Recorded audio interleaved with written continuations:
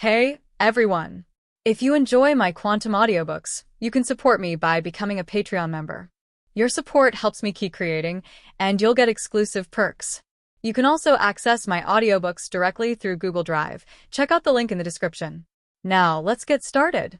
Hobert arrived at the Nation of Disorder and cautiously wrapped Dunn Smith's spirit with the power of order. Then, using the status of the Nation of Disorder, he accelerated the extraction of Beyonder characteristics. Finally, he wrapped this characteristic, which had been highly compatible with Dunn's spirit due to being his, together with Dunn's spirit, ensuring that the characteristic could sustain Dunn's spirit for a long time. After completing all this, under the envelopment of orderly power and nurtured by the characteristics, Dunn's spirit stopped dissipating. To prevent Dunn's spirit from turning towards malevolence, Hobert took his spirit along with the characteristics and the umbilical cord to the Nation of Disorder. Behind the Iron Throne, Hobert manifested a stone coffin and laid Dunn's spirit inside. At this moment, Dunn's eyes were blank, his consciousness still in a chaotic state. Hobert could have awakened him with the spirit necklace, but there was no point in doing so now. Hobert said to Dunn, "I've heard that the classical alchemists have a way to craft a normal body. Lie here and wait. Once your body is ready, I'll let you out." With a wave of his hand, he covered the lid of the coffin, sealing it with another layer of order power outside to prevent Dunn from becoming an evil spirit. Next, Hobert manifested a small stone box and placed the umbilical cord inside, next to the box containing the black eyes. Feeling his own spirituality depleted, Hobert quickly returned to the real world. He first pulled out a few strands of Dunn's hair, then took out a glass vial from his pocket containing mystical herbs and poured out half a vial of Dunn's now viscous blood. He then changed the symbol of the Creator on the altar to one representing the Evernight goddess. Just as he finished changing it, waves of exhaustion swept over him. Hobert felt himself about to faint. Suddenly, he remembered, "Oh no, I forgot about the old man inside Leonard." He called out towards Leonard. "The great Creator says, if you expose the existence of the Creator, he will definitely send you a monocle. T/N. Every good fanfic needs to threaten Palaz with monocles." As he spoke, Hobert tried to lean against the wall, but his strength was insufficient to support him crawling over, so he collapsed on the ground and passed out. Half a minute later, Leonard, pale-faced, woke up. He looked at the reception hall, now resembling ruins, and stared blankly for a second or two. Then he saw Dunn, with a gentle smile, and Klein, looking incredulous. Leonard crawled over to check Dunn's and Klein's breath and pulse, muttering, "No," a word squeezed out of his throat. He continued to verify, going back and forth between the two, but ultimately had to accept the unchangeable outcome. Leonard's legs gave way, and he knelt in the spot. His emerald eyes were full of pain, and tears streamed down his face, washing away the blood and dust. Suddenly, he seemed to grasp at a lifeline. Old man, you must have a way, right? You can definitely bring them back to life, right? I'm not a god. Do you think I have the power to resurrect?" A voice that only Leonard could hear said, "Don't bother. Hobert has tried every possible method." He said, "Klein is already dead." Leonard's shoulders slumped, the last hope shattered. At that moment, the sound of rapid footsteps running upstairs came from outside, the reinforcement from the mandated punishers and members of the machinery hive mind rushing to support. When Hobert woke up, he was lying on a cold stone platform. The fiery pain in his back had disappeared, and his spirit and strength had recovered somewhat. "Old Neil just performed a healing ritual for you." Leonard, sitting on a nearby chair with a pale face, said, "He's also quite old. The deaths of 2 teammates in a row have aged him a lot." Hobert sighed with relief, meaning that no one died in this incident. Old Neil didn't die. Klein would come back to life, and as for Dunn, Hobert was also confident that he could bring him back to life. Hobert had barely achieved the goal he set for himself before. Next, Hobert sensed that the potion of the barbarian had been digested by most of it. His appearance completely contradicted the script written by 0-08. The true creator did not wait, but chose to be born with a small part of his power, creating the descendant, and Dunn did not die completely in the true sense. The true creator paid the reward to Zangweil, picked up by Hobert. Finally, 0-08 was forced to invite a frenzied mage to create an escape opportunity for Ince. Because he had been challenging the script written by 0-08 all along, constantly refreshing 0-08's understanding of Hobert. The potion of the barbarian was well digested. Hobert asked, "Did you catch Ince?" Leonard shook his head expressionlessly. 0-08 created too many obstacles for the Archbishop. In the end, Ince escaped with excellent luck. Hobert nodded. If Ince had been caught, the desire for revenge and the desire to improve his strength would not be so strong for either Klein or Leonard. He asked, "Has Miss Daly arrived?" "She should have arrived." Hobert sighed. "How should I explain to her?" Leonard was puzzled, not understanding what he meant. At this moment, the stone door of the dim room was opened. It was Daly. Her eyes were filled with pain. After seeing Hobert, there was some anger left. "Hobert, didn't you say you could save Dunn?" She quickly walked over, grabbed Hobert's collar. "I followed your advice and immediately gave the Archbishop a telegram." "Why? Why did he die?" "Of course, now is not the time to explain that there is still hope for Dunn to come back to life. Otherwise, the Church of the Evernight Goddess will definitely investigate, which will be a big trouble." Hobert squeezed out a faint smile. "I'm sorry, madam. I couldn't save him." "Madam." Leonard probably understood what was going on. Hobert did his best. He fainted beside the captain. As he spoke, he choked up too. Daly's hand, clutching Hobert's collar, trembled violently. Finally, she leaned on Hobert's shoulder and sobbed. She didn't cry aloud, just sobbed, but it tore her heart apart. Hobert patted Daly's back. He protected Tingen City. Daly wiped away tears, seeing the blood on Hobert's clothes still not dry. "Sorry, I shouldn't blame you, but her heart was bleeding now, unable to control her emotion." Daly's emotions gradually calmed down. Hobert could sense that Daly's sorrow was slowly transforming into hatred.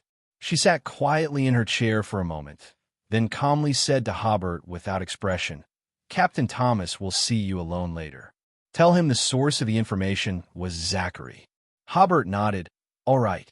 Daly slowly got up and walked away step by step. Her departing figure looked desolate and weak. Watching Daly leave, Leonard looked at Hobert.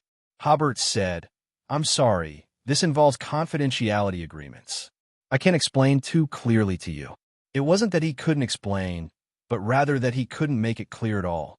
For instance, the 0-08 and the information about Ince in Tingen City. Hobert could only fabricate something, but this was the beyonder world where lies could easily be exposed.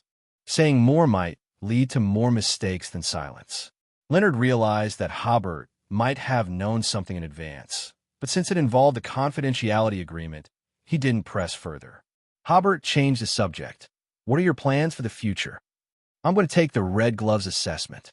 No matter where Ince Zangweil escapes to, I'll find him." There was a glint of hatred in Leonard's eyes, too. Hobert nodded. "If you have any news, let's exchange letters." "Sure," Leonard grunted. At that moment, the scarred Nighthawk Borgia appeared at the door of the stone room. "Hobert, Captain Thomas wants to see you." Hobert descended from the stone platform and followed Borges to the first floor. Walking ahead, Borges suddenly said, "We've roughly reconstructed the course of the battle. You both did well." Hobert simply replied, "It's what we should do." The reception hall was indeed severely damaged, but the other rooms were mostly intact. In the lounge, Hobert saw Thomas standing in front of the window. Borges called out, "Captain." Thomas turned around. "I want to talk to Hobert alone." Borges left the room and closed the door. "Are you feeling better?" Thomas asked. "Much better, but it may take a few more days to fully recover," Hobert replied. Thomas nodded. "I heard from Daly that you seem to have received the news of the arrival of the evil god in advance." "Sort of." After Daly's reminder just now, Hobert had already thought about how to say it in advance. But at that time, Zachary had already been contaminated, and I saw a true creator from him. In such a situation, of course, I had to end the spirit channeling immediately. Hobert spoke every word truthfully, but guided the conversation to. During the spiritual communication process, he obtained information about Tingen City from Zachary. However, due to the appearance of the true creator, the information he obtained was fragmented and limited, so it did not attract much attention. Thomas did not delve deeper into this issue, but asked again, according to Leonard, did the evil god ultimately choose to be born as his offspring? Yes. How did you kill the evil god's offspring? Hobert was prepared. Captain Dunn used Saint Selena's ashes to trap the evil god's offspring, and Klein used an advanced charm. This was also true, but they only dealt with Megos, not the evil god's offspring. Thomas frowned. Where did Klein get the advanced spell? I don't know. Thomas nodded. All right, go back and rest well. Oh, by the way, Lord Anthony specifically instructed that from today onwards, you are officially a member of the Backland Nighthawks team, and your actions are still completely free. If the team needs your abilities for any mission, they will find you for help. Related documents will be exchanged for you after returning to Backland. He smiled. His Excellency the Archbishop said that your calmness under the mental pressure of a Sequence 3 impressed him. Hobert then understood why Thomas's inquiries were so succinct. It turned out that the Archbishop had endorsed him long ago, and Thomas was just going through the motions. Please thank His Excellency the Archbishop for his guidance, Hobert politely replied. Leaving Blackthorn Security Company, it was already afternoon. Seeing the sun about to set, Hobert remembered the fierce battle at noon, feeling as if he had crossed into another world. Strolling aimlessly on the street, Hobert thought of the frenzied mage who took away the Tree of Order. In theory, the Tree of Order could still be used for another 2 or 3 minutes. He wondered what the other party would do with it. Would they use it as a clue to find the Nation of Disorder? This was a considerable hidden danger. He didn't care much about 0-08 and Zangwil, as he knew their fate. But the frenzied mage was an unexpected participant. If left unchecked, it could be a potential danger. He needed to carefully investigate whether the other party was a friend or foe. Lost in thought, Hobert saw the coachman who had come to pick him up. The coachman looked surprised and asked, "Sir, are you?" Hobert then realized that everyone around was looking at him. After all, he was covered in so much blood. It's okay. It's all over. His mind had been greatly stimulated today, and he still felt a bit dazed. He fell asleep in his coat without changing or taking a bath. When he woke up the next morning, it was already dawn. After breakfast, Hobert asked the butler to convey his thanks to Ulysses and explained that he was preparing to return to Backland early tomorrow morning. Hobert spent the whole day resting. He didn't go back to Blackthorn Security Company, but informed Leonard by letter that he would leave Tingen City tomorrow morning. On Monday morning, Hobert packed his bags and arrived at the door, where he saw Ulysses' carriage parked outside. Hobert smiled somewhat embarrassedly. "Mr. Ulysses, you didn't have to come and see me off." "No," Ulysses said. "I have something here that needs you to deliver to Sir Christian." Hobert was stunned, speculating whether the contents of Sir Christian's handwritten letter were borrowed from Ulysses like this. Getting into the carriage, Ulysses handed Hobert a box about the length of his forearm, instructing him to personally deliver it to Christian. Ulysses took Hobert to the station, and after bidding farewell to each other, Hobert bought a ticket for 9:20. In the afternoon, Hobert saw the city with a thin mist again. Suddenly, he felt close to Backland. Not until he got off the train did Hobert realize that he had forgotten to buy gifts for Donna and the others. Coming out of the Tingen City specialty shop, Hobert muttered to himself, "I used to make fun of Christian for buying those laughable gifts, but now I'm worse off. I forgot to buy any gifts at all." Then Hobert realized a serious issue. Could it be that Christian also forgets to buy gifts every time he returns and ends up visiting specialty shops like himself? The more he thought about it during the carriage ride, the more likely it seemed. Hobert first returned to Blanca Street, where Furs was lounging comfortably in a recliner, flipping through a magazine. Seeing Hobert enter, Furs lazily got up, saying, "You're back." "Yeah, where's Zio?" "She's out doing the task you gave her." Hobert set down his luggage. "Is there anything to eat at home?" "I haven't had lunch yet." "Neither have I." Hobert blinked. "Have you really been lounging on that recliner since morning?" "No," Furs chuckled nervously.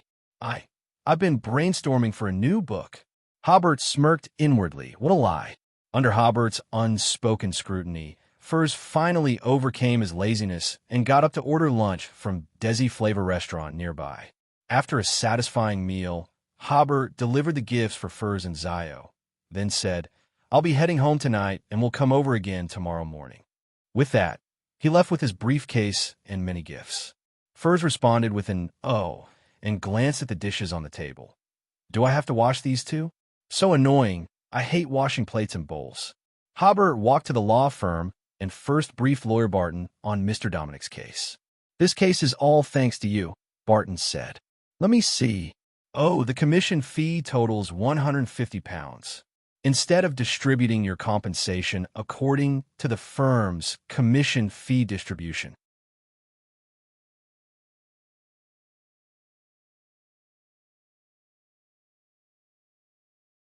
Regulations. The firm will only deduct £50 for intermediary and material fees, leaving you with the remaining £100.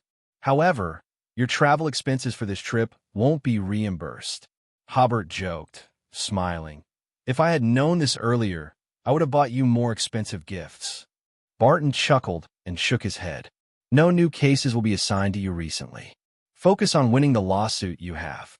Hobert nodded. He now only had Mr. Bob's case in hand. Leaving Mr. Barton's office, Hobert distributed gifts to several colleagues he got along well with, then sat down at his desk and quickly calculated the expenses of this trip. The expenses were minimal: damaged clothes in the battle, a shirt, a trench coat, and trousers, costing less than £2 in total. The shirt was expensive, but it was from home and didn't cost him money. Then there were round-trip tickets and money spent on gifts, totaling around £6. However, his income was £130, £100 commission and £30 tip. Moreover, he could still use the identification card provided by the Nighthawks to evade taxes, and all £130 was his. This was the income on the surface. This trip to Tingen City also yielded the horn of the wicked creature, the black eyes, and the umbilical cord of the offspring of the evil god. These three things seemed high-level, but for now they could only be used in the Nation of Disorder and only within the Nation of Disorder. This made Hobert's methods in the Nation of Disorder more diverse, making him appear more like an evil god. Because Klein had been lying in the coffin, the tarot club for this week was canceled. Regarding this, Mr. Fool had already made a prediction on Thursday. I wonder if Klein sensed something at the time? Hobert stayed at the law firm until closing time and took a taxi carriage home. His return was welcomed by the whole family, and Melissa had the chef prepare several more dishes. While dinner hadn't started yet, Hobert handed the box Ulysses gave him to Christian. Christian nodded with a smile. "Looks like he hasn't forgotten me as his old boss." He put the box in the study before returning to dinner. At the dinner table, the family listened to Hobert's stories of his business trip. They found the ending of the kidnapping case he was in charge of more bizarre than the stories in the newspapers. After dinner, Hobert distributed gifts, and the whole family enjoyed themselves. On Tuesday morning, Hobert, whose spirit body, spirituality, and physical strength had fully recovered, took the family carriage to work. He sat in the chair for more than 10 minutes before going out to visit clients. In fact, he went to the rental house on Blanca Street. With Furs and Zio present, the rental house now seemed lively. Hobert entered and saw Zio making tea while Furs was on the recliner again. How much does she like the recliner? Hobert really doubted if this girl had spent the night on the recliner. Zio smiled. "Thank you for the gift. I really like it." Hobert smiled back. "I'm glad you do." Furs struggled to get up again, and the three sat around the dining table. Zio said, "I've found the addresses of the Nicola shipyard and the Tuma Hotel." She took out a note with the addresses written on it. Both addresses were on Nicola Street. The shipyard was at 1668, and the hotel was at the other end of Nicola Street, number 35. Taking the note, Hobert found the address somewhat familiar and searched through his briefcase, finally finding the address Harvey Hayden had given him. Rex's former security guard, Dix, owned a company at 1899 Nicola Street. Nicola Street was indeed bustling. After taking a sip of tea, Furs said. I didn't expect Kalangos to die so quickly. Fortunately, we didn't rent a new house, otherwise we would have wasted rent. Zio said awkwardly. Hobert, our rental house has a problem, and we won't be able to move out until the day after tomorrow. Hobert smiled. It's okay to stay a few more days. There are 3 bedrooms anyway. In Backland, mixed-gender renting is quite common. Zio immediately said, We'll pay you rent, and we promise not to bring any danger back. Forget about the rent. It's just a few more days. Hobert said, While you're here, you're responsible for my 3 meals a day. Furs immediately raised her hand. I'll take care of it. Hobert immediately gave up hope for the next few days of dining. Furs then asked, Hobert, how much is the rent for a month in this row house? It's usually rented annually. Hobert put away Zio's investigation results. 20 to 25 pounds per month. Zio stuck out his tongue. So expensive. Furs shook her head too, saying they couldn't afford it right now. Zio then talked about the mission to find the cultists. She had used her connections to find the hiding places of 2 cultists who were not hiding in the East Borough, but in a factory by the port. Zio wanted Hobert and Furs to help her catch these 2 cultists. Zio had investigated and confirmed that the 2 cultists had no other accomplices. Their access to the factory was facilitated by the workshop supervisor, who was once a follower of the cult. Both Sequence 9 individuals lacked emergency escape means, so apprehending them shouldn't be difficult with a solid plan.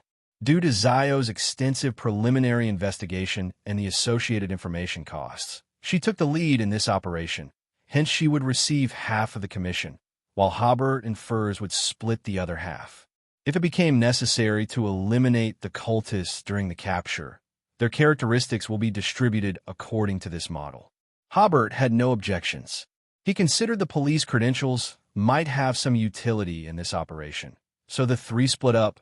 Zio and Furs continued scouting and planning the capture, while Hobert took a rental carriage to the Blackthorn Security Company in North Borough to obtain credentials. Thomas had just returned from Tingen City today, but Hobert wasted no time in finding him. Thomas instructed Borgia to prepare credentials for Hobert and asked him to wait in his office for a moment before leaving himself. About 15 minutes later, Thomas returned with a wooden box and handed it to Hobert. I received a telegram last week about your success with the Nighthawk's team in Tingen City, defeating and eliminating Mr. Z of the Aurora Order. We intended to reward you with 3/5 of the briber's characteristics at that time. However, after the incident with the birth of the evil god's offspring, due to your outstanding performance in that event, we will give you more rewards. Thomas continued. 2 of these rewards include the remaining 1/5 of the briber's characteristics. Along with the 1/5 you previously received, you can now take this portion of the briber's characteristics. The second reward is official membership status. As for the third reward, you may make a request, which we will consider fulfilling immediately or partially. Hobert opened the wooden box to find a crystal ball emitting a charming aura, confirming it as the briber's characteristic. After considering for a moment, Hobert said, For the third reward, grant me the judge's characteristic. Daly had taken a judge's characteristic during the previous battle to divide the spoils from the ambush of the Tamara family members. Thomas was taken aback. What do you need the judge's characteristic for? I have a friend who needs it, Hobert replied. I'm short of money lately, so I can sell it to her. Most importantly, he could soon divide the judge's characteristic into 4 parts, turning a sum into a significant amount of money. Thomas nodded. Very well, but that's a sequence 6 characteristic. Its value, I believe, needs no explanation to you. You will receive 3/5 of the judge's characteristic for your remaining merit. Hobert had no objections to this. At this moment, Borgia arrived with Hobert's credentials, which included the inspector's badge. Additionally, Hobert would receive a weekly salary of 6 pounds. In fact, given Hobert's sequence, he was already considered a senior member, eligible for a salary ranging from 10 to 12 pounds. However, due to his ability to act independently, he was currently receiving the salary of an ordinary member. Regardless, the unexpected salary from the Nighthawks team was a pleasant surprise, and Hobert found it sufficient. Leaving the Blackthorn Security Company with the wooden box, Hobert now possessed 2 portions of the briber's characteristic, thinking he could sell one. Upton would be a good potential customer, though Hobert wasn't sure if he was still vacationing in Desi Bay. Returning to Blanca Street, Hobert found Zio and Furs still absent. He went back to his room, placing the briber's characteristic into the Nation of Disorder. Next, he shattered the sheriff's characteristic and awaited the aggregation of a sheriff and an arbiter's materials in a day or 2. Gazing at the brilliant and colorful characteristics on the stone platform, Hobert had only one thought: to cash in. He needed to do so quickly, preparing to purchase items capable of traveling to prevent situations where he might encounter such items without enough money. Just as he was thinking this, Elliot's star lit up, and Hobert extended his spiritual influence. Elliot's hands crossed as he lowered his head. Creator in the shadow of order. After reciting the title, he continued, Great Creator, Elder Calvin found me today and said he wanted me to join the family's elder council, becoming the 10th elder. Should I go? This was obviously the Balk family's attempt to actively approach Elliot behind the scenes of the Creator, allowing Elliot to become an elder in the council, equivalent to opening the family's decision-making meeting to the Creator. Hobert pondered for a moment and felt Elliot's current position in the Elder Council was inappropriate, mainly because Elliot's sequence was too low to gain consensus upon entering the Elder Council. At that time, he might have to announce himself as the Creator's spokesperson to appease other family members' dissatisfaction. However, no matter what method he used, Elliot would be isolated, which was not beneficial to Hobert's plan to go to the southern continent to digest the Baron of Corruption potion. Since he was the spokesperson for the Creator, he should be supported rather than isolated. Thinking of this, Hobert made a decision, using his supreme voice. Not for now. In the southern continent, having received a response from the Creator, Elliot breathed a sigh of relief. Actually, he wasn't very keen on joining the Elder Council now, but he knew more that he couldn't decide on this matter. Fortunately, the Creator is wise and did not require him to join. Elliot took a deep breath and came out to the living room. Calvin was still waiting for news in the living room. Seeing Elliot only went in for a few minutes and then came out, Calvin was somewhat surprised. He didn't expect that the mysterious existence would give Elliot an answer so quickly. This made him curious about what extraordinary encounter Elliot had to gain the trust of that existence so quickly. Perhaps he couldn't even dream that the reason the mysterious existence was able to give such a quick response was entirely because he happened to be in his work position. Elliot said, After my careful consideration, I temporarily won't join the Elder Council. This surprised Calvin again. If Elliot joined the Elder Council now, he would become a simple mouthpiece. The mysterious existence did not intend to let him join the Elder Council, obviously preparing to cultivate him carefully. I respect your choice, Calvin said in his mouth, thinking in his heart. I need to change my attitude toward Elliot. Elliot asked again, Uncle Calvin, I have been trying to act as a briber recently, but why is my briber potion digesting so slowly?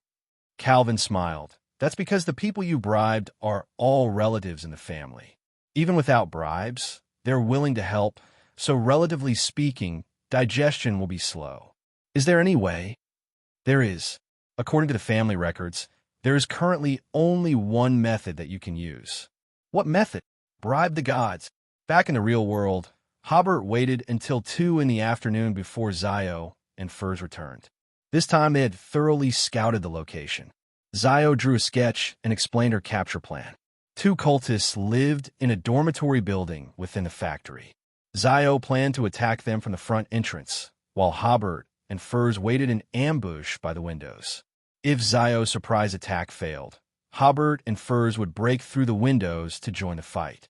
Given our strength advantage over the enemy, we didn't need overly elaborate tactics. Hobert would handle one cultist alone, while Zio and Furs would deal with the other to end the fight quickly.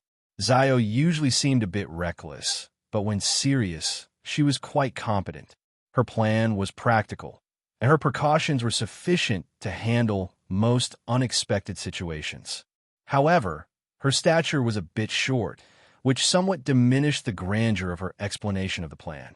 Lastly, Hobert added a note. If confronted by factory workers during retreat, they could use his inspector's credentials to escape. Seeing Hobert's credentials, Zio exclaimed, "Where did you get these forged? They look very real." Hobert didn't reveal the truth and simply smiled. "I borrowed these from a friend." Zio envied this ability. Having such credentials would make many things easier for her. In the evening, the three had dinner and made final preparations. Suddenly, the doorbell rang. "Who is it?" Hobert called loudly from the dining room. No one answered. "I'll go and open the door." Furs immediately got up to avoid washing dishes and went to open the door. But there was no one outside. "That's strange."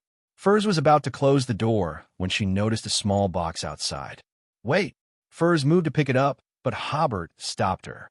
He approached with his cane and nudged the box open. Inside was a pigeon stabbed to death with a dagger. Furs frowned. "Whose prank is this?" She wasn't afraid of such things. Hobert chuckled, shaking his head. "These people are so childish." Furs noticed there seems to be a letter inside. Without even looking at it, Hobert closed the box decisively and tossed it into a nearby trash can. After closing the door again, Furs seemed to understand. "Is it because of Bob's case?" Hobert nodded. "It seems they know I'm back. I suggest you two move out tomorrow. Their methods will only get more despicable. Now is not the time for us to leave," Zio said. "With us here, the three of us can take turns resting at night." Furs agreed. "Yes, if we didn't know, it would be one thing, but now that we do, we can't just walk away." Hobert smiled. "After you leave, I'll stay at home for a couple of days. Let's see who dares to send such things to a general's house." Zio and Furs exchanged glances. It seemed like a plan. "Let's proceed with tonight's operation first," Hobert said. "We'll discuss the rest tomorrow." By late evening, the three boarded a carriage that often worked with Zio. Around 10 o'clock at night, Hobert and his group arrived at the courtyard wall of a textile factory. Inside the carriage, Zio reiterated the plan they had made during the day. Then they began their operation. Hobert and Zio climbed over the wall, while Furs opened the door directly. The workshop area was already darkened. After all, this was an era of gas lamps and steam-powered machinery, not yet capable of running 24 hours a day. Led by Zio, they arrived in front of the dormitory where the cultists resided. There were 2 dogs here, but Zio had prepared by tossing them some meaty bones. The dogs were too busy with the bones to pay attention to Hobert and the others. Hobert and Furs lay in ambush outside the window, while Zio agilely climbed into the dormitory from the second floor, reaching the room where one of the cultists lived on the ground floor. Listening and hearing no movement inside, Zio kicked the door open, only to realize something was wrong. Instead of 2 people, there were 3 sitting on the edge of the bed, seemingly engaged in a quiet conversation in the dark. After Zio kicked open the door, they all turned to look at her.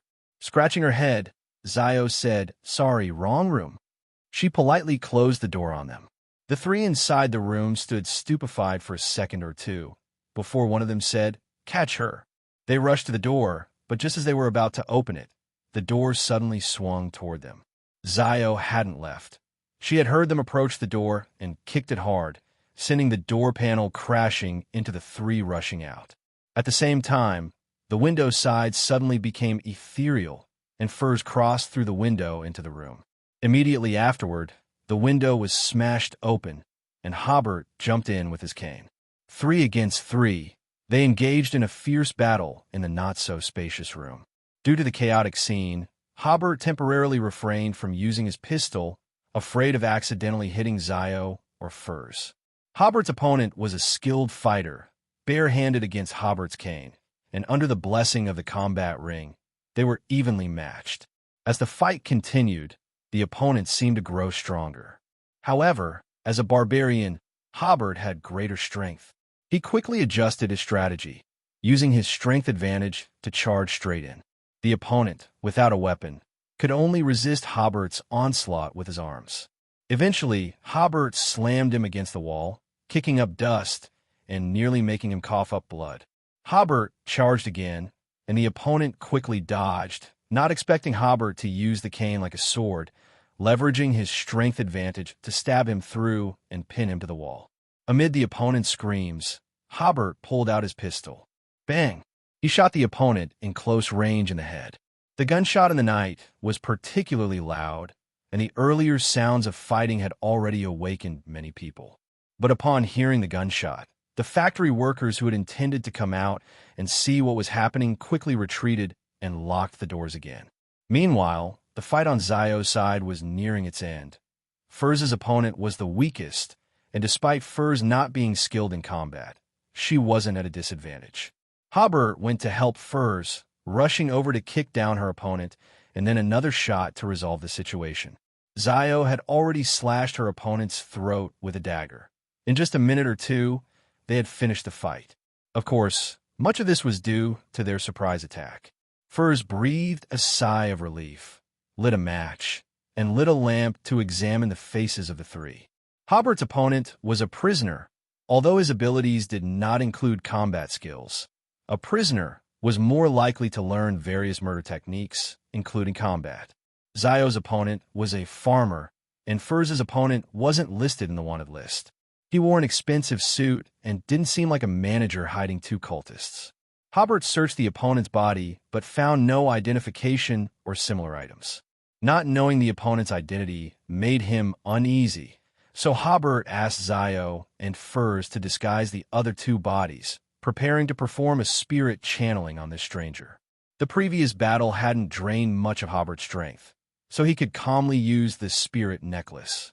The room immediately grew cold, and Hobert's eyes turned completely black. He saw the dissipating spirituality of the stranger, and the surroundings rapidly disappeared, transforming into a vast gray fog. Hobert grasped the other person's spirituality and began silently chanting in his heart, "Your name and identity. Your name and identity." After chanting 7 times, the gray fog revealed the scene Hobert wanted, a hand holding a document. The deceased man's name was Wayne, and he was an employee of the Phaenopotter Embassy. "You cannot carry this document with you. It will remain with me until your return to the country." A voice said, "You will disguise yourself as a merchant and cooperate with the ambassador's actions." The scene faded, and the gray fog returned. Hobert was stunned. Why would a Phaenopotter spy be here? He then asked, "What was your purpose for coming here tonight? What was your purpose for coming here tonight?" The gray fog revealed another scene. Inside an office, a middle-aged man with Phaenopotter's signature mustache and thinning hair angrily said, "The matter with Count Vincent is already frustrating enough, and now those 2 idiots are causing trouble at this time. Have them smuggled out from the dock tomorrow and send them to the southern continent. Never let them return." The scene disappeared, once again turning into the gray fog. Count Vincent? Could the theft at Count Vincent's estate be related to the Phaenopotter Embassy? As for those 2 cultists, Hobert had some guesses. To confirm his suspicions, he asked, "Who was the middle-aged man who appeared just now? Who was the middle-aged man who appeared just now?" The gray fog changed again, showing a lavish hall. The middle-aged man with the mustache appeared much younger than in the previous scene. A man in his 30s pointed at the middle-aged man and introduced him to Wayne. "This is Mr. Tim, the ambassador to the Lone Kingdom." The scene turned back into the gray fog. Hobert noticed that the man's spirituality had thinned due to the mediumship, which put his mind at ease. Exiting the mediumship, Zio and Furz had already packed up the body. One of the ladies had spent much time in the East Borough and was used to seeing dead bodies on the street, while the other had once been a surgeon, so neither was afraid of corpses. Hobert nodded to them. He and Zio carried the body while Furz led the way. Though Zio was short, she was quite strong, effortlessly carrying a body and walking swiftly. The gunshots from earlier had alerted the security personnel, but they didn't dare approach right away. It wasn't until the security captain arrived with a double-barreled shotgun that they came to investigate. By then, the only thing they found was a corpse with a shattered head, as Hobert and the others were already scaling the wall. It wasn't until they got into the carriage that Zio and Furz's faces started to relax into smiles. Zio smiled and said, This mission went smoother than expected. Furs let out a breath. Ever since meeting Hobert, I've been dragged into all kinds of fights. She smiled, but I quite like it. We earn bounties and take down cultists. It was only then that they noticed Hobert's serious expression. Furs sensed something was wrong. Did you discover something unusual during the mediumship? Hobert leaned forward and whispered to Zio and Furs. That stranger was a staff member at the Phaenopotter embassy, or more accurately, a spy. Zio and Furs didn't immediately react, which was understandable. Who would associate cultists with an embassy? After a few seconds, Furs reacted. You mean that the cult is backed by the Phaenopotter kingdom? Hobert nodded. That's highly possible. A beat later, Zio caught on. I've always heard that embassy staff from foreign countries often engage in espionage and sabotage. I never really believed it, but it turns out it's true. Phaenopotter embassy staff secretly organizing a cult in Lone to disrupt our peace. There was a moment of silence in the carriage before Furs broke it. What we do now? Should we go hide in the countryside for a while? While disrupting Phaenopotter's conspiracy and taking down cultists was satisfying, they were ultimately just a Sequence 8 and 2 Sequence 9s. If the Phaenopotter ambassador wanted to retaliate, he could easily have them killed without anyone knowing. No, act like we know nothing. Hobert replied. This mission has military backing, which is our protection. The Phaenopotter ambassador won't make a move on us lightly. After all, relations between Lone and Phaenopotter have never been good. The ambassador and his staff in Backland are under tighter scrutiny than those from other countries. We might be watched for a while, but as long as we treat this mission as a simple cultist elimination, the ambassador won't make any trouble over a dead spy. Furs nodded. If the ambassador retaliates, it only proves his connection to the spy. Exactly, Hobert said, so for now, I'll keep working in the law firm. One of you keeps thinking up new book ideas in your armchair, and the other keeps working as a bounty hunter. Furs looked at Hobert. Were you about to say I've been slacking in my armchair? No, Hobert chuckled. I know you're hard at work thinking of new stories.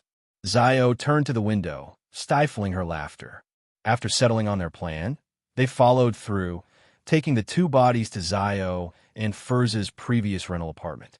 As for the information about Count Vincent revealed during the mediumship, Hobert didn't plan to share it with Zio and Furs. Hobert had a theory. The recent theft at Count Vincent's estate was likely orchestrated by the Phaenopotter ambassador. The reason was simple. It was a test for Count Vincent. Aside from sending a few petty thieves to rob Vincent's residence, Ambassador Tim probably had other ways of testing him, though Hobert wasn't sure what they were. As for why Count Vincent was being tested, Hobert could understand. It was clear Vincent was serving the king, likely helping George III construct one of his tombs. The Phaenopotter royal family, being arbiters themselves, had probably sensed something unusual in George III's recent actions.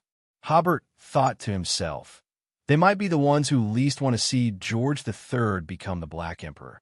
By the time they arrived at Zio and Furs' rented apartment, the Beyonder characteristics of the two cultists had already precipitated.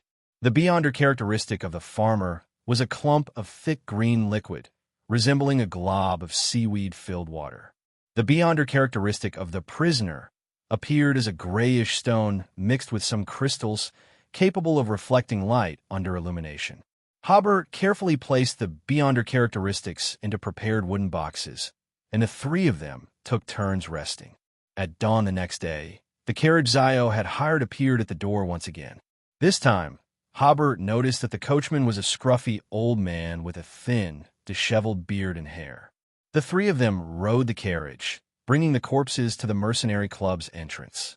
Hobert went inside alone and headed to the third-floor information wall room to find the attendant, asking them to notify the issuer of the cultist bounty.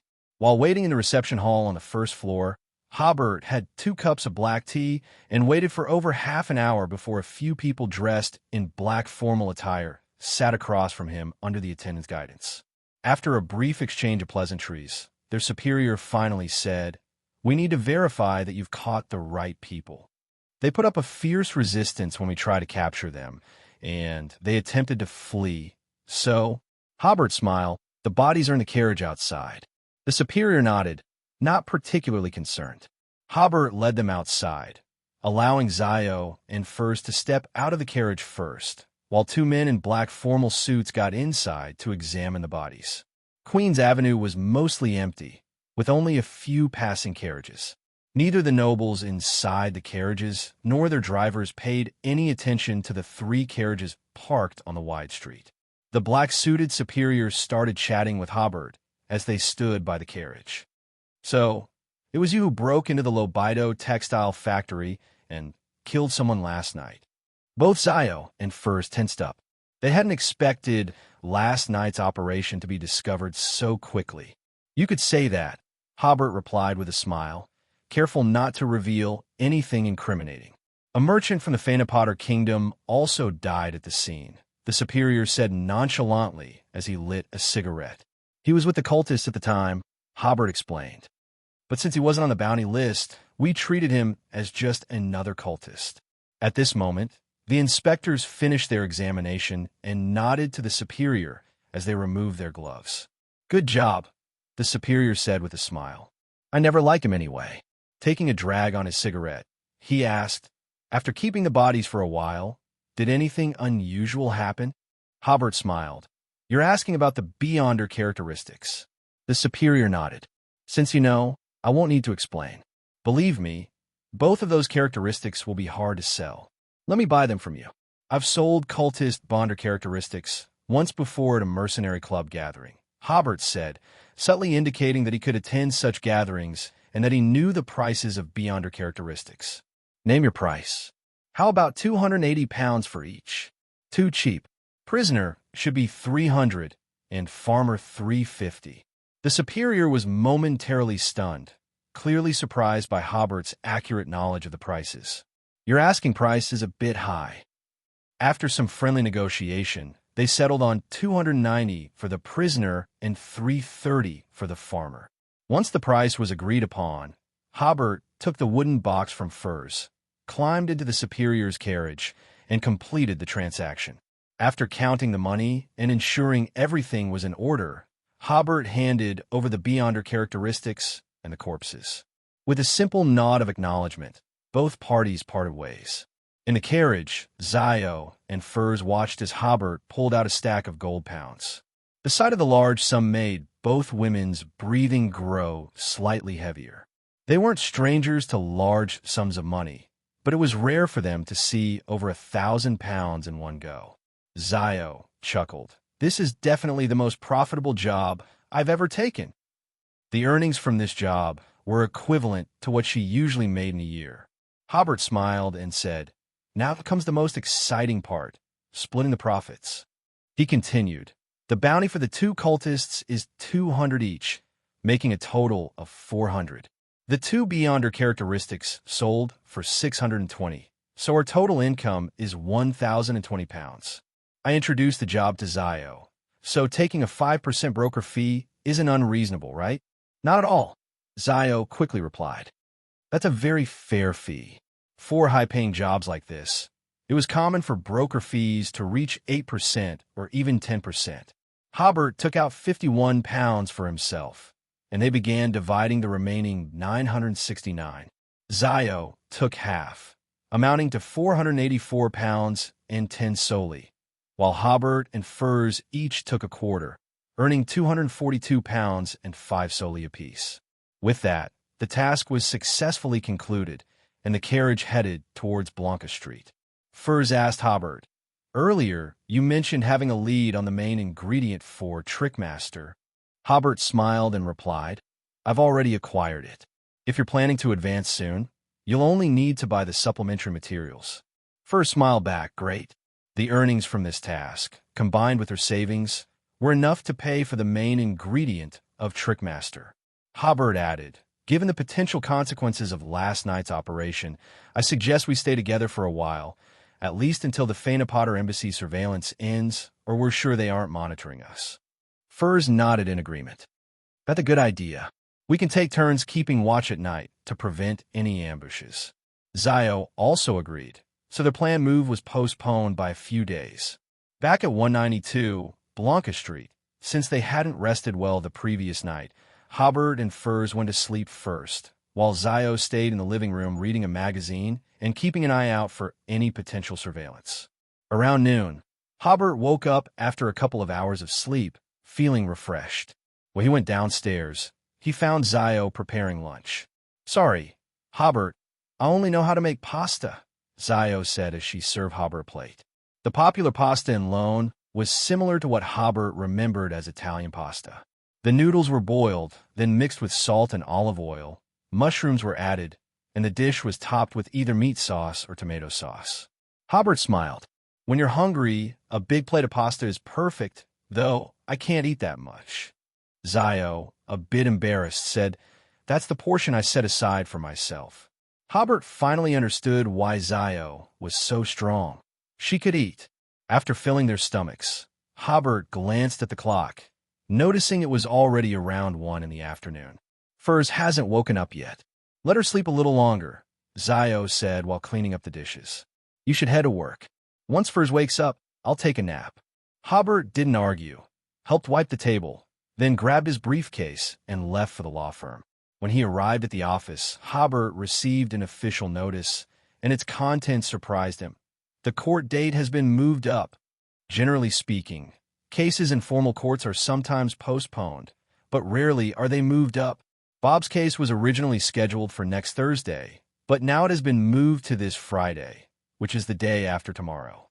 Originally, Hobert wanted to find a few witnesses, but now he has no time at all. Something's not right. Hobert immediately realized that something was very wrong. Just then, the receptionist from the law firm entered the office. "Lawyer Hobert, someone is looking for you." "Oh." Hobert came to his senses, put away the official letter, pondering how to respond, and went to the reception room.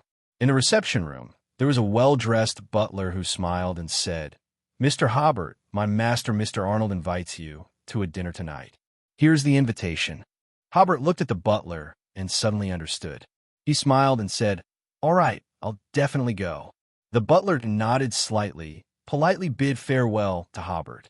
Hobert tossed the invitation on the desk, glanced at the official letter again, and realized this was a demonstration. He sat in his chair, crossed his arms, and began to ponder how to deal with it. 10 minutes later, he suddenly jumped up from his chair, threw on his coat, grabbed his briefcase and cane, and quickly left the law firm. As soon as he left, Hobert noticed 2 tailing men following him almost openly. This was also part of the demonstration. Hobert shook his head with a smile. If this had been in ancient times when these people threatened his family and his life, he might have compromised. But now he wasn't compromising at all. If they pushed him too far, he might just storm Arnold's house and hang him from a lamppost. But it wasn't time to flip the table yet. Back at the rental house, Furs was dining, and Zio was yawning, preparing to nap again after a little more preparation. Furs saw Hobert. "Is it only a few points? You're off work already." "I have urgent matters." Hobert said, "Zio, I'll take up your rest time to give you an urgent commission." He handed her a neatly arranged note. "Remember Arnold, the employer of my client Bob?" Zio put down her magazine. "I remember," Hobert said. "The names on the note are former employees of Arnold's factory. Go find them as quickly as possible. It's okay if you don't find them all. For a 5 will do. Then ask them to testify in court on Friday.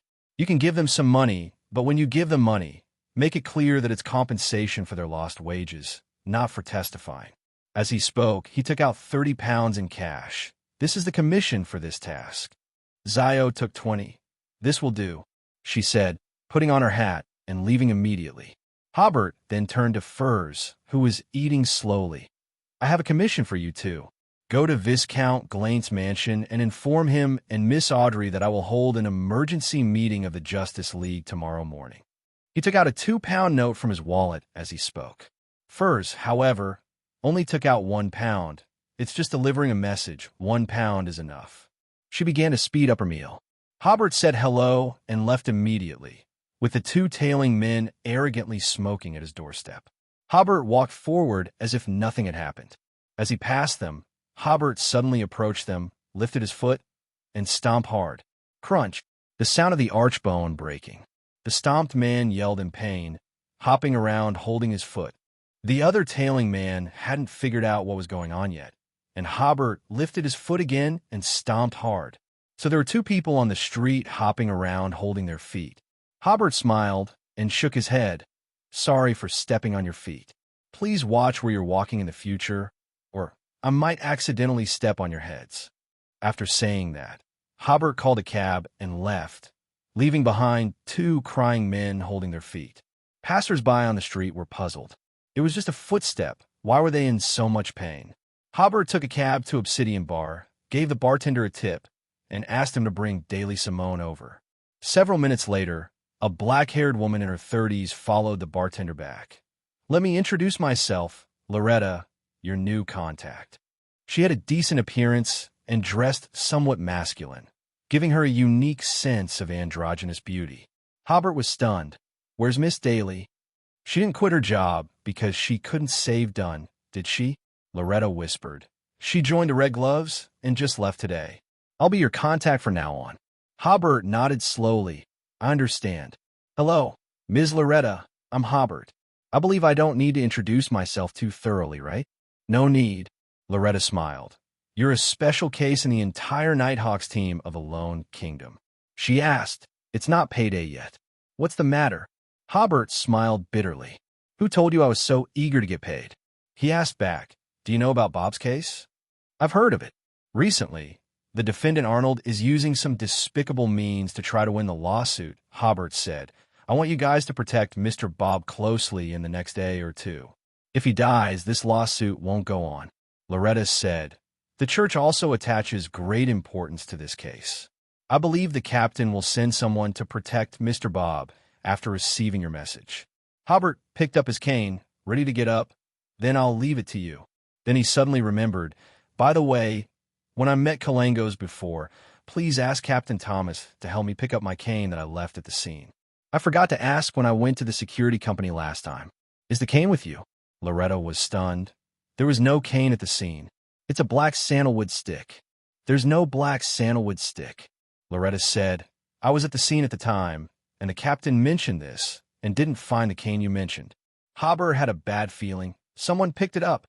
At the time, the home was in a terrible mess, and the people who looked around were probably only going to scream and run away at a glance, with only a small probability of taking them away. The greater likelihood is that someone has taken away the cane for a clear purpose. This was the second wood of order that couldn't be completely recovered.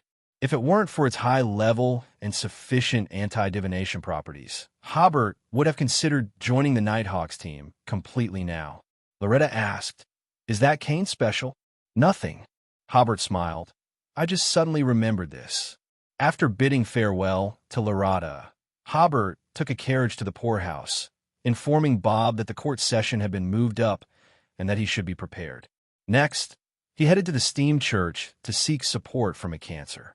Hobert requested the clergy in the church to pass on a message, and after waiting for about 10 minutes, Captain Cancer of the Machinery Hive Mind emerged from a door inside the church. His hair seemed even fluffier than before, perhaps because he had recently used the roads again. Hobert sighed inwardly. What a tragedy. After exchanging a few pleasantries, the two sat down in adjacent seats. Hobert said, The court session for Bob's case has been suddenly moved up. Captain Cancer was stunned at first, then became slightly irritated and said, How can the legal system of the Lone Kingdom allow such manipulation? That legal system wasn't designed to protect workers' rights, Hobert smiled. I am currently quite weak and in need of your help. Captain Cancer, however, seemed a bit deflated. If it's about ensuring your personal safety or helping you gather information, that's not an issue. But if it means opposing all the powerful people in the Lone Kingdom, we might get expelled from Lone. Hobert had found the Church of Steam and Machinery's bottom line. Don't exaggerate the conflict so much. We're not opposing anyone. We're just asking for reasonable rights. He continued, I'm not asking you to do anything that would provoke the Lone Kingdom. I just hope your church can report this matter truthfully. Regardless of the outcome of the trial, I estimate that Arnold and his people will use the newspapers and other propaganda tools to smear us. If that happens, all my efforts will be in vain. But if the facts are reported, this case could serve as a precedent. Workers, when faced with similar situations, will know how to defend their rights. Captain of Cancer nodded. That's not a problem. I'll speak to the Archbishop about this matter soon. I don't think he will oppose it. Looking at the church's emblem made of gears and compasses, Hobert asked, Captain of Cancer, what kind of era are we living in? Is it civilized or uncivilized? Captain of Cancer was momentarily taken aback, but didn't get the chance to answer before Hobert rose to leave.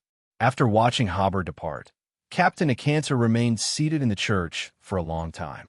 On the surface, it seemed that the Lone Kingdom had reached an unprecedented level of civilization. But why did this unprecedented civilization seem so fragile, so savage? Around 5:30 p.m., Hobert arrived at the banquet as scheduled. The banquet was not held at Arnold's residence, but at the Lone Kingdom Grand Hotel, which was publicly touted as the most luxurious hotel in the world. The carriages arriving here were mostly noble ones bearing family crests, with the lowest tier being finely crafted private carriages. Hobert's hired cab stood out conspicuously, and even the doorman doubted his eyes for a moment. Upon dismounting, Hobert saw the hotel's vast front courtyard, complete with fountains, statues, landscaping, and a large area of lawn. Opening the door to the hotel was like stepping into a museum.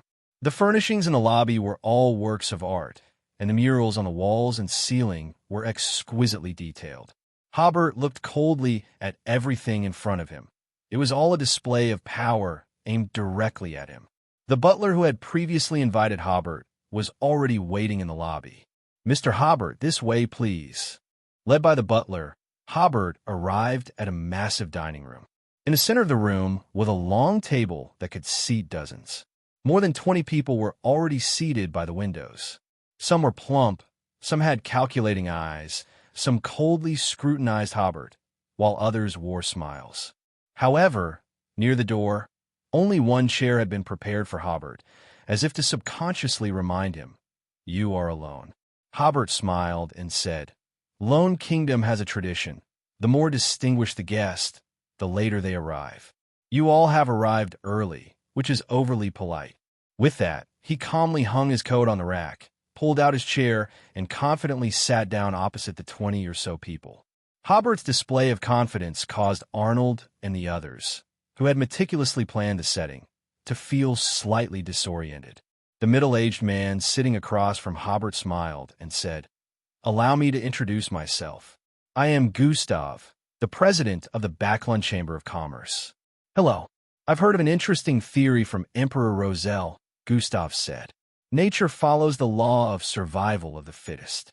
All weak and unfit animals are eliminated, while the strong ones thrive, becoming more and more suited to nature.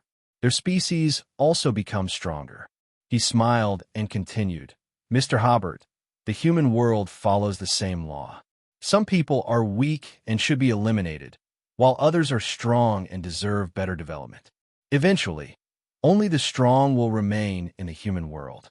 At that time, human civilization will be more prosperous and powerful because everyone who contributes to it will be strong."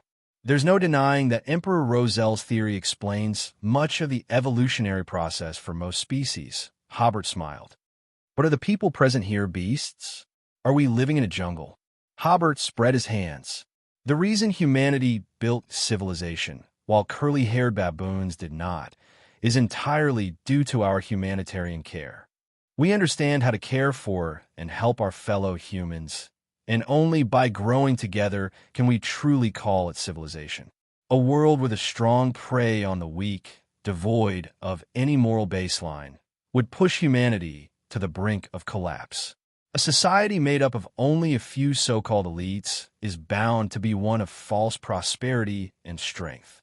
Under this theory, without the contrast of the so-called weak, the struggles of these elites would continue. They would all believe themselves to be the true, strong ones. And Mr. Gustav, your theory gives them the justification to mercilessly attack one another. An internally conflicted society with no moral compass. Is that what you call civilized?" The smile on Gustav's face vanished, and he stared intently at Hobert, like a viper eyeing its prey. Hobert stared back, his eyes full of mockery, which only made Gustav even more uncomfortable. But to maintain decorum, he restrained himself from lashing out immediately. At this moment, a gaunt middle-aged man sitting next to Gustav spoke up. "Mr. Hobert, are you familiar with the latest discoveries in medicine?" "Not much. Have you heard of a major new discovery in anatomy?" "Which discovery are you referring to?" The gaunt man smiled. "Of course, the new discovery in the anatomy of the human head." He continued, "A university professor dissected the heads of people from the southern continent, the Rorstad Archipelago and Lone, and found that the brain capacity of southern continent people is noticeably smaller than that of Lone people. He also discovered that the skull structure of people from the Rorstad Archipelago includes an additional feature. The professor believes that this extra brain structure is what makes them more inclined to obey. Humans are not all the same, even physiologically. Otherwise, why do thieves and criminals always appear in Backland's East Borough, while residents of Empress Borough and West Borough never steal?" Hobert smiled. "Sir, your theory is cloaked in scientific terminology, but it's entirely a subjective, idealistic argument. Or rather, it's a theory invented by lone people to justify the enslavement of the southern continent and Rorstad Archipelago people." Hobert retorted, "All humans share a common ancestry. This is a consensus across all societies and religions. So, does it make sense that some are thriving while others are enslaved? Does it align with moral principles? If we don't use theories like racial differentiation to justify aggression and slavery, it would create immense psychological pressure on both the aggressors and those enslaved. And this gentleman's idealistic theory justifies the immorality of some people, providing them with legal grounds." Ignoring the grimaces of those opposite, he continued, "As for why people from the Rorstad Archipelago seem more submissive, it's purely due to their island culture. People living on islands often face attacks from storms, heavy rains, and tsunamis. They frequently sacrifice personal interests and must exhibit high organization to combat these disasters. Do you understand now? For survival, they can only choose submission. Those who disobey have long perished." For a person from the 21st century, his knowledge of anthropology far exceeded that of the elites of Lone Kingdom. As for why criminals frequently emerge in the East Borough, Hobert solemnly declared, "No one is born a criminal. They must survive, they must live. The space you leave for them to survive is too small. They can only break moral constraints and take risks to survive. If they could have everything they wanted from birth and meet all the demands society imposes on them, who would risk their lives rather than enjoy the good life?" "Enough!" Suddenly, Gustav coldly interjected, "Continuing this debate is meaningless." Hobert shrugged. It was they who had initially planned to use evolutionary and racial differentiation theories to mock and admonish him for his current efforts to help the weak. Now that Hobert had rendered them speechless, it seemed pointless. Gustav reminded Hobert once more, "You are alone." "No," Hobert smiled. "I have hundreds of thousands of proletarians behind me. Do you expect those rough workers?" Gustav chuckled. "Don't be foolish, young man. Your current actions do not serve the interests of lone gentlemen and will be eliminated. It's just a legitimate request for one's own rights. I don't see anything wrong with it," Hobert replied. "And the trend of the times isn't dictated by so-called gentlemen like you. Your methods make me think that in the near future, there will be a nation brave enough to acknowledge the equality of personality and uphold the interests of the weak. This nation will definitely not be Lone Kingdom, because the street lamps here are too short to hang people on." Gustav and the others were stunned, not quite understanding Hobert's meaning. Hobert stood up and said, "I think we don't need to dine together. It will only widen our differences." Arnold, who had been silent all along, suddenly said in a mocking tone, "You might as well stay and taste the food here. If you miss this chance, you'll never be able to dine here again in your life."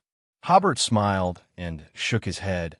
"I know you want to intimidate me with the luxury and sophistication here, but I can tell you, I sense your insecurity the moment I walked in. Yes, you're afraid. That's why you're preparing to pressure me psychologically. In fact, you're more afraid of the workers opposing you than anyone else." Hobert put on his coat, picked up his cane, and said simply, "One common-sense lesson for you. Contempt is the fiercest attack." With that, he waved briefly and left the restaurant. The atmosphere in the restaurant remained heavy for a full minute. Gustav sneered. Since he's so ignorant of respect, there's no need to consider the face of a general. Arnold nodded. Rest assured, leave it to me.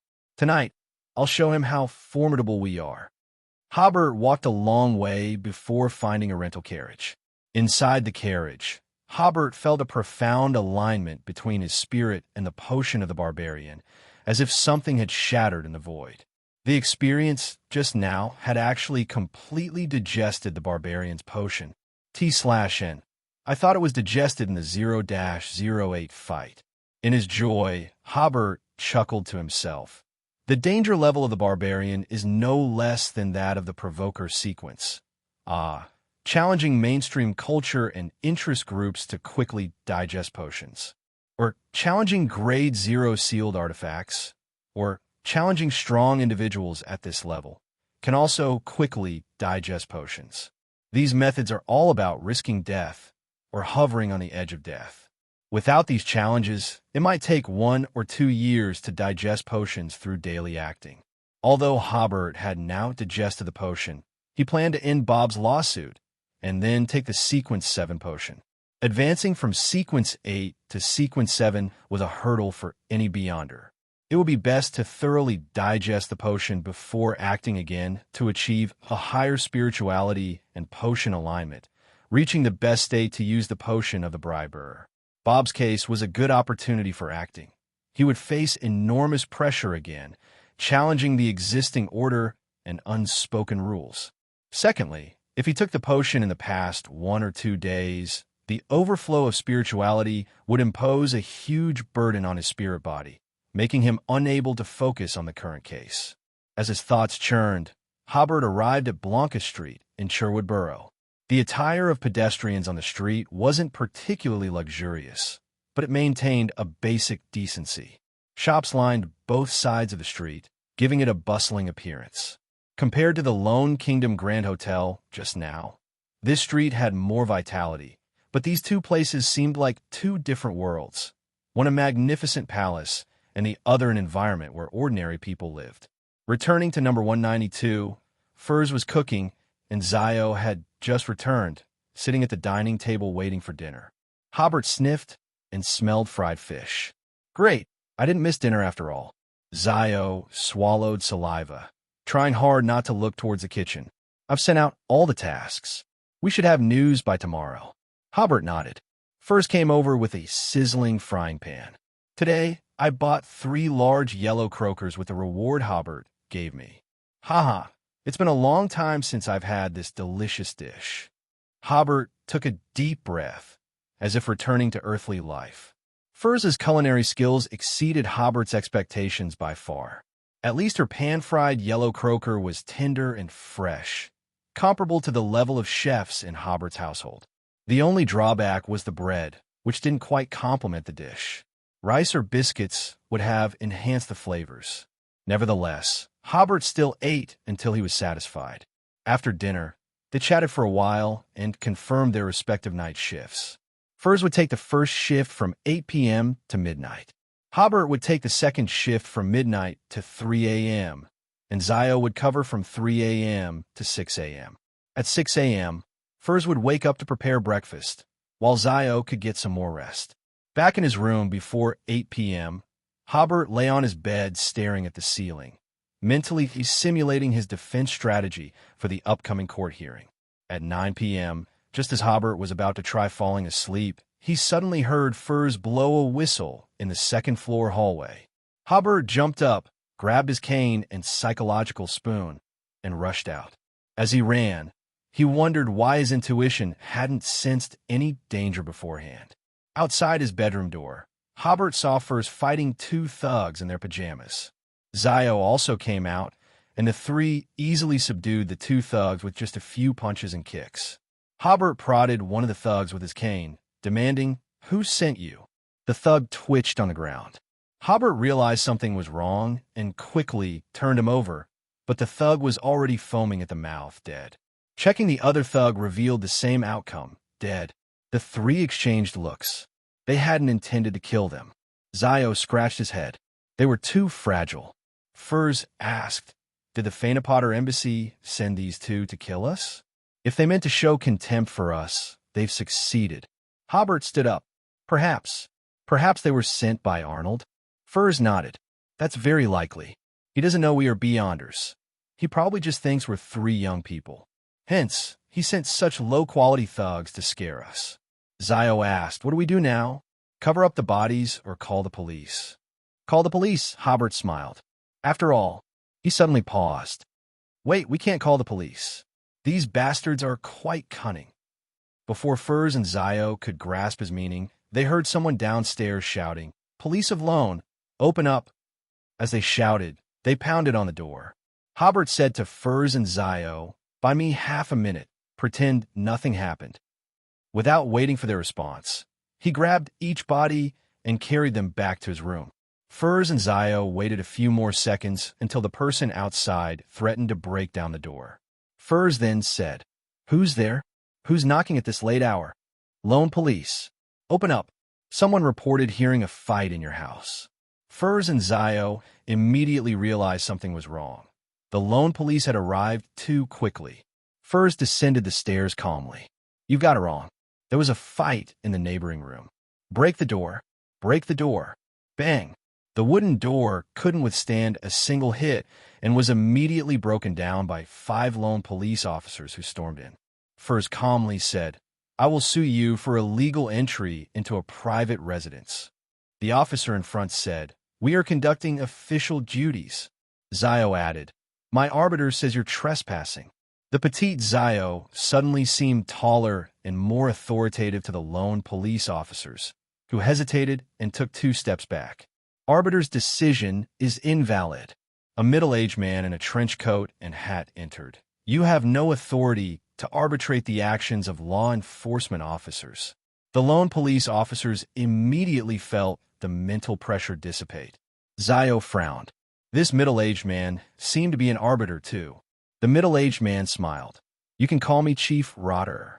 The 2 who entered your home just now were likely 2 criminals, and we must arrest them immediately to ensure your safety. Then he turned to his subordinates. Search. Wait, Zio asked. Do you have a search warrant? Chief Rotter said, This is just a routine search. No warrant is required. Is it necessary to search an inspector's home without a warrant? Hobert asked coldly as he descended the stairs. Furs and Zio breathed a sigh of relief and made way for Hobert to come down. Chief Rotter smiled. Perhaps a superintendent lived here before, but now it's just an ordinary house. Hobert calmly took out his credentials. Chief Rotter was a bit dumbfounded. Why hadn't anyone told him that today's target was an inspector? Wasn't he a lawyer? How could a lawyer have an inspector's credentials? He carefully examined the credentials, confirmed they were not forged, and reluctantly said, Chief Hobert, for your safety, we must still search for those 2 thugs. All right, I'll let you search, Hobert smiled. His easy acceptance surprised Chief Rotter. But you barged into my home so rudely. If you find nothing, you owe me an explanation, right?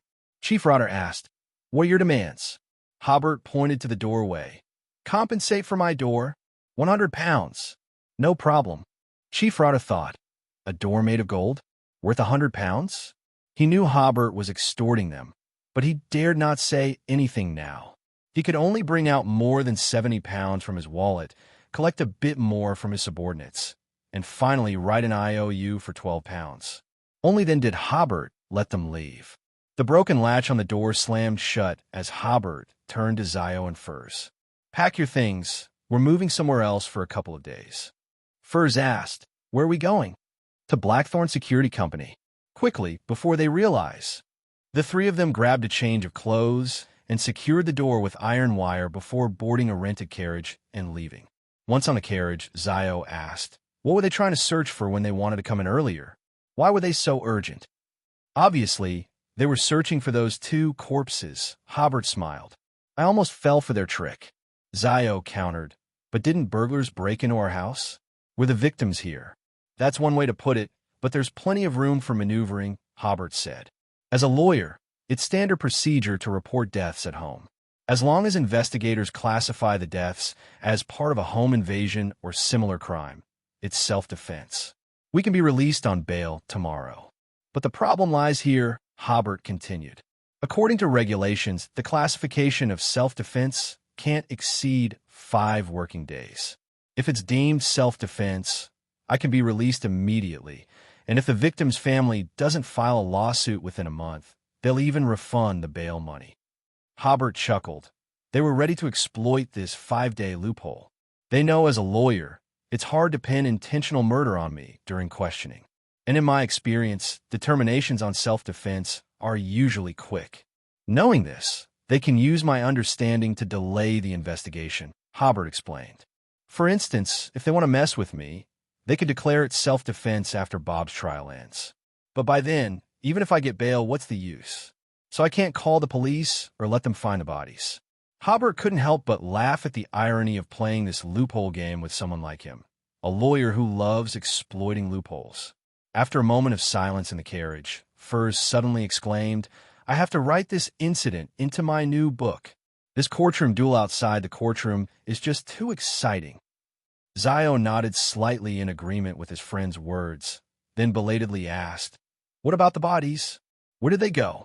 "I use some mystical means to hide the bodies.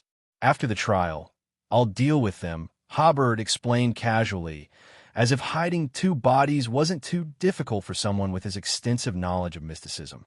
In the eyes of Zio and Furs, Hobert possessed rich knowledge of mysticism, so hiding 2 bodies seemed like child's play to him. When the rented carriage arrived at the front of Blackthorn Security Company, the 3 got off the carriage and glanced at the 2 carriages following behind. They had noticed these 2 carriages long ago and knew they were being followed, but they didn't take it seriously. Hobert walked to the front and knocked on the door. He glanced at the 6 or 7 people who got down from the 2 carriages behind them. If these people tried anything here, they were asking for trouble. After knocking for a minute, Loretta, whom he had seen at the Obsidian Bar, yawned and opened the door. She looked slightly surprised to see Hobert first. "Didn't I say today isn't payday? I'm not here for wages." Hobert sighed. "Let us in." Loretta also noticed the people outside and let Hobert and the others into the house. Thunk. The door closed. Hobert said, "Is Captain Thomas here?" "He just received a report that someone attacked Bob, and he and Borges went to check," Loretta replied. Hobert was taken aback. "How's Bob? Was he hurt?" "No. After we met this afternoon, 2 colleagues have been protecting Bob. Although there was an attack, it was stopped at the beginning," Loretta explained. Hobert glanced at the lady. Did she always talk like this? He sat on the sofa and tested his hardness. "We'll be sleeping here tonight and tomorrow night." Loretta looked outside. "Were you attacked too? These people are too audacious." "Fortunately, I didn't block their way to make money," Hobert chuckled. "If you think you don't have enough manpower to protect us, I suggest you inform the machinery hive mind. Captain a Cancer promised to ensure my safety. I'll report to him when the captain returns," Loretta said. "I'll go find some blankets for you." Zio and Furs, who had been following Hobert closely, exchanged glances. They had already understood from Hobert and Loretta's conversation that this was the territory of official Beyonders. For them, it was somewhat magical that 2 wild Beyonders were now under the protection of official Beyonders. After getting the blankets, Hobert pointed to another sofa and said to the visibly restrained Zio and Furs, "Sleep here. We're absolutely safe here. If anyone wanted to attack the Nighthawks team's headquarters, it would be good news for Hobert. Arnold, as a defendant, might not even be able to appear in court the day after tomorrow." There was no conversation that night, and Thomas didn't return until the next day. He was a spirit warlock, sequence 5 of the Sleepless Pathway, and could stay awake for 3 days and nights without feeling tired. It's just that his hairline was much better than Dunn's. Having spent the night on the sofa, Hobert stretched and realized that the bed was much more comfortable than the sofa. Hobert and Thomas chatted for a while, and Thomas expressed the church's support for Hobert, similar to Captain a Cancer's promise, ensuring Hobert's safety. After a quick wash in the washroom, Hobert put on his overcoat, and with Zio and Furs already prepared, they left together. But this time, They were accompanied by Borgia, who ensured their safety. Borgia was a sequensate, not as strong as Hobert in combat, but his presence by Hobert's side was a statement from the Church of the Evernight Goddess. Hobert believed that Arnold and the others, as long as they were still sane, wouldn't attack him at this time. The four of them took a carriage from the church to Viscount Glaint's mansion. Borgia was invited to the living room for tea, while Hobert, Zio, and Furs went to the study for an emergency meeting of the Justice League. In the study, Hobert noticed a young man sitting behind Viscount Glaint. He didn't expect Glaint to recruit a new member so quickly. Viscount Glaint introduced, "This is Hobert, Zio, and Furs, three of the other founders of the Justice League." He continued, "This is Carl Vincent, the younger son of Count Vincent."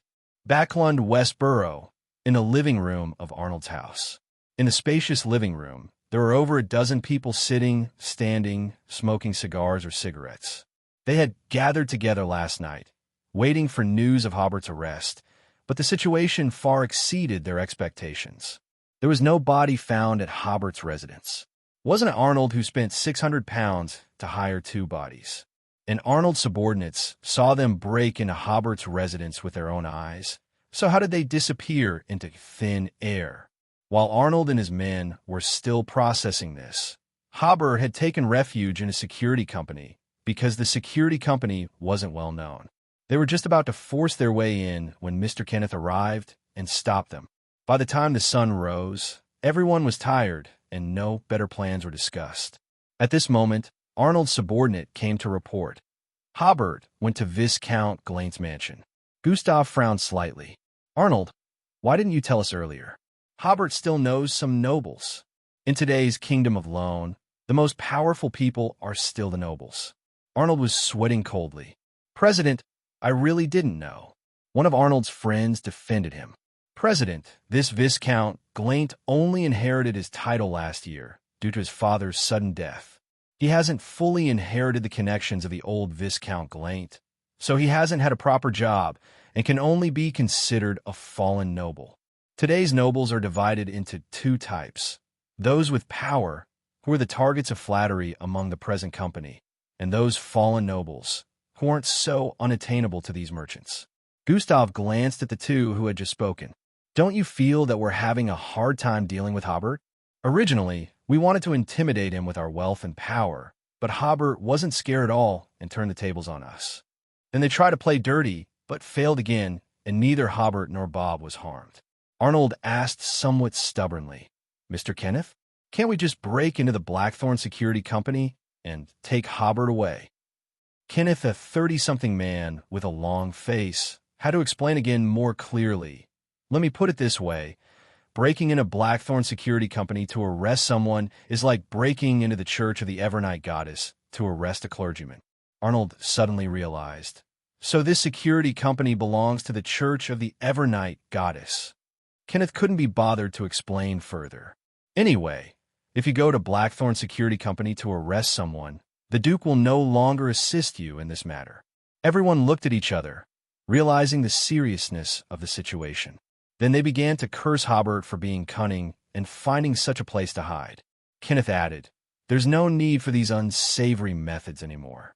Since we've already hired Mr. Hugo, I believe even if we defend Hobert openly in court, would a famous lawyer lose to an unknown small lawyer?" The people around immediately flattered. Mr. Kenneth is right. Even if he knows the Viscount, he's just a small lawyer. Mr. Kenneth's reminder makes us realize our stupidity. We could have one in court. Why do we spend so much effort trying to deal with that small lawyer outside the court? Arnold didn't say anything. He had witnessed Hobert's defense process himself. With courage and wit, whether he could win the lawsuit or not, he really had no idea. Carl Vincent politely shook hands with Hobert and complimented Fur's beauty, and then praised the teenager, Zio, for being able to join such a mysterious gathering. Zio smiled helplessly and didn't explain because he wasn't familiar. Furs tried hard to suppress a smile, while Hobert glanced at Glaint and seemed to say with his eyes, "Isn't this too direct?" In a previous accidental mercenary task, Hobert discovered the ring Glaint was looking for in the possession of Count Vincent. During the last Justice League gathering, Viscount Klein did not announce the mission of stealing the ruby ring, indicating he did not want to announce this task at the gathering, as well as the hidden side he has always maintained. Klein smiled slightly and said ambiguously, "My father was good friends with Count Vincent, and our generation naturally continues this friendship." Hobert nodded and turned to Carl. "Are you sure you want to join the Justice League? Before you make your final decision, I must warn you. If you disclose the secrets of the Justice League, you will be immediately punished. If you want to withdraw, we will erase all your memories of the Justice League." Carl said, "I am sure I want to join the Justice League." Having received a clear answer, Hobert said to Glaint, "Prepare a room for me where I won't be disturbed." Glaint led them to a small reception room next to the study. After Glaint left, Hobert drew mysterious symbols on the table in the reception room and lit candles. After whispering a spell like incantation, Hobert solemnly said to Carl, "Come to the altar." Carl was completely stunned by Hobert's actions, showing he didn't have much knowledge of mysticism. When Carl arrived, Hobert said, "Empty your spirit." As he spoke, he dripped a mantha essence distillate onto the candle. Under the influence of the drug, Carl immediately felt drowsy. At this point, Hobert used the psychological spoon ability. In the years to come, if you intend to disclose any information about the Justice League, you will cry and slap yourself until you no longer have such intentions. If you're forced to speak under external influence, you will only tell your most disgraceful and least presentable memories, and at the same time, you'll forget everything about the Justice League. With the assistance of a mantha essence distillate, the effect of this psychological suggestion was very good. Unless encountered by a demigod of the spectator pathway, it would be difficult to obtain information about the Justice League. Hobert first distorted the negative effects of the spoon, then patted Carl on the shoulder. "Wake up." Carl shivered as if suddenly awakened. "Is it over?" "It's over," Hobert reminded. "Remember, if you intend to leak, you will be punished immediately." Carl nodded repeatedly, having already put away his previous arrogance. After leaving, Glaint, who was waiting outside, asked Carl, "How do you feel now?" "Nothing," Carl said, "but the ritual just now was magical. It felt like I was flying into the sky and seeing one island after another made of clouds." "You're right, Mr. Hobert is a master of mysticism." Following behind, Hobert smiled and shook his head. What Carl saw was perhaps his own mind island. Returning to the study room, Audrey had already arrived. She smiled and greeted Glaint and the others before asking, "Mr. Hobert, did the initiation ceremony go smoothly?" Hobert nodded, "Very smoothly." "That's great to hear." After everyone had taken their seats, Hobert spoke. "Let's begin. Let the new member introduce themselves first." Carl said, "Beautiful Audrey and two charming ladies. I'm Carl.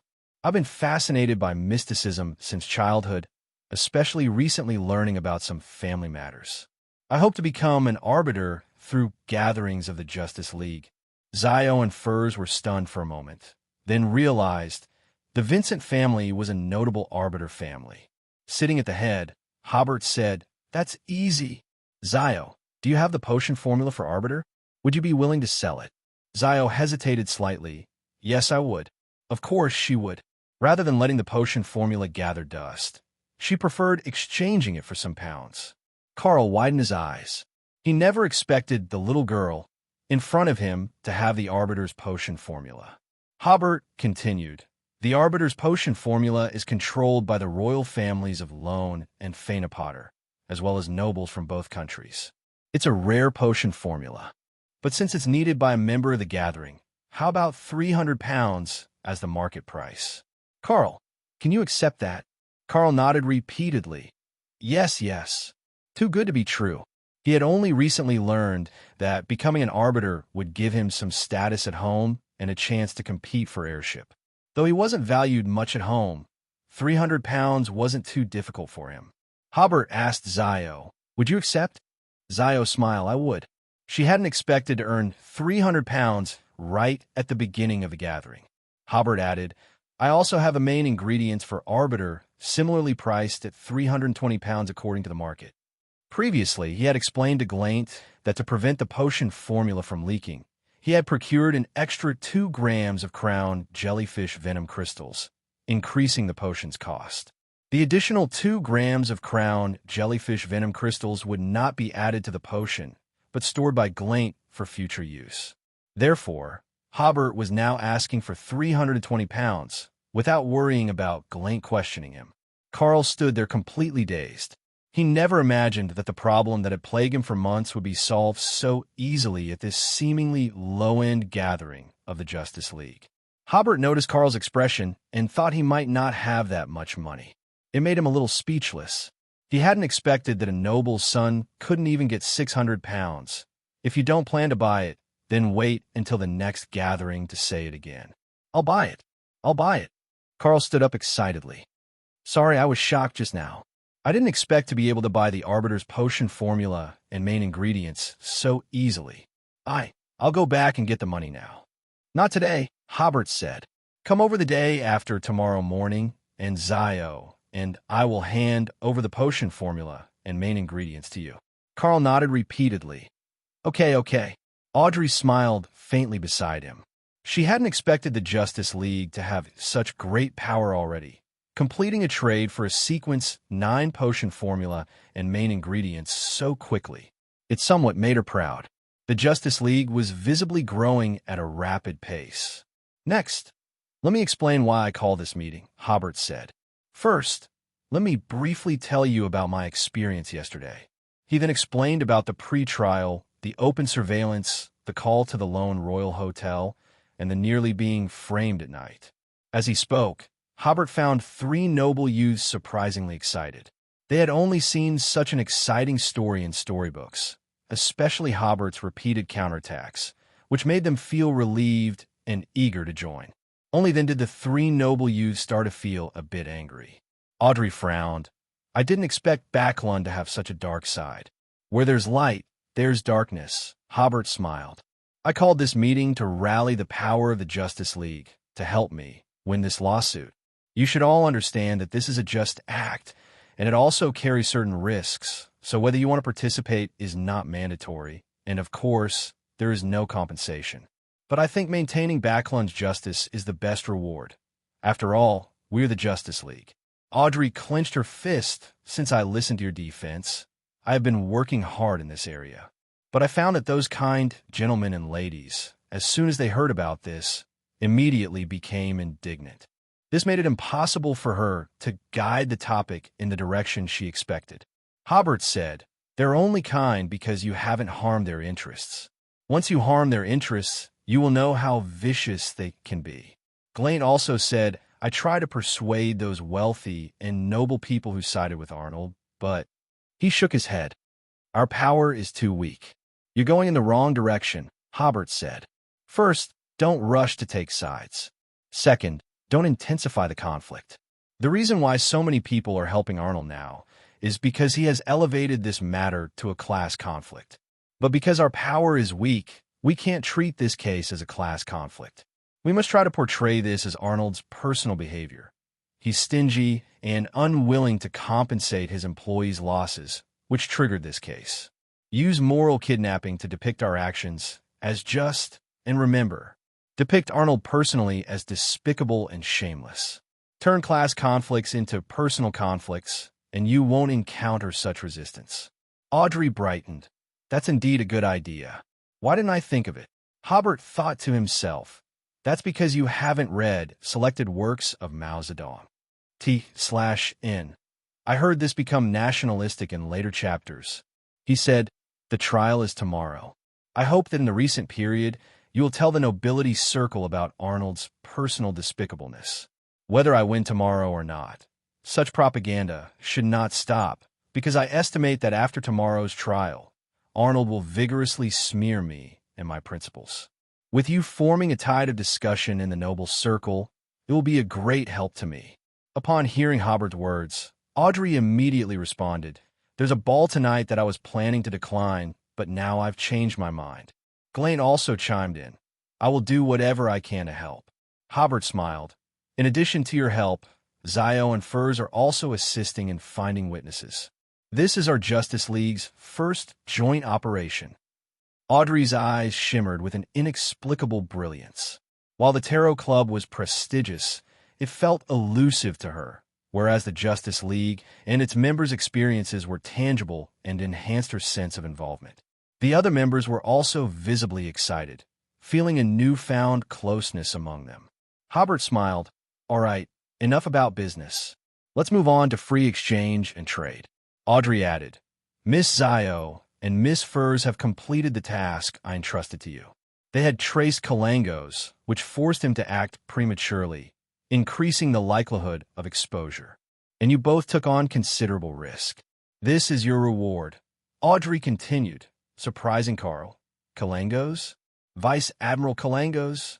For several days, the disappearance and alleged death of Admiral Kalangos in the storm had been reported. He was said to have prepared for a ball, but was discovered and killed after a fierce battle. As for which ball he attended and why, the public was unaware. However, the three nobles present knew the answers to these questions. Carl, however, did not. Kalangos' death was related to Audrey, the most dazzling gem of Backland, and the two ladies before him. Carl's astonishment pleased Audrey, who nearly disclosed her role in the event. Yes, Audrey finally restrained herself. We played a certain role in this matter. Upon seeing Audrey's reward, Zio and Furs couldn't help but smile. The risks they had taken made it all worthwhile. They then realized that since joining the Justice League, their income had doubled. Finally, they thought back to how difficult it would have been to escape without Hobert. Thus, Zio said to Hobert, Thanks to you for stopping Kalangos' attack and misleading him. I think our reward should. Hobert waved his hand. That was entirely coincidental. Even if I hadn't intervened, you would have found another way to escape. No need to thank me or split the reward with me. Carl once again scrutinized Hobert, reshaping his perception of the young lawyer, who could withstand attacks from Vice Admiral Kalangos, a pirate general widely recognized as one of the world's strongest. This excited Carl, who felt he was in the right place, even seeing his bright future ahead. Upon hearing Hobert's words, Zio and Furs did not insist further, and they made a verbal agreement with Hobert regarding the main materials for the sheriff and trickmaster. Carl fell completely silent, surprised that a single gathering had resulted in trades for 3 main materials. The other members also belatedly felt somewhat incredulous at achieving such fruitful results at only their second gathering. Audrey then brought up a new topic. I hope to get clues about the psychology alchemists or the spectator pathway.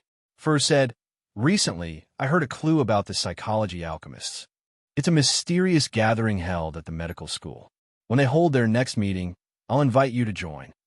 Previously, in order to save Zio from imminent imprisonment, Furs had promised to help Audrey and glean find clues about the spectator and apothecary. At Mr. A's gathering, they obtained a clue about the apothecary and later completed the trade of the apothecary potion formula and main materials with Hobert. As for the clue about the spectator, it still remains elusive. All right, Audrey took out a painting she had prepared long ago. Hobert, this is a painting I specially made for you. I wish you success in your lawsuit. She presented a painting depicting a young lawyer laughing heartily, a reluctant judge, and a stern middle-aged lawyer. Thank you. Hobert examined the painting. I will hang it in the living room. He asked, Does this painting have a name? Audrey shook her head. Not yet. Hobert thought for a moment. Then let's call it Shadows of the Court. As night fell, it was time again for Backland's noble socializing. Their way of socializing was through balls, under various pretexts. Here, they exchanged political and commercial information within their circles. The ladies also kept busy, trying to help their husbands gain information and the favor of others in the circle. During their conversation, the ladies began discussing the recently much-discussed industrial injury compensation case. They forgot who initiated the topic, but it was highly appropriate and reasonable. Through information obtained from other ladies, they speculated that Arnold had deceived them. Originally a profit-seeking merchant, he caused many workers injuries but refused compensation, thus concocting an incident where workers excessively demanded compensation. The credibility of this news was very high, based on their analysis of information inadvertently revealed by others. Watching the ladies, each seeming to have exclusive information, Audrey finally smiled slightly. Meanwhile, on the other side of the ball, a group of noble youths also discussed the case. Viscount Klein embellished Arnold's despicable methods, but didn't mention the Backland Chamber of Commerce's explicit support for Arnold. The young nobles also realized that Arnold had issues, and this case might not be as glorified as widely believed. As the ball neared its end, Audrey happened to meet Klein. Both smiled brightly. After the ball, Audrey, who had battled continuously for 3 to 4 hours, finally relaxed.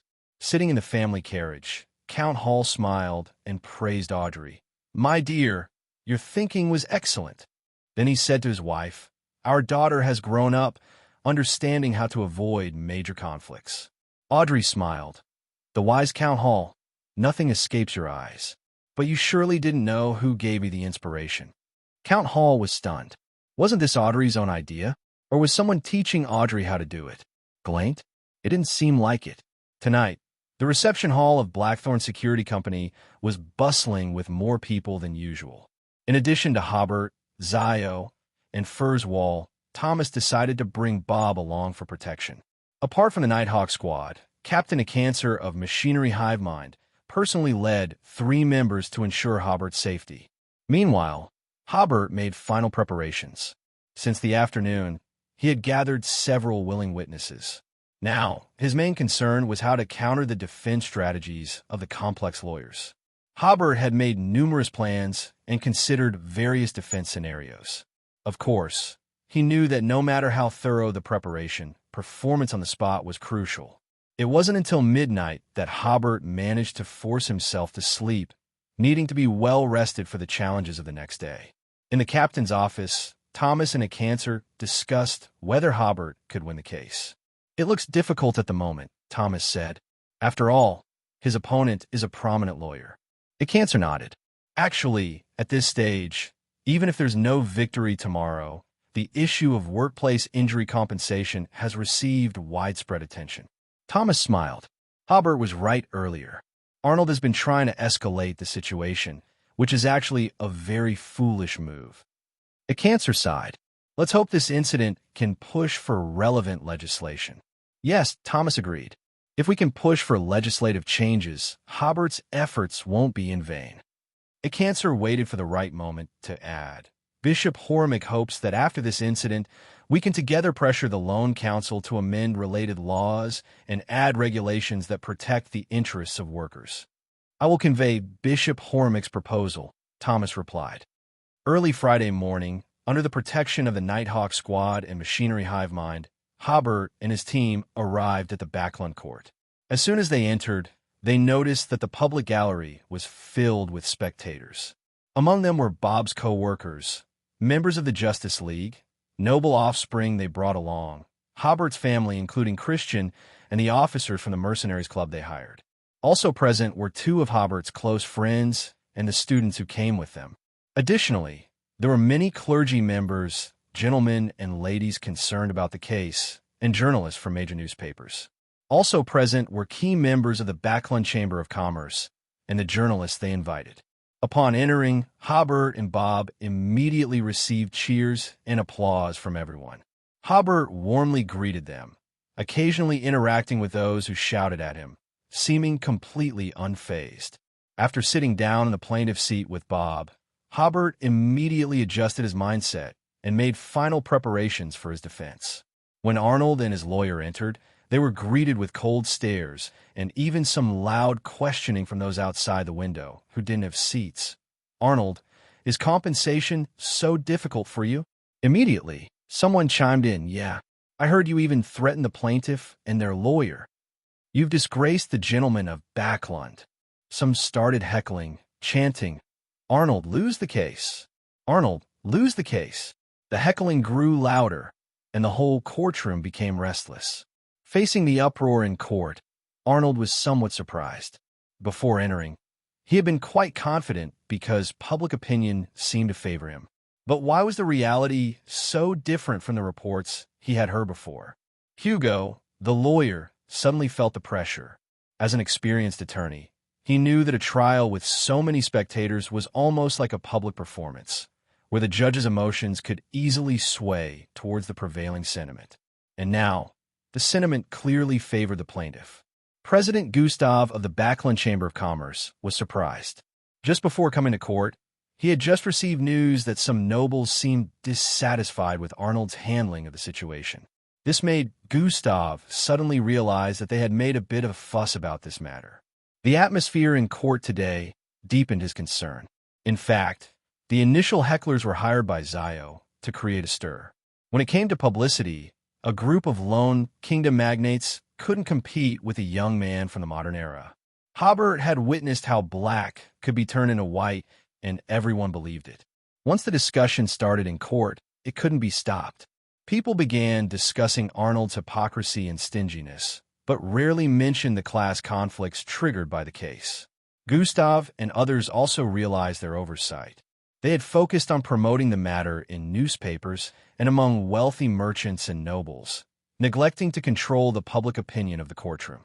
But now, realizing this was too late, at 8:30, as the judge appeared, the case officially began.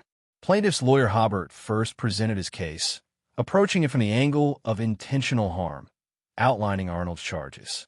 Towards the end, he said, "I believe everyone has seen the scales behind the judge, which depict a balance with equal weights on both sides. Throughout history, the law has represented fairness and justice. But in the case of Backland, it seems that someone like Arnold, driven solely by profit, is using the law as a weapon to conceal his unethical actions. And someone like Bob, who genuinely needs legal help, receives no assistance due to poverty. Since when did the law equate fairness with money? Is the law a balance of justice or a balance of money?" My speech concludes. Applause immediately erupted in the courtroom. Hobert bowed, slightly in gratitude to everyone. Next, it was Hugo's turn to speak. "I hope the plaintiff's lawyer understands that this is a courtroom, not a place for moral judgment." He began to outline Arnold's innocence and presented a more sophisticated defense strategy. Arnold did not directly manage the factory.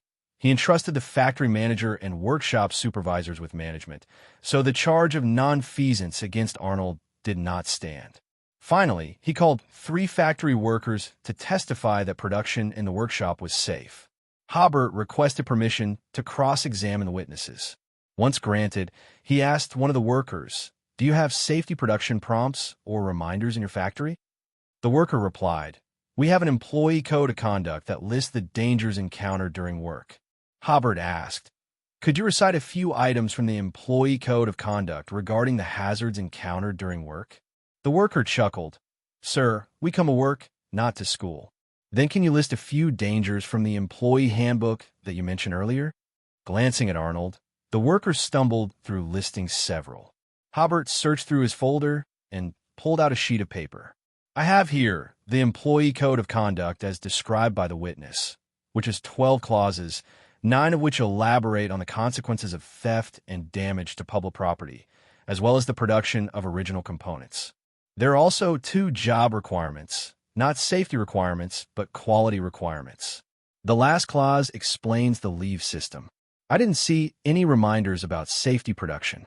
May I ask this witness if what you just listed is really the content of your factory's employee code of conduct?" "Objection." Hugo, the lawyer, interjected. The opposing lawyer is using trap questioning. The objection is overruled. The plaintiff's lawyer may continue, the judge ruled. After a round of questioning, Hobert concluded, "Did everyone hear that? There are absolutely no reminders about workplace safety in Arnold's factory. Even just a few phrases painted on the workshop walls with paint would suffice." As for what the opposing lawyer said, Arnold wasn't involved in management. However, Arnold is the legal owner of this factory, and he bears irremovable responsibility for everything that happens in the factory. After summarizing his statement, Hobert also called upon the witnesses he had found. After swearing to their respective deities, 5 witnesses successively proved that there were no reminders about workplace safety in Arnold's factory. Hugo began questioning the witnesses, asking only one question. Do you know how to write the phrase workplace safety? If so, please write it down. Only one worker wrote the crooked phrase workplace safety, while the other four wrote phrases with incorrect grammar and spelling. That's already pretty good because they're workers who at least know some letters and phrases, Hugo shrugged. See, how many people can understand such reminders like workplace safety? What practical use do such slogans even have? This summary statement provoked laughter from Gustav and others, sounding like mockery or ridicule. I do, sir, one witness suddenly said. Although I can't write it, I would recognize it if I saw it. Hugo was taken aback. The other three witnesses chimed in. I know too. I recognize the phrase if I see it. Hugo immediately changed his line of questioning, asking, did anyone receive money or goods from the plaintiff's lawyer in return for testifying? The witnesses replied, yes, we did receive compensation for lost wages. The more questions Hugo asked, the more he realized that the witnesses' answers were flawless. He even began to suspect that Hobert had trained these people. Therefore, he set aside all his disdain and regarded Hobert as the most formidable opponent he had encountered to date. This is not to say that Hugo the lawyer's defense direction was flawed or slow. Rather, since becoming a lawyer, he had never handled a workers' case. He simply did not understand workers, or workers were just a concept to him. In Hugo's concept, workers were crude, ignorant, unreasonable, and entirely a group of curly-haired baboons. But he underestimated a person's determination to survive. Even if a person was ignorant, they would show a shrewd side when it came to survival. As described by Hobert yesterday afternoon, these 5 witnesses already understood that the outcome of this lawsuit would affect their future living environment. Therefore, today they were fully prepared. For Hugo, this was just a very lucrative lawsuit. Even the defense materials and finding witnesses were handled by his assistants, as usual. However, this lawsuit would be very difficult to win if conducted according to usual practices. In the first round of witness testimony, the plaintiff's side had a slight advantage. During the second round of defense, Hugo made efforts to steer the defense in a direction where he excelled. The Lone Kingdom is most renowned for its freedom and democracy. T/N, it's a monarchy though. Although these two terms and their meanings were invented by the Intis Republic, they have been better practiced here. I believe it is Arnold's freedom to hire whomever he wishes to work for him, and it is Bob's freedom to decide whether to work in Arnold's factory. All of this is achieved on the premise of voluntary agreement. Now that Bob is injured, blaming Arnold entirely for all responsibilities is clearly an unreasonable demand. Hobert countered in defense, yes, freedom is a good word, but it must be restrained. The defendant's lawyer's idea of freedom includes the freedom to buy and sell locals as cattle in the southern continent, and the freedom to exploit locals without any bottom line in the Rorstad archipelago. Often, such freedoms represent the darkest side of human nature. The law is the bottom line of freedom, and Arnold's behavior has been without such restraint. My client had already entered into an employment relationship when he entered Mr. Arnold's factory. In this state, Mr. Arnold is responsible for the injuries sustained by my client. The judge did not prevent them from engaging in ideological debate because this lawsuit already had a certain social significance. After looking at the judge's expression, Hugo continued, as a citizen of Lone, I have sufficient rights. My client only needs to be responsible for fixed responsibilities. However, if all responsibilities in the factory are to be borne by my client, how can we demonstrate democracy in the Kingdom of Lone? Bob has his rights and responsibilities, but this does not include the right to excessively claim compensation from the employer. If this claim is successful, Bob's interests are protected, but what about my client's interests? As a citizen of a democratic country, my client should not ignore his rights. Otherwise, the economic rules of Backland will be seriously undermined. Hobert defended. The defendant's lawyer's idea of democracy is merely democratic in terms of money. Ladies and gentlemen, in the lower house with so many members of parliament, how many represent workers? How many represent farmers? Is democracy that cannot represent all classes really democracy? At this point, Bob's co-workers cheered, but Hobert noticed that the reactions of others were quite normal. Hobert saw the smile on Hugo the lawyer's face and suddenly realized that this was deliberately provoked by Hugo to elevate the conflict between Bob and Arnold to a class struggle. Indeed, he's a great lawyer. Hobert sighed in his heart, realizing so quickly where the crux of the matter lay. He immediately changed his strategy. The defendant belongs to those who not only fail to understand freedom, but also don't understand what true democracy is. Such people are quite rare in Backland, and he has always been using personal grievances to provoke conflicts throughout Backland. Ladies and gentlemen, are you willing to pay for the consequences of Arnold's inaction? Hugo immediately stopped smiling. He hadn't expected a quiet lawyer like Hobert to react so quickly. Hobert's speech continued. May I ask, are you all aware that an ordinary workplace injury compensation case has garnered such widespread attention throughout Backland? Why has it received such broad attention? It's because the defendant hopes to escalate the situation and thereby evade compensation. Otherwise, why would everyone care about an ordinary workplace injury compensation case? Hearing Hobert's words, those sitting in the gallery nodded in agreement, especially the noble children who were hearing about a workplace injury compensation case for the first time. Hugo secretly thought, this is bad, upon seeing the reaction at the scene. Hobert cleverly used Arnold's previous momentum to establish that Arnold had ulterior motives for escalating the situation, making it difficult to shift the focus back to class contradictions. Hobert secured another minor victory in the second round of defense. After 2 consecutive small wins, the plaintiff now had a significant advantage. Then, as the third round of debate began, attorney Hugo decisively adjusted his defense strategy again, basing it once more on Arnold's non-participation in specific management, thereby dissociating him from responsibility in matter. Hobert's defense was simple.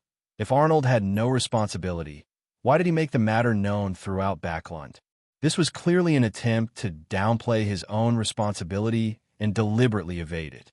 At this point, Arnold deeply regretted making the case public. He couldn't understand why what he thought was his advantage had completely turned into evidence against him in Hobert's hands. During the fourth round of debate, attorney Hugo simply abandoned the defense of non-liability and began to bargain with Hobert, discussing the amount of compensation and striving to avoid Arnold's criminal responsibility. According to common sense, work-related injury compensation is actually a civil dispute. Legal responsibility is only pursued if it causes adverse effects or major accidents. Therefore, attorney Hugo's defense for exempting Arnold from criminal responsibility achieved some success.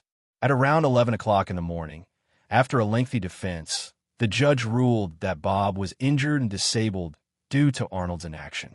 The defendant, Arnold, was required to pay Bob a lump sum of £860 and pay Hobert's legal fees of £52 and 6 soli, totaling £912 and 6 soli.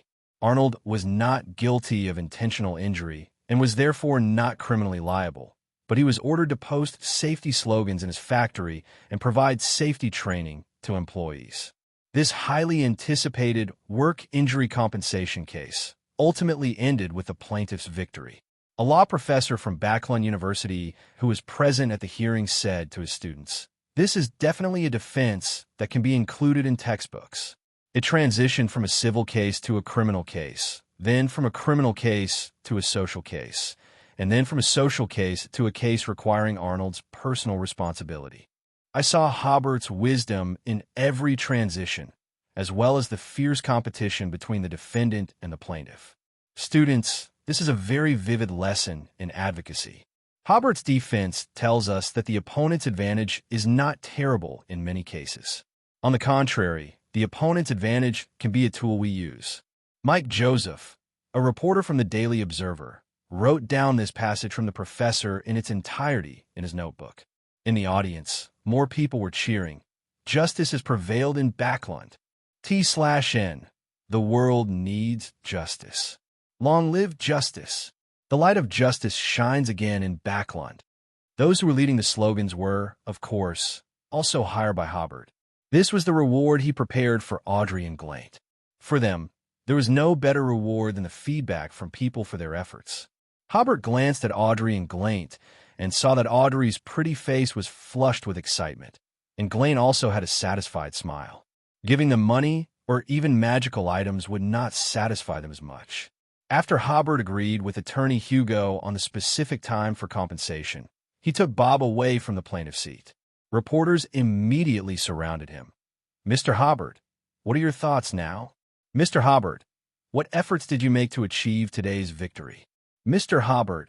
Hobert raised his hand wearily. "I'm sorry, everyone.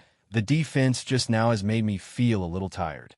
If you want to interview me, please come to Oslam Barton Law Firm in the afternoon, where I will accept your interviews." So the reporters immediately changed their interview target. "Mr. Bob, how do you plan to spend the compensation? Are you satisfied with the amount of compensation?" Hobert raised his hand again. "I'm sorry, my client is not prepared for interview." "No, lawyer," Bob suddenly said. "I want to tell everyone. Yes, I must tell everyone I met a good lawyer." As he spoke, Bob burst into tears. "Before I met Lawyer Hobert, no lawyer was willing to take my case. Just when I was most desperate, just when I was about to accept Arnold's compensation as if it were charity, Lawyer Hobert appeared. He made me regain my dignity as a person." Bob cried excitedly. As long as there are lawyers like Hobert, there is hope for Backland. The newspaper reporters quickly wrote down this sentence, and the sketch artists also wrote furiously, recording this scene. The current photography technology still has certain flaws. The subject has to remain motionless in one position for a long time to complete the photography process. So newspapers basically hire sketch artists to record classic scenes and match them with the text in the newspaper. After squeezing through the crowd with Bob to the carriage, Hobert smiled and waved to everyone as he got into the car, which caused the sketch artists to write furiously again. In their opinion, this was a salute to victory. After the carriage started moving, Hobert finally relaxed. Then he felt the high degree of integration between his spirituality and his body. The victory in today's lawsuit allowed him to perfectly complete a performance again. He planned to take the briber potion tonight. Thomas and a cancer were also in the carriage. The two captains congratulated Hobert on his victory. With this case as an example, other workers will be able to claim more reasonable compensation when they suffer disabling work injuries in the future. Hobert first thanked them for their congratulations, and then said to a cancer, "You have to find a way to give Bob a new identity and a new place to live, otherwise he will easily be targeted by robbers or thieves." A cancer nodded. "Leave it to me. We will protect Bob." Hobert smiled at Bob and said, "You will follow Captain a cancer in a while. Get ready to welcome your new life." Bob held Hobert's hand. "Mr. Lawyer, I don't know how to thank you." Hobert said meaningfully, "I also want to thank you because in this case I have gained and felt a lot." Back at the law firm, Hobert rested for an hour or two, and the reporters arrived as scheduled. Hobert certainly knew the role of public opinion and patiently answered every reporter's question. Even if some questions were tricky, the reporters were no match for Hobert. It wasn't until after 4 o'clock in the afternoon that Hobert saw off the last reporter. He stretched. Today's work was finally over. However, because the potion was further digested, he didn't feel too tired. So he chatted with Barton for a few words and returned to the rental house. Zio and Furs left a note saying that they had gone to the bar to celebrate today's victory. Hobert came to his room, used the method of praying to himself, obtained the characteristic of the briber that had completed reaggregation, and went to Gar's herbal medicine store to buy the necessary auxiliary materials. He returned to his home in Empressboro with all the materials for the potion. According to the agreement with Christian, he had to talk to Christian before drinking the potion.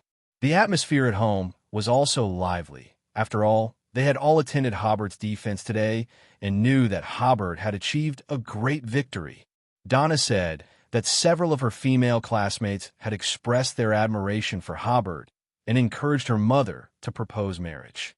Tyron also hoped to be admitted to the law department so that he could defend justice in the future. T/N, what was his name again?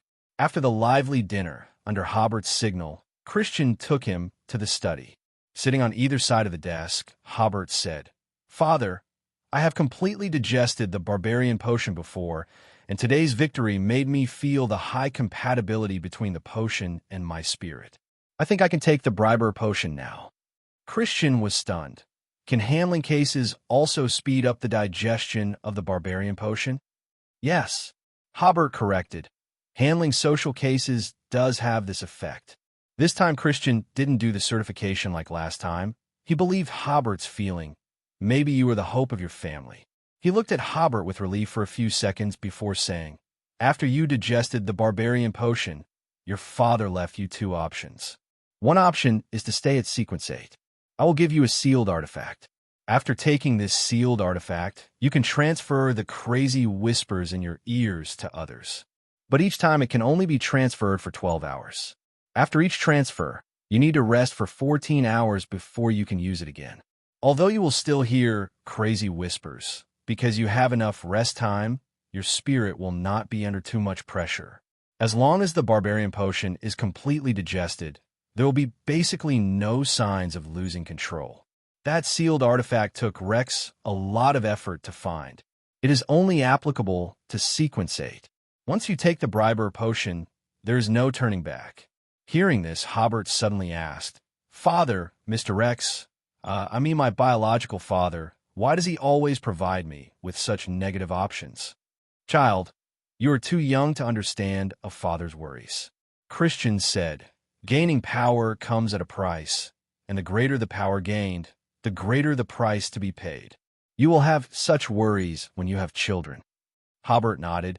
He really hadn't experienced the feeling of having children. What about the other option? I will tell you all the known information about the Heller family curse, and you will continue to look for answers based on this information. Christian said, in addition, you have passed your father's test. According to your father's last words, if you can't find the briber potion formula before you completely digest the barbarian potion, then you only have the previous option. If you pass the test, I will do everything I can to help you advance to a higher sequence. Hobert suddenly realized that Rex's test was equivalent to a screening mechanism. He had previously thought it was a trap for his son. After a brief consideration, he made a decision. I still insist on my previous choice, advance to briber and investigate the family's curse. Christian took a deep breath. Okay again, I respect your choice. He paused before saying, let me tell you about your family's history first. Hobert sat upright in his chair, listening carefully to Christian's words. Christian looked at Hobert. Your surname is not Heller, but Trunsoist. Hobert was stunned. This surname sounded so familiar. After thinking about it carefully, he suddenly realized, Trunsoist, the Night Emperor? Christian nodded. Hobert took a second or two to digest this information, and then he realized that the family's curse might be because of this surname. Rex spent his whole life failing to find the source of your family's curse. Christian said, according to your ancestors' records, this curse appeared suddenly. The time of its appearance was around the time of the Night Emperor's fall. Because your ancestors only knew the general time of the Night Emperor's fall, they didn't know whether the curse appeared before or after the Night Emperor's fall. Christian got up and poured a glass of wine for himself and Hobert, then sat down and continued. The fall of the Night Emperor is still a huge mystery.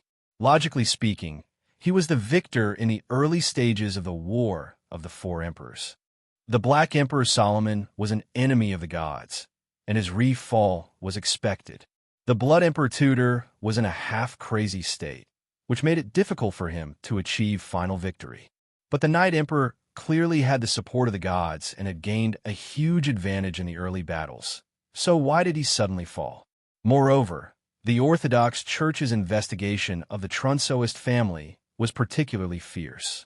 The Solomon family and the Tudor family were only hunted down by the Orthodox churches for a period of time. Later, these two families hid, and the Orthodox churches did not actively look for their traces. But the Trunsoist family is different. The Orthodox churches have been actively searching for the remaining forces of this family. This forced most of your family members to hide in the southern continent, where the Orthodox church's power was weak, and change their names. Hobert was stunned. Could it be the Balk family? He asked, are there other members of my family? That's right. Christian said, After they went to the southern continent, they changed their surname to Bark. Rex also visited them, and, after obtaining the permission of the Patriarch, took away a sequence 4 characteristic. More than 20 years have passed. I wonder how they are now. Hobert thought, they're doing pretty well now. Their family even has minds.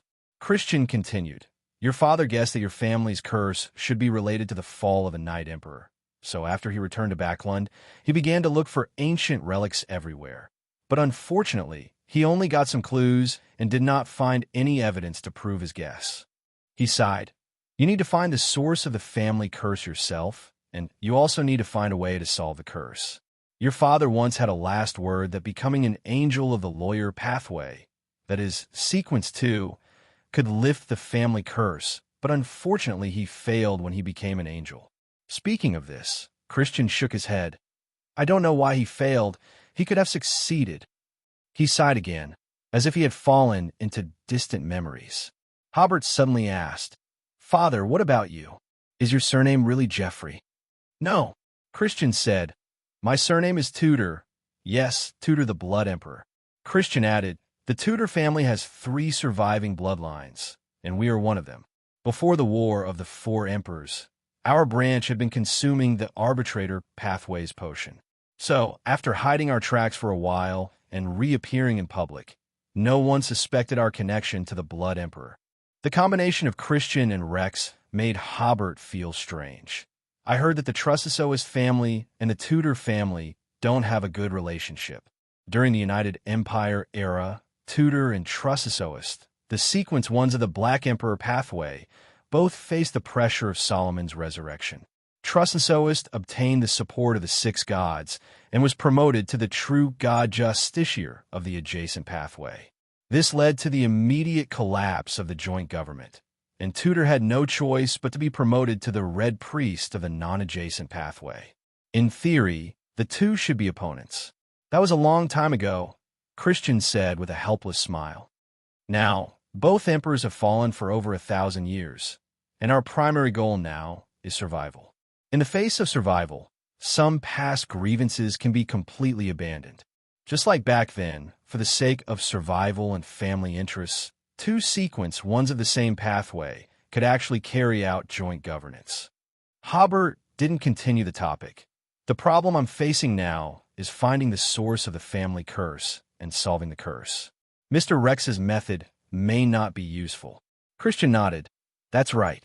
Hobert pondered for a moment and then asked, what about Mr. Rex's remaining Beyonder characteristics? According to Christian's meaning, Rex was a sequence 3 during his lifetime. If he had his remaining Beyonder characteristics, it would save Hobert a lot of effort after he became a demigod. Can't find them. Can't find them. Yes, Christian said. At that time, Rex went to solve the family curse alone. When we found him, he was already dead, and the characteristics were gone.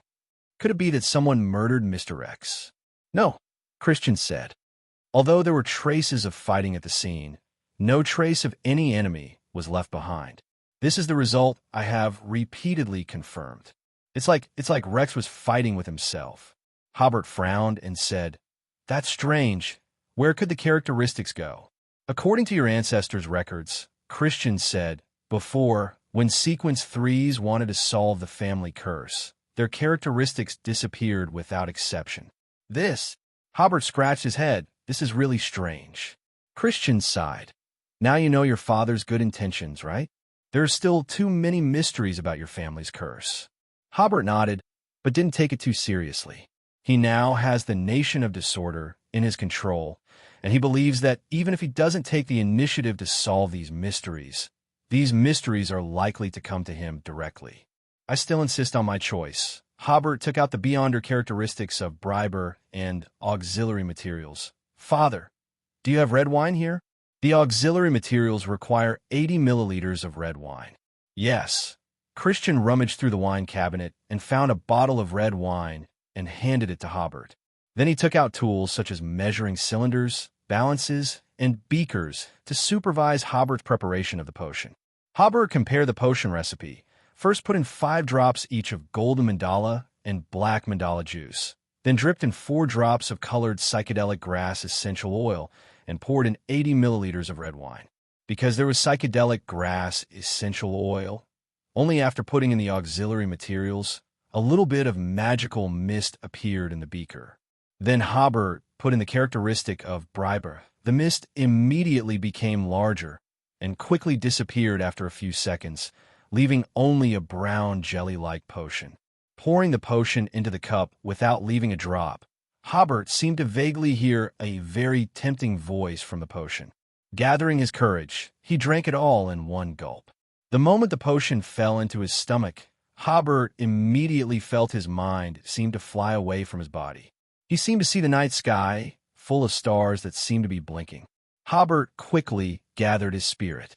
The previous role-playing played a role at this time. His spiritual body and astral body were highly consistent with the etheric body representing the body, allowing him to quickly regain control of his body. Immediately afterwards, he felt the potion transforming his astral body and spiritual body. He didn't feel much pain, but his spirit was very heavy. If he hadn't fully digested the potion before, it would be very dangerous to advance to sequence 7, and his spiritual body and astral body might be overwhelmed.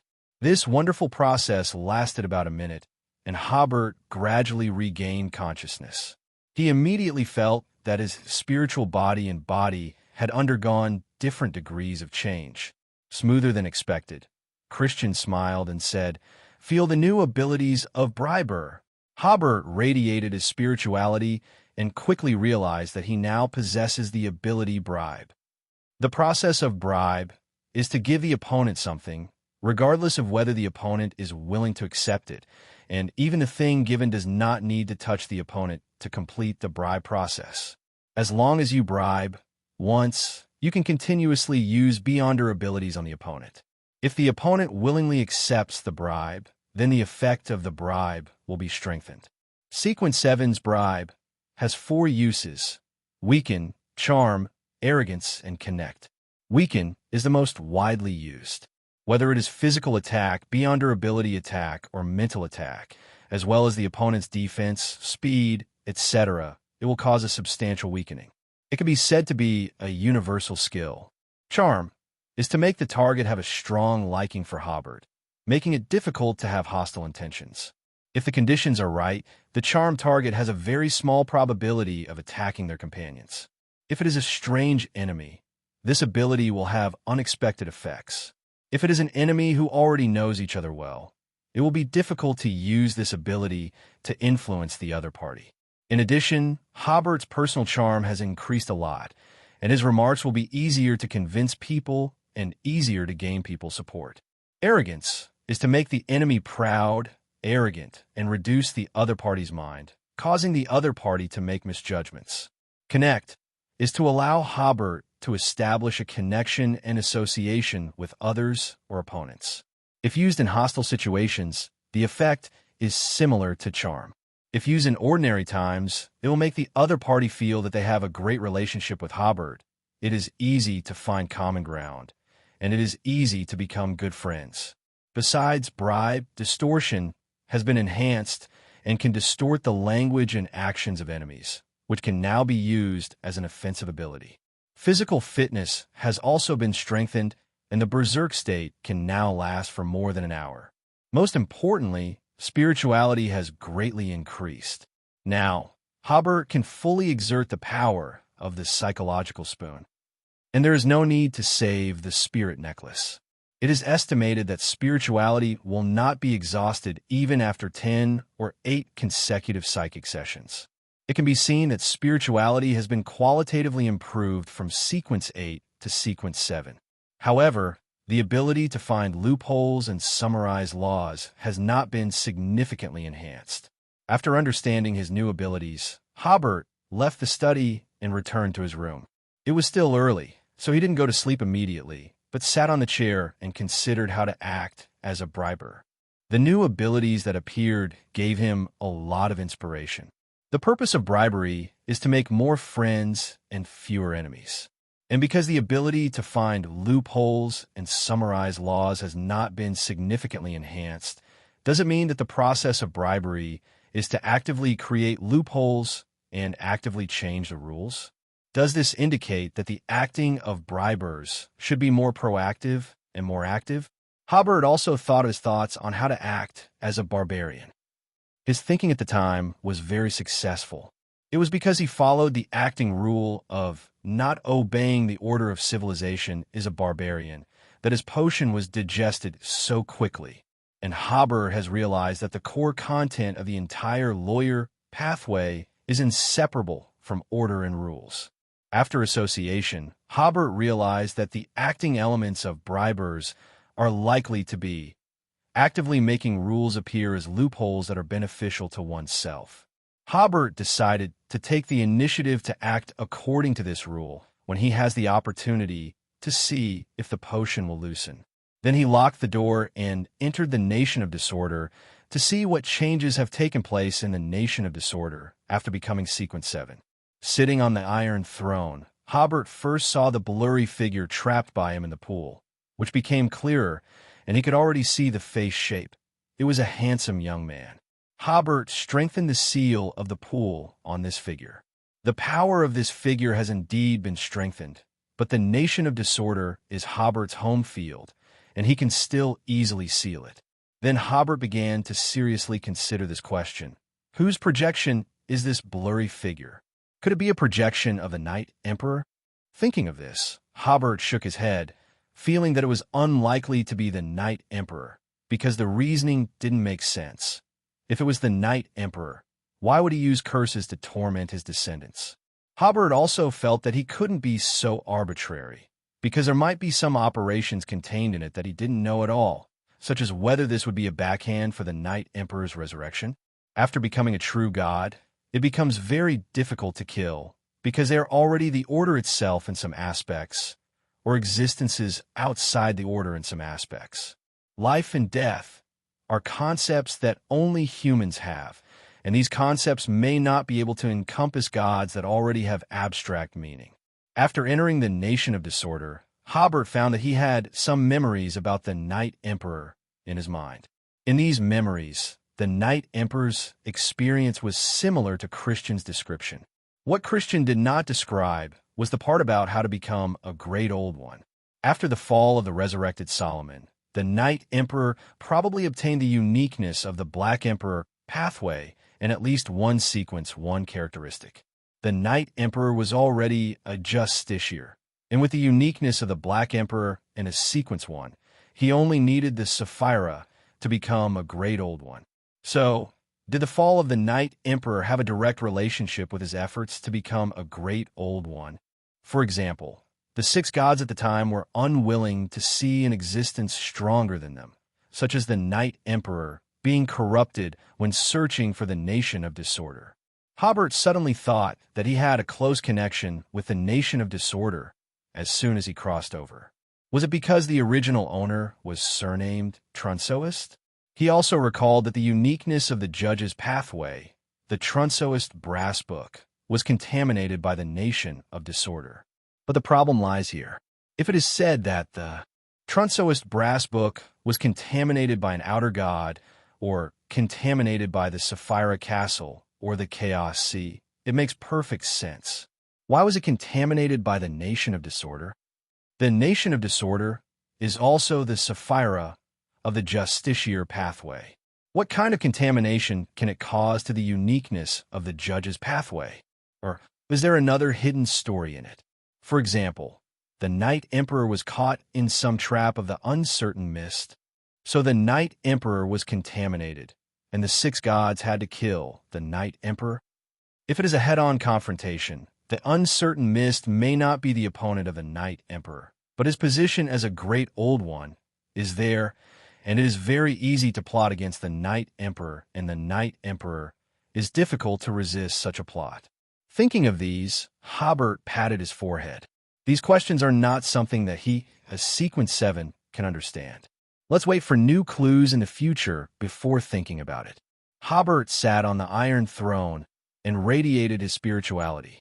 First of all, he felt that he had the ability to distort in the Nation of Disorder. The level of this ability is very high, and it can distort some natural laws, such as distorting a small area of midsummer into severe winter. As for distorting the intentions and wishes of enemies, etc., that is even easier. Like the other two abilities, order and chaos, distortion has a time limit. It does not mean that after distorting the midsummer of a place into a severe winter, it will always become a severe winter. After a few minutes, the power of distortion will gradually disappear. However, the consequences caused by distortion cannot be restored. For example, after it becomes severe winter, many plants are frozen to death, that is really frozen to death. Then Hobert immediately felt that the area he could control had become much larger, and the lakes, forests, and grasslands at the foot of the mountain were within his control. And he found that in his controlled area, there were some special black rocks, and the composition of these stones was similar to that of the teleportation statue. Hobert got up from the Iron Throne, took a step, and came to the location of the black rock at the foot of the mountain. Picking up a stone, Hobert immediately felt the ability of the rock, distortion. And it is a very high-ranking distortion that can even distort beyond her characteristics. The effective attack range is 3 meters, which can distort natural laws such as temperature and mechanics within these 3 meters, and even cause the enemy to show signs of losing control by distorting the beyonder characteristics of the enemy. Hobert decided to name these black rocks Disorder Stones because he felt that the best ability of these rocks was to distort the beyonder characteristics of enemies, causing them to lose control to varying degrees. As for the power of the Disorder Stones, it is directly linked to Hobert's sequence. For example, if he is currently sequence 7, then if used against sequence 8, the opponent has a 30% probability of immediately losing control. Even if they don't immediately lose control, they will basically lose their combat effectiveness. If used against sequence 9, there is a 40% probability of causing them to immediately lose control. If Hobert advances to sequence 6, then when used against sequence 7, the enemy will have a 30% probability of immediately losing control, and sequence 8 will have a 40% probability of immediately losing control, and so on. When used against enemies of the same sequence, unless they are individuals from a pathway that was prone to losing control, there is only a small probability of causing the enemy to lose control. The main effect is to increase the pressure on the enemy's spiritual body and astral body, making them very weak, and even having the power of their beyonder powers. When used against enemies of a higher sequence than Hobert, it can also put enormous pressure on the enemy. If the opponent is not in a good state, there is a high probability that they will make misjudgments or become mentally confused, creating more opportunities for Hobert. The method of using the Disorder Stones is very simple, similar to using charms. Set the incantation in advance, infuse spirituality, and then throw the Disorder Stone within a 3-meter radius of the enemy to immediately distort their beyonder characteristics. If there are multiple enemies within a 3-meter radius, it can attack multiple targets simultaneously, making it Hobert's first group attack skill. Moreover, Hobert can control the number of times each Disorder Stone is used, ranging from 1 to 8 times. For Hobert, this is a very practical weapon, equivalent to having an extra beyonder ability that is difficult to defend against. However, he felt that he should change the appearance of the Disorder Stones. Throwing stones at enemies during a fight seems like something only children would do. It should be packaged as a hidden weapon to look more like something. The first thing Hobert thought of was tarot cards, but square hidden weapons are not as easy to use as round ones, except for bricks, of course. But if the Disorder Stones were really made into the shape of bricks, firstly, you wouldn't be able to carry many, and secondly, only hooligans and ruffians would use them in fights. It would be inappropriate to use bricks after being promoted to Baron or Earl. Therefore, Hobert finally decided to make the Disorder Stones round about the size of his palm. Originally, he wanted to add a symbol representing the Creator, but he was worried that it would expose his connection with the Creator. But a plain round pebble looked very tasteless. After thinking for a while, Hobert decided to engrave the Emperor's pattern from the tarot cards on the pebble in relief. Even if someone picked it up in the future, they would only associate it with the mysterious organization Tarot Club, and Mr. Fool would take the blame. As for the number of uses, considering the issue of recycling, Hobert felt that it would be most convenient to use them as charms, so he could carry several on his person. Back on the Iron Throne, Hobert suddenly thought that the next time he entered the Nation of Disorder, he should bring this psychological spoon with him to give himself enough psychological cues that information about the outer gods could only be recalled in the Nation of Disorder. The same should be done with information about Adam. The protection of the Nation of Disorder for Hobert is more like a mechanical protection. Information about the outer gods would cause Hobert's pollution, so the Nation of Disorder would automatically help Hobert block it. However, Adam is still only the king of angels, and the Nation of Disorder only blocks partial information about Adam. Logically speaking, the more one knows about Adam, the more Adam will know about Hobert. The information that the Nation of Disorder does not block may allow Adam to know of Hobert's existence. But Hobert was only a Sequence 8 before, so Adam probably wouldn't take him seriously. For safety's sake, it's safer to leave most of the memories about Adam in the Nation of Disorder. Especially as Hobert's sequence increases, it will attract Adam's attention. But this operation cannot be done at home, lest Christian notice it again. Finally, Hobert finished building the hall that he had built halfway before. From the outside, it was a hall with a clear sheen and Han style, dignified and domineering. Back in the real world, a little tired, Hobert meditated to gather his spirituality and gradually fell asleep. The next morning, after Hobert had breakfast and picked up his cane to go out, he immediately felt something. Because he had advanced to Sequence 7, the power of the Tree of Order had increased by half. Originally, it could grow into a tree with a crown diameter of more than 10 meters, but now it can grow to more than 20 meters, and all the Beyonder powers of the Tree of Order have also been enhanced. Hobert, let's take a carriage to work, Christian said from behind. Hobert came back to his senses. Okay. After getting into the carriage, Christian took out a fork from his bag. The shape of this fork is exactly the same as an ordinary fork on the dining table. He said, "Your biological mother left you two things in total. One is that spoon, and the other is this fork. Before, your spirituality was not enough to use two mid-sequence extraordinary items at the same time. So I only gave you that spoon. After becoming Sequence 7, your spirituality has greatly increased, so I'm giving you the fork today." Hobert quickly took it and cursed in his heart that it was still tableware. He injected spirituality into the fork and immediately felt the ability of this fork: healing and stitching. Also two very practical abilities. Hobert judged that the Beyonder characteristics of the fork are likely to come from a druid of the planter pathway, because healing is the signature skill of the druid, and stitching is the signature skill of the doctor of the harvester pathway. Stitching can stitch severed limbs and large areas of external wounds, making the severed limbs as flexible as before and healing large areas of external wounds in a short time.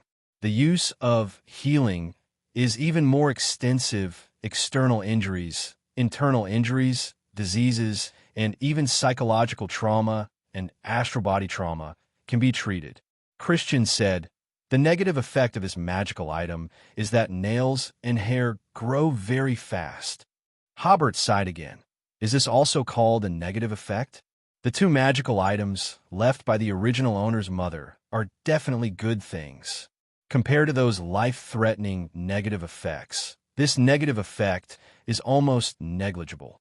Christian continued, "Your biological mother said at the time that she originally wanted to create a magical item with travel abilities for you, but travelers are too difficult to catch."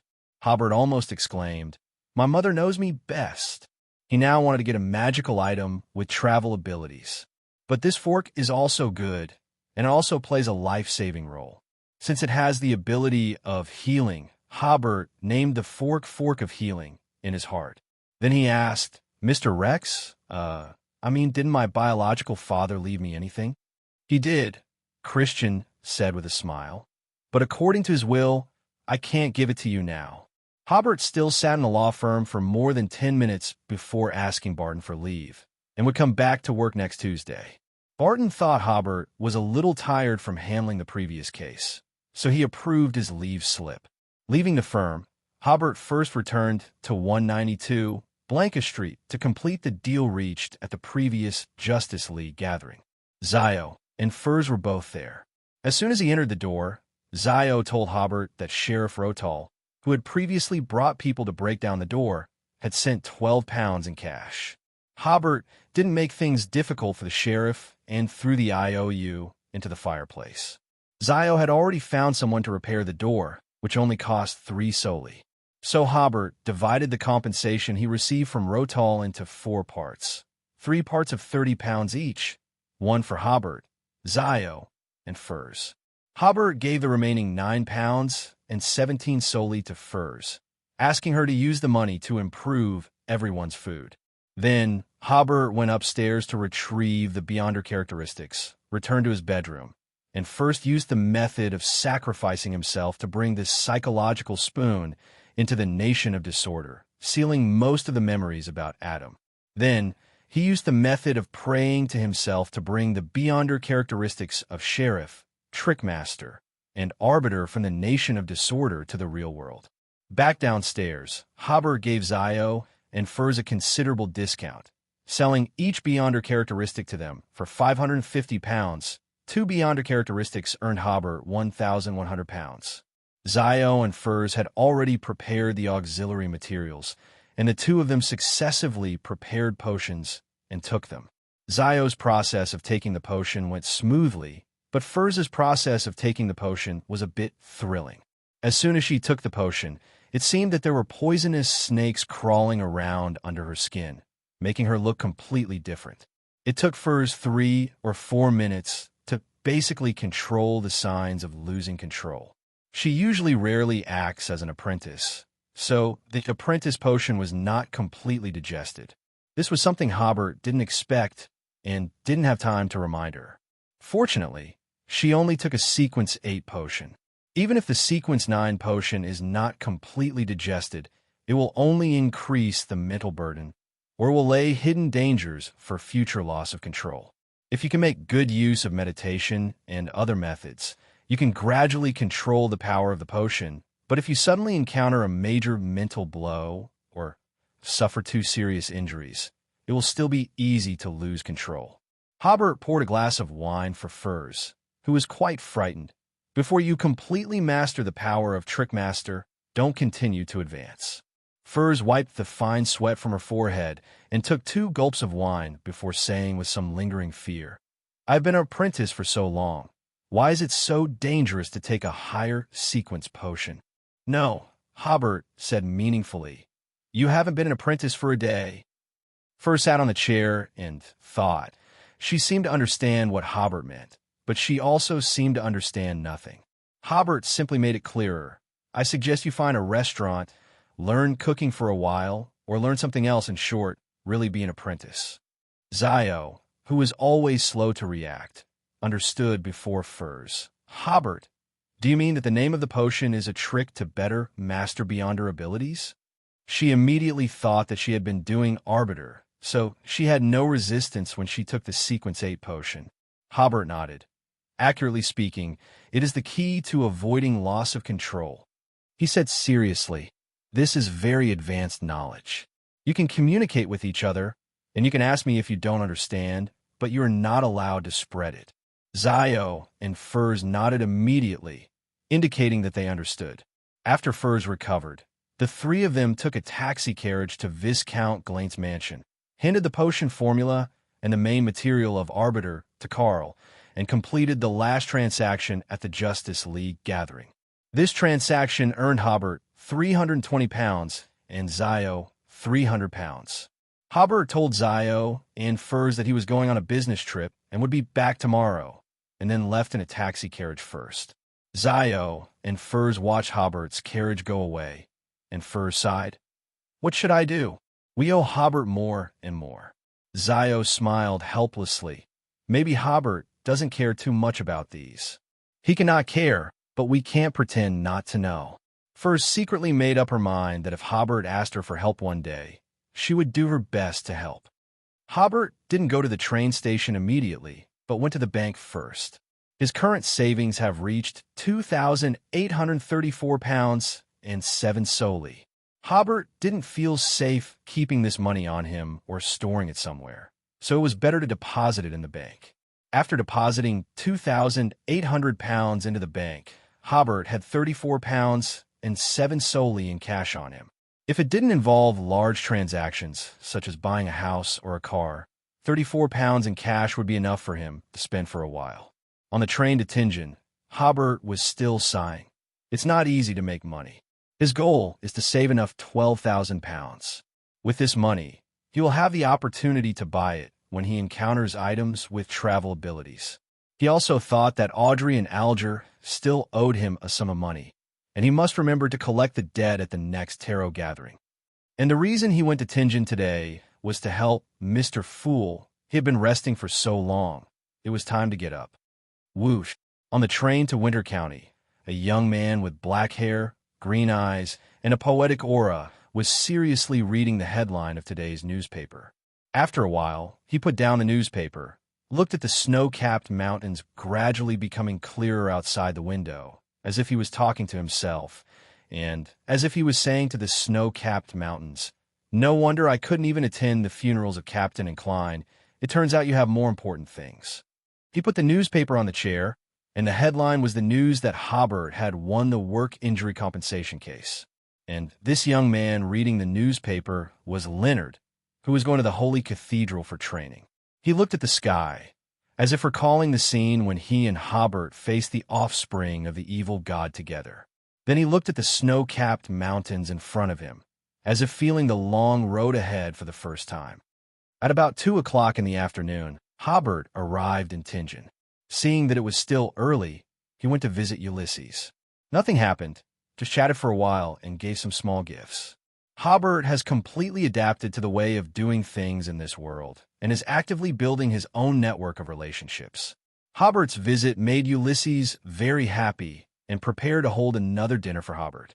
Hobert quickly said that he was just passing by and would leave in a while. When parting, Ulysses said, "Elizabeth has always wanted to communicate with you, but she feels a little abrupt. Write her a letter when you have time. Her friend's relatives recently passed away, which makes her a little sad. Help me to enlighten her." Hobert was slightly startled. "Okay." He asked for Elizabeth's mailing address before leaving, and then went straight to the cemetery. He had previously learned the general location of Dunn and Klein's graves from correspondence with Leonard.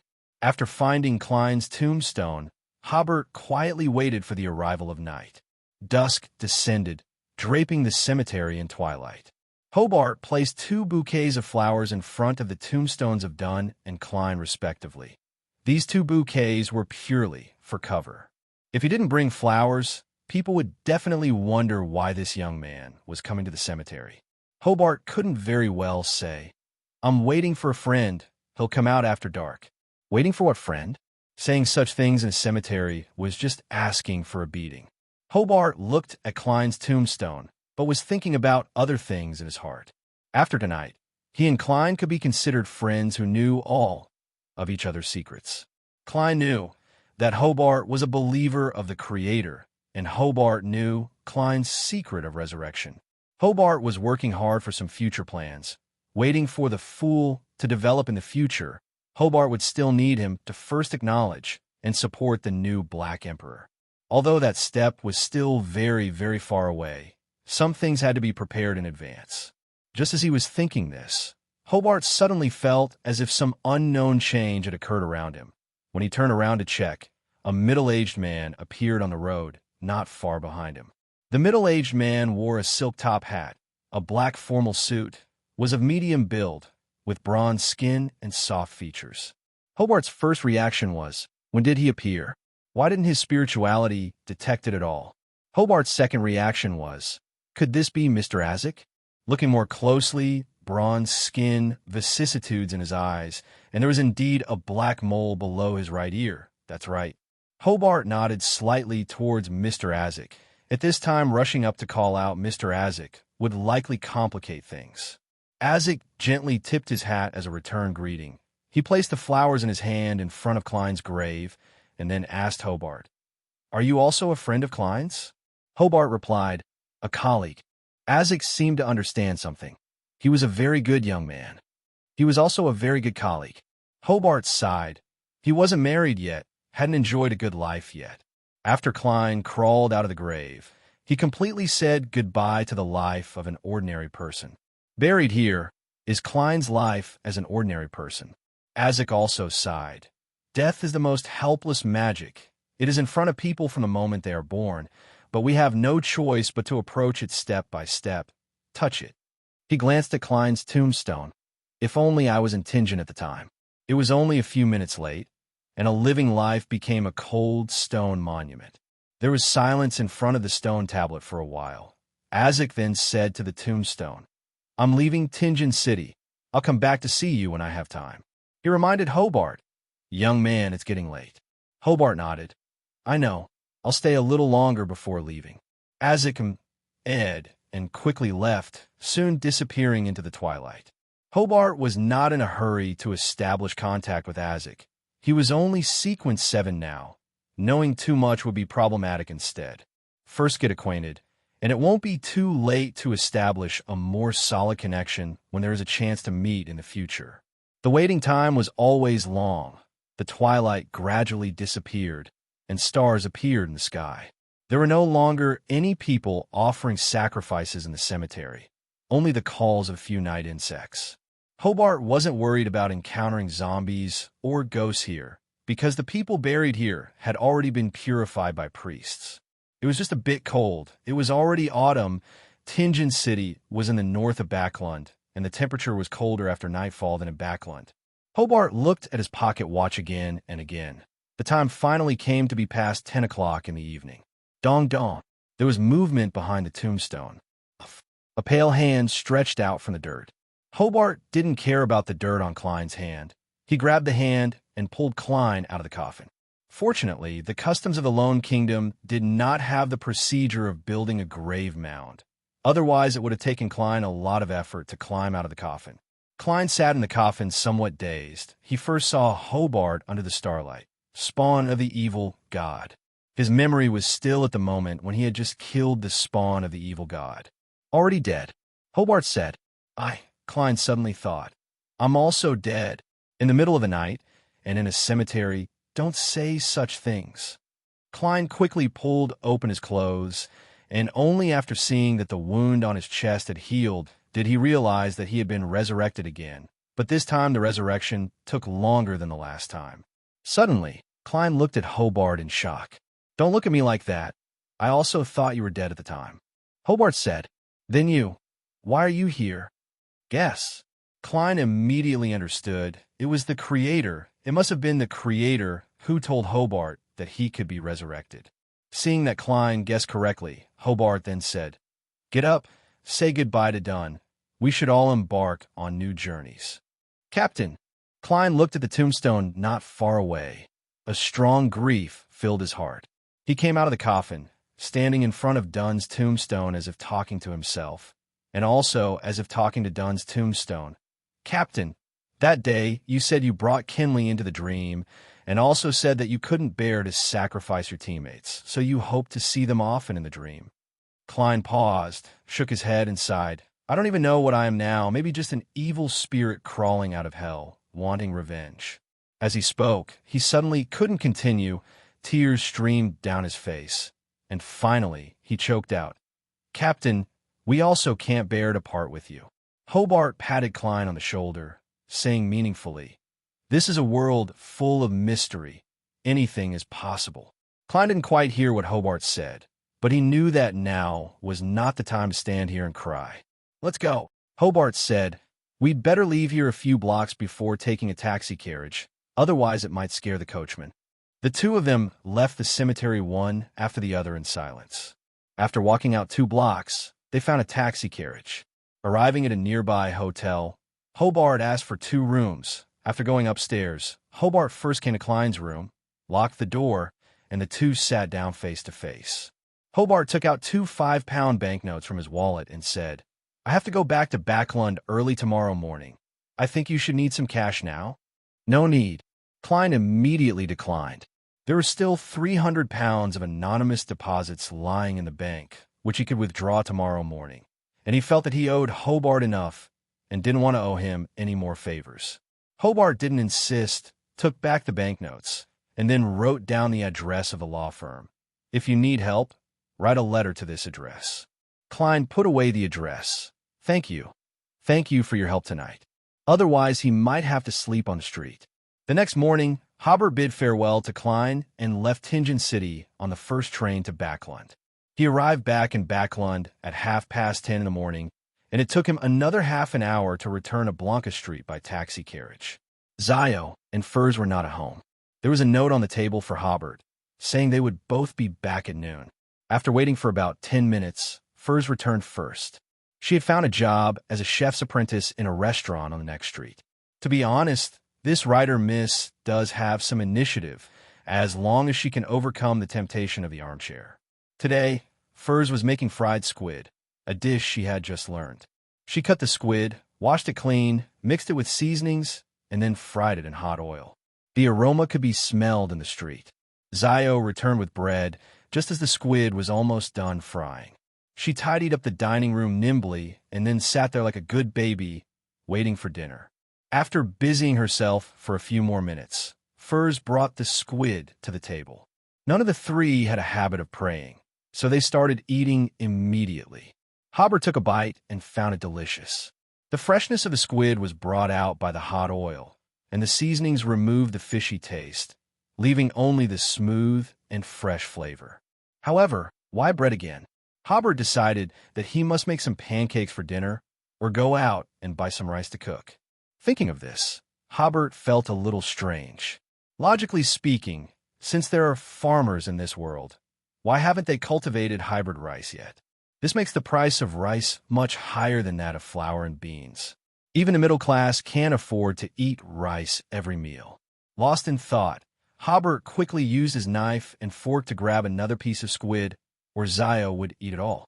This girl's figure has remained in her teenage years, and her appetite seems to have remained in her growing-up stage.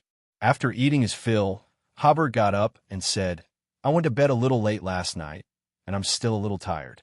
I'm going to catch up on some sleep. No need to buy bread for dinner. I'll make some different staple foods." Zio and Furs agreed. The two chatted while cleaning the table. After Furs washed the dishes, Zio had already made tea. One shared her experiences as an apprentice, and the other talked about the task she had received today. Just then, there was a knock on the door. Zio looked out the window at the door. Outside was a girl with naturally curly golden hair and a boy with short golden hair. The girl wore a dress with blue lace and a blue ribbon, while the boy wore a well-made shirt and jacket. Zio could feel the youthful energy even through the door. "Who are you looking for?" Zio didn't open the door immediately, but asked from inside. The girl and boy were taken aback, and then the girl said apologetically, "Sorry, we have the wrong place." "It's okay," Zio said with a smile. Judging by their appearance and hair, they should be siblings. This reminded Zio of her own brother, so she took a few more glances. The girl and boy returned to the entrance and carefully looked at the door number. Then their faces filled with disbelief. Zio probably understood. She opened the door and asked, "Are you here to see Hobert?" Yes. The girl and boy were Donna and Tingen, siblings. They had mentioned during dinner at home that they would come to see Hobert. But Hobert was too busy this week and forgot. Donna looked at Zio with surprise. Zio's attire was not that of a maid. Could it be that she was Hobert's girlfriend? But she looked like she was still in grammar school. She should be 6 or 7 years younger than Hobert. "Who is it?" Furs also came to the door to ask. Donna nodded. This lady was about the same age as Hobert, and both her looks and temperament were very good. If Hobert's aesthetic was still normal, this should be his girlfriend. Then Donna smiled. No wonder Hobert wanted to move out. It turned out he had a girlfriend. Tingen, on the other hand, had already honestly introduced himself and Donna. When Furs and Zio heard that they were Hobert's younger sister and brother, they warmly welcomed them in. Donna asked, "Where's Hobert?" Zio poured tea for them while casually saying, "He's resting upstairs." Donna was stunned. He doesn't have the habit of taking naps. Zio rummaged through the cabinets for snacks while casually saying he was a little tired last night, so he's resting at noon. Donna seemed to realize something. "How do you know he was tired last night?" "He said it himself." Zio breathed a sigh of relief, finally finding a box of snacks she hadn't eaten. Donna sized up Zio. "So you and Hobert have already sister-in-law." Zio was stunned. "Huh? Who's here?" Hobert asked as he came downstairs, yawning. Donna rushed over. "Hobert, what did you say before? Telling me not to date in school, but you're so fast to find a girlfriend. And she's still in grammar school. How can you?" Hobert looked at his sister with disbelief. "Donna, did you leave your brain at home when you went out today?" A few minutes later, amid Hobert's laughter, Donna blushed and kept apologizing to Zio. "I'm sorry, Miss Zio. I misunderstood you." Zio waved her hand helplessly. "It's nothing. But there's one thing I must explain. I graduated from grammar school a long time ago." Furs turned her face to the other side, trying hard not to laugh. Hobert laughed even louder. "Donna, you should learn to write novels from Furs. Your inner thoughts are too much. I admire you." "Don't laugh." Donna finally became angry. "How could you forget that we were coming today? What kind of brother are you?" Hobert did stop laughing. "It is indeed my fault, but tell me the truth. Do you think every pretty lady who has contact with me is your sister-in-law?" After saying that, Hobert laughed again. "Brother wants to thank you. You have more ideas than your brother. I'll let you be the brother in the next life." Just as he was about to make Donna cry, Hobert finally tried hard to stop laughing, then introduced them to each other and asked Tingen to help him make pancakes in the kitchen. Donna was a very cheerful girl. She quickly forgot about what happened just now, asking Zio about bounty hunter issues, and asking Furs where the inspiration for Wuthering Heights came from. In the evening, Tingen brought the hot scallion pancakes to the table. Hobert cut some lone pickles, and Furs made a salad. Everyone praised Hobert's invention of scallion pancakes, never expecting that pancakes could be so delicious with just scallions and oil. And the lone people basically eat pies and pizzas. Although they each have their own flavor, both pizza and pie making are too cumbersome and greasy. Hobert sighed in his heart. Fortunately, Roselle left a way out for later generations. In terms of cuisine, his inventions are not many. After eating his fill, Hobert sent Donna and Tingen to their family's carriage. In the carriage, Tingen suddenly said, "Hobert is very happy now." Yes, Donna unconsciously showed a smile. He is much happier than before. Maybe he has found the life he wants. Hobert returned to his bedroom, rubbing his slightly sore stomach. Donna, that lively treasure, always made him laugh heartily. Tonight, he laughed so much his stomach ached a bit. Just as Hobert was preparing to rest, he suddenly heard a prayer from the nation of disorder. After becoming a sequence 7, the prayers were clearer, and he could now discern the source of the voice. It was Elliot. After all, only 3 people knew the honorific name of the Creator, and of those, only Elliot was a devout believer. The other 2 were a king of double agents and someone who had simply disappeared. Hobert shook his head and smiled wryly as he locked the door and entered the nation of disorder. Sitting on the Iron Throne, sure enough, the star representing Elliot was flashing incessantly. Hobert spread his spirituality over and heard Elliot's voice.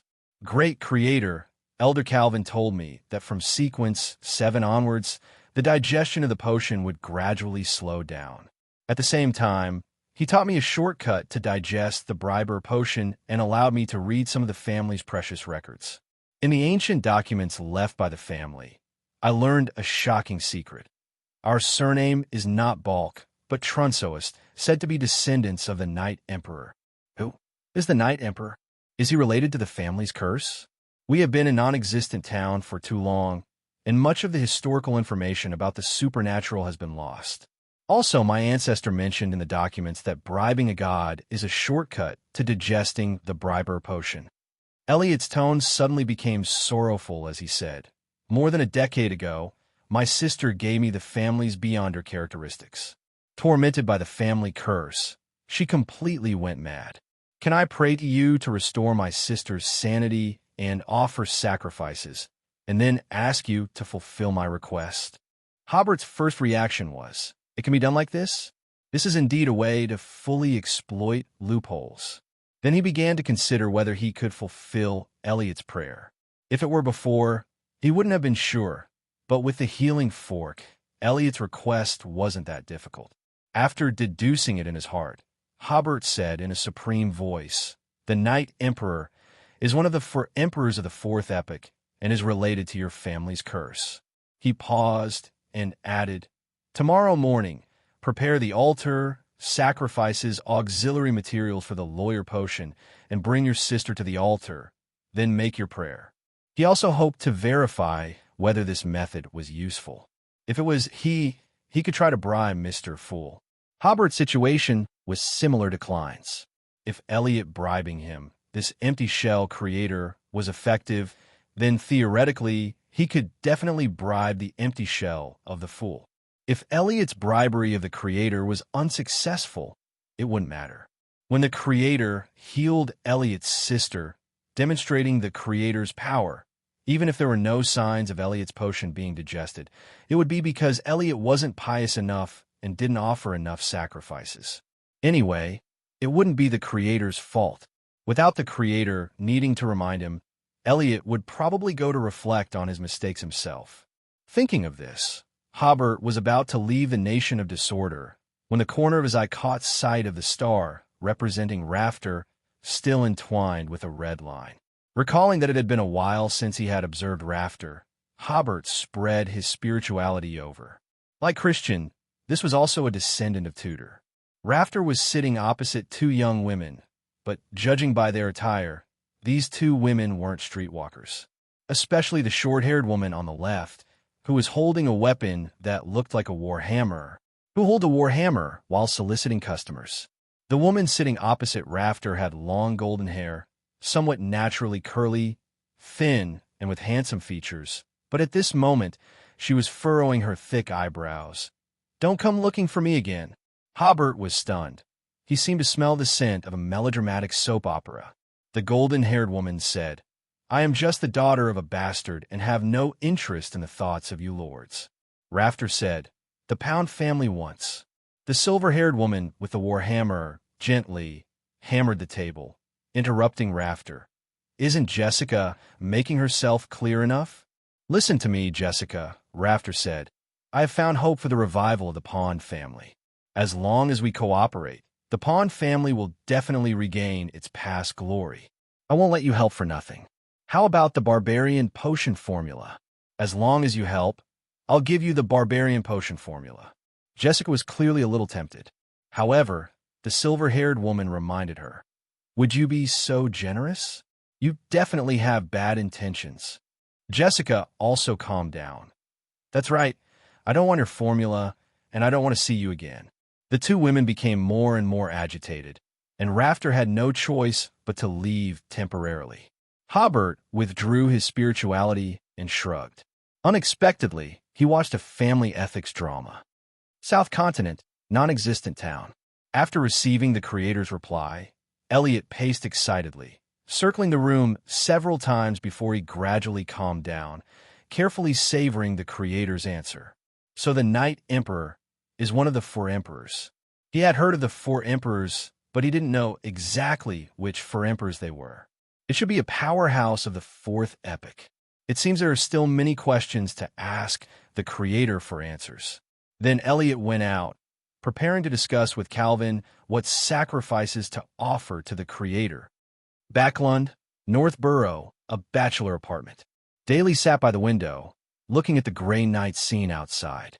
On the table next to her was the newspaper that had been delivered yesterday. She had been very busy these past few days. Only by putting all her energy into her work could she avoid overthinking. So she only saw yesterday's newspaper today. In the most conspicuous position was a report about Hobert's victory. Daly glanced at the newspaper again. "And you said you had no sense of justice." Tingen City, Elizabeth and Selena watched Melissa return home before they took a carriage home together. to alleviate their friend's sadness. They had been frequently accompanying Melissa shopping until late at night recently. Selena asked Elizabeth, "Did you see yesterday's newspaper?" Elizabeth was stunned and shook her head. Selena took out a copy of the Lone Daily from her bag. "I knew you hadn't seen it. Lawyer Hobert won a widely watched lawsuit in Backland. It is said that the impact of this victory is far-reaching."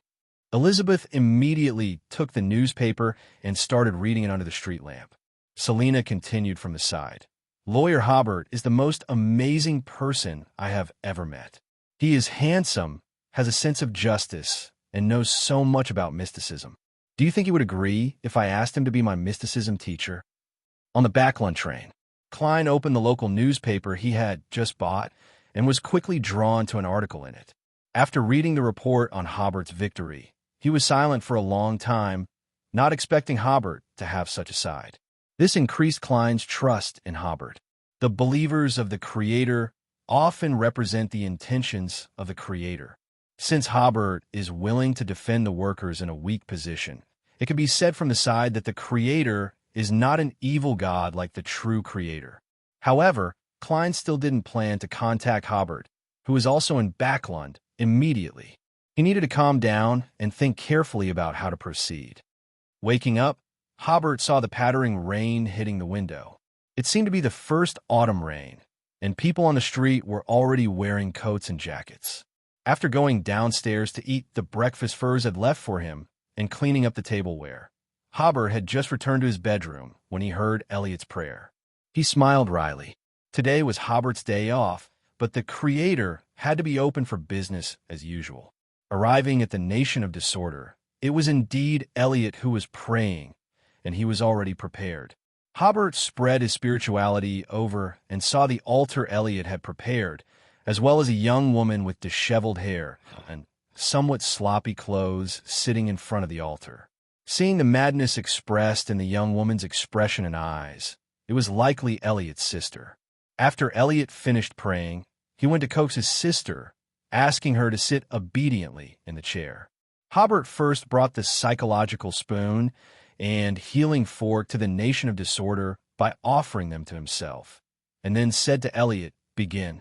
Elliot heard Hobert's instructions and comforted his sister a few more times before focusing on praying in front of the altar, "O Creator in the shadow of order." After reciting the honorable name, he continued, "Your faithful servant begs for your favor. I beg you to help my sister Moira, who is in front of the altar, get rid of her madness." After listening to the prayer, Hobert threw a portion of the lawyer and a portion of the barbarian characteristics, which had been crushed and reaggregated in the initial experiment on the stone platform next to him, into the gap in the bronze door. Then Hobert said to Elliot, "Prepare the lawyer potion. You only have 10 minutes. Elliot in the real world was slightly stunned. In Moira's current state, she would not be able to control the power of the potion at all, and she might lose control the moment she drank it. However, out of trust in the Creator, he immediately went to prepare the potion. While Elliot was preparing the potion, Hobert first gave Moira a psychological cue with this psychological spoon. Ignore the crazy whispers in your ears. Although such a psychological cue may only last for a dozen minutes, it is completely sufficient. Then Hobert hypnotized Moira to reduce the madness of her spirit body and astral body. If he had the ability to appease, the effect would be better. Hypnosis is not quite right for the symptoms, and the effect can only last for a while. Fortunately, Hobert now has the healing fork. After laying the groundwork, a healing spell went down, and Moira's spirit body began to recover. Another healing spell went down, and Moira's spiral body became completely normal. Theoretically, the cursed whispers would immediately appear in Moira's ears at this time, but because of the previous hypnosis and psychological cue, Moira would be awake for a dozen minutes.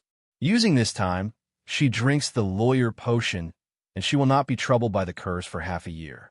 Moreover, Hobert generously gave Elliot the extraordinary characteristics of the barbarian, so Moira will not hear the crazy whispers from the curse for a whole year. This year is enough for her spirit body and astral body to completely relax and completely recover. Finally, Hobert collected the sacrifices on the altar into the nation of disorder and continued to observe Elliot's digestion of the potion. While Elliot was preparing the potion, he felt waves of power descending. This relieved him. He knew that the Creator would not allow Moira to take the potion in such a state. Little Ellie. The potion was finally prepared. Elliot was just about to examine his sister's condition when this voice entered his ears. Little Ellie is Elliot's nickname, and no one has called him that since his father passed away. Elliot looked at Moira in disbelief. Her face was smiling, and her eyes were full of clarity. Is that really you? Little Ellie. The potion in his hand almost fell to the ground. Elliot steadied his mind and said, Yes, it's me, Moira. Little Ellie has grown up. Moira reached out to Elliot. Elliot then reacted and quickly came to his sister's side. Why are you crying? Moira stroked her brother's cheek. I'm not crying. Elliot didn't even realize that tears were already streaming down his face. Still as crybaby and liar-like when you were a kid. Drink the potion quickly, Moira. Elliot finally remembered the important thing. Take advantage of your clarity and control the power of the potion. Although Moira didn't understand what was going on, she quickly decided to listen to her brother and drank the potion in one gulp. It took a minute or two for Moira to control the power of the potion. Elliot finally breathed a sigh of relief. At least Moira could be awake for half a year. No, a year. Elliot also saw the black cherry-like barbarian potion. After a year, Moira will be able to use beyond her power to resist the family's curse. Moira put down the cup in her hand. Little Ellie, why did I suddenly wake up? She said, I seem to have had a very long dream, as if I would never see the end of the dream. Fortunately, I saw you. I saw you after I woke up, which let me know that the previous dream was over. A great being has come to save our family. Elliot's joy and disbelief gradually faded away, and he gradually became a little excited. My sister is not crazy. My sister's illness is cured. Elliot quickly pulled Moira to the altar and thanked the Creator piously. At this time, Elliot heard that supreme voice again. You can spread my name, but only within your family. Elliot shed tears of joy again. The Creator finally accepted the Balk family. Although Elliot felt that he had too much to say to Moira, now was not the time to chat. Several elders of the family were still waiting in the living room outside. The Balk family attached great importance to Elliot's bribe this time. Calvin and the other 6 elders immediately gathered around upon hearing the door open. They knew from Moira's expression that Elliot's bribe had succeeded. Elder Bowen said, It's unbelievable. When Elliot planned to bribe the Creator to restore Moira to her normal state, Bowen thought Elliot's request was too difficult and the Creator might not agree. Last night, Bowen learned that the Creator had granted Elliot's request, and he remained skeptical. In fact, Bowen had always been somewhat doubtful of the Creator's attitude, but after seeing Moira's recovery, Bowen's attitude towards the Creator completely changed. In non-existent town, which family doesn't have a crazy relative? Moira's awakening also gave all the elders hope of lifting the curse. After everyone congratulated Elliot, Calvin asked, Is there any sign of digestion of the briber potion? Elliot's emotions had been too volatile just now, and he was reminded by Calvin. He radiated his spirituality to sense the state of the potion, and after a while, he exclaimed with joy, Half of it has been digested at once. Everyone was filled with envy. They had all experienced Sequence 7 and knew that from briber onwards, potion digestion required more time and acting, and Elliot had digested half of it almost effortlessly. Hobert carefully scrutinized Elliot. Judging from the other party's reaction, this shortcut was feasible. Moreover, as long as he bribed God twice, he could basically digest the potion. With some acting in normal times, he could achieve a high degree of compatibility between the potion, astral body, and ether body, completing the thorough digestion process. Then, Hobert looked at the sacrifice before him, a specialty from the southern continent, a characteristic of a werewolf, and a sealed artifact from the death pathway. Hobert's cost was a characteristic of a barbarian and a lawyer. making this deal a huge profit. He first held the werewolf Beyonder characteristic in his palm. He remembered that if he used a Beyonder characteristic from the prisoner pathway to perform divination, it would attract the attention of the mother tree of desire and be contaminated without realizing it. He wondered if shattering the werewolf characteristic would attract the attention of the mother tree of desire. After a little thought, Hobert felt it wouldn't. First of all, the nation of disorder could isolate most of the attention. Secondly, he was using the power of chaos to shatter the characteristic, which theoretically could isolate all mystical powers. With 2 layers of isolation, the mother tree of desire should not be able to sense the shattering of this werewolf characteristic. Even if the mother tree of desire noticed it here, Hobert had enough home field advantage in the nation of disorder. So Hobert immediately tried it, first wrapping the werewolf characteristic with the power of chaos, and then trying to shatter it. Suddenly, a huge tree appeared before Hobert's eyes. It was full of vitality, constantly growing, flowering, and bearing fruit. This tree floated in the dark universe, nurturing life on planet after planet. On many planets, stones, magma, and even entire planets had life. They intertwined and collided, constantly giving birth to new life and constantly destroying old life. Hobert was startled. This should be the main body of the mother tree of desire. Just as he was about to end his operation, the picture suddenly disappeared. The werewolf characteristic had been divided into 3 parts and began the process of recondensing. Hobert then realized that it was not the gaze of the mother tree of desire, but the influence of the mother tree of desire on this characteristic. Before it was destroyed, it established some kind of connection with Hobert, allowing Hobert to see the past or present body of the mother tree of desire. Seeing the past mother tree of desire was more likely because Hobert did not feel the other parties looking back. It was likely the state of the mother tree of desire when it influenced this Beyonder characteristic. Looking at the Beyonder characteristic divided into 3, Hobert seemed to see 3 stacks of gold pounds. Then he summoned the sealed artifact to his hand and quickly understood the ability of the sealed artifact using the authority of the nation of disorder. It can hide in the spirit world for 60 seconds, temporarily avoiding enemy attacks. It can make the holder very agile. Wearing the sealed artifact makes it easy to encounter ancient ruins or tombs. The negative effects are, you must not move when hiding in the spirit world, where you will be completely lost in the spirit world. You are easily hated by undead creatures. The wearer will increasingly like to tell ghost stories, and the plots in the ghost stories are likely to happen to the wearer. Hobert first thought that this sealed artifact was probably comparable to a grade 3 sealed artifact. He threw the sealed artifact onto the stone platform. This sealed artifact was not very useful to Hobert. Perhaps its greatest use was that it easily encountered ancient ruins or tombs, and there were considerable risks. He should put it in the nation of disorder first and take it out when it was useful.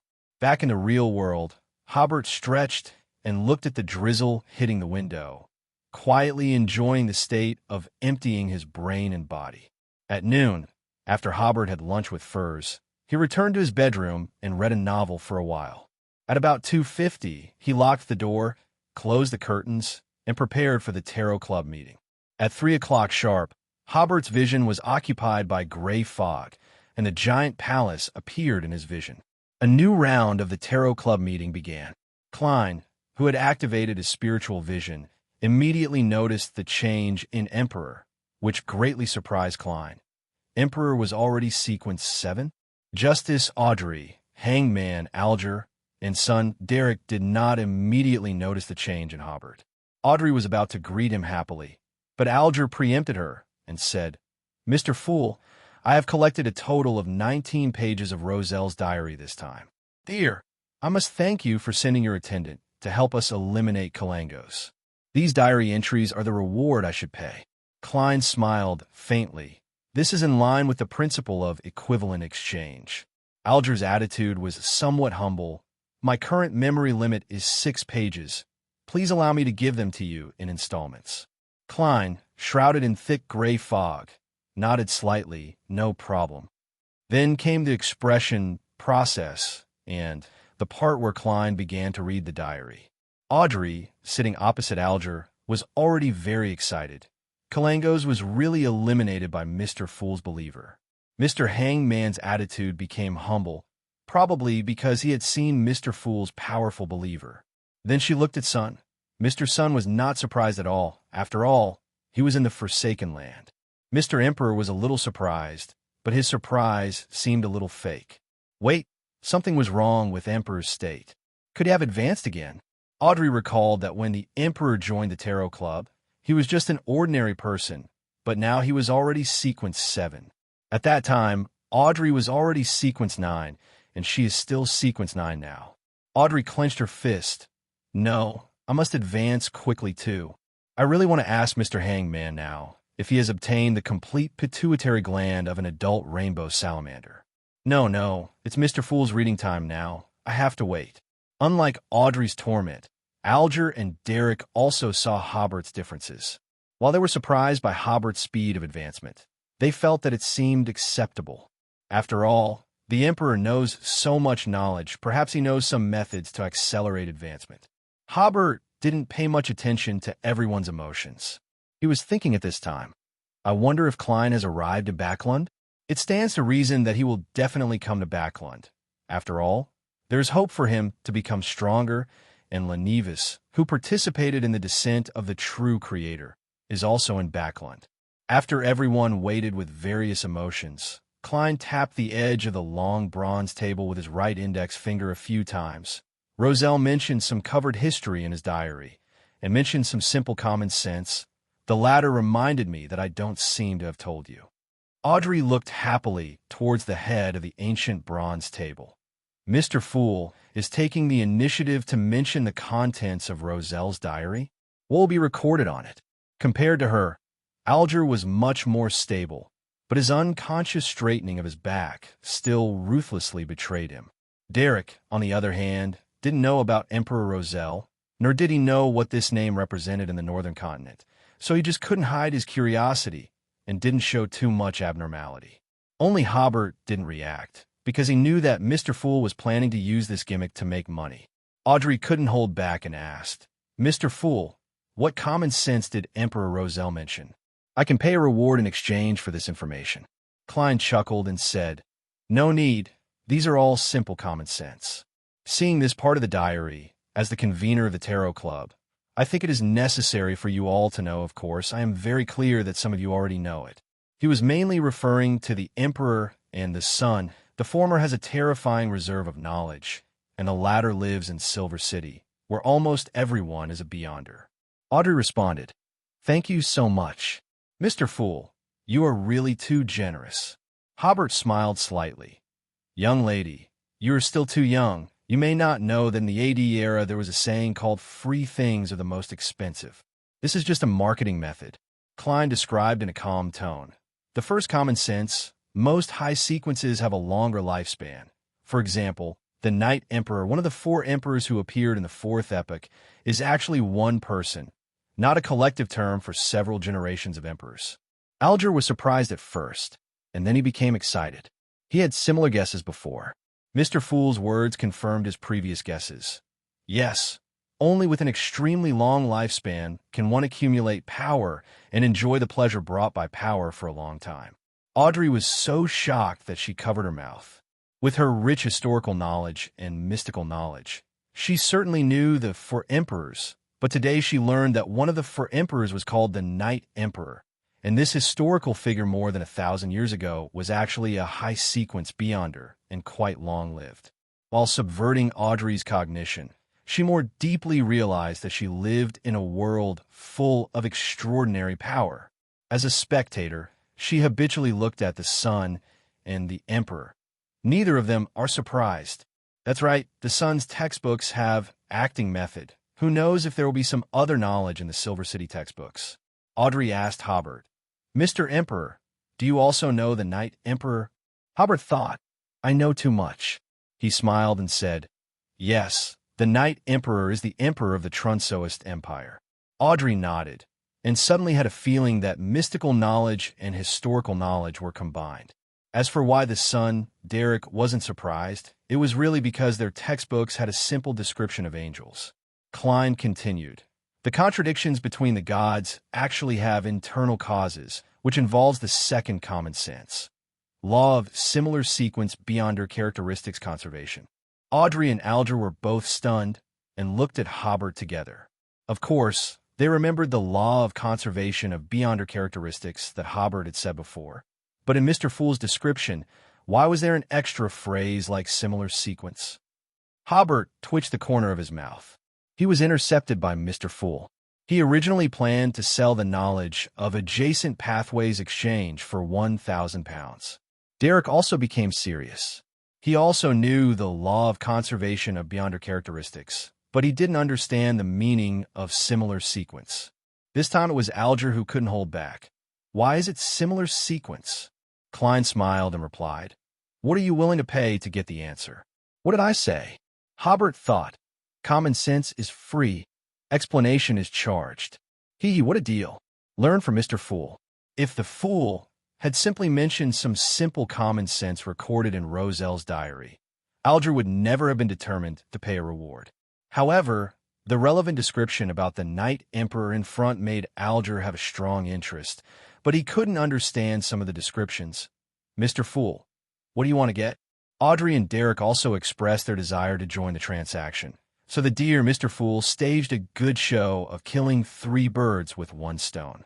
First, trade with Alger and Audrey for information about the secret order. Of course, they don't have this information yet.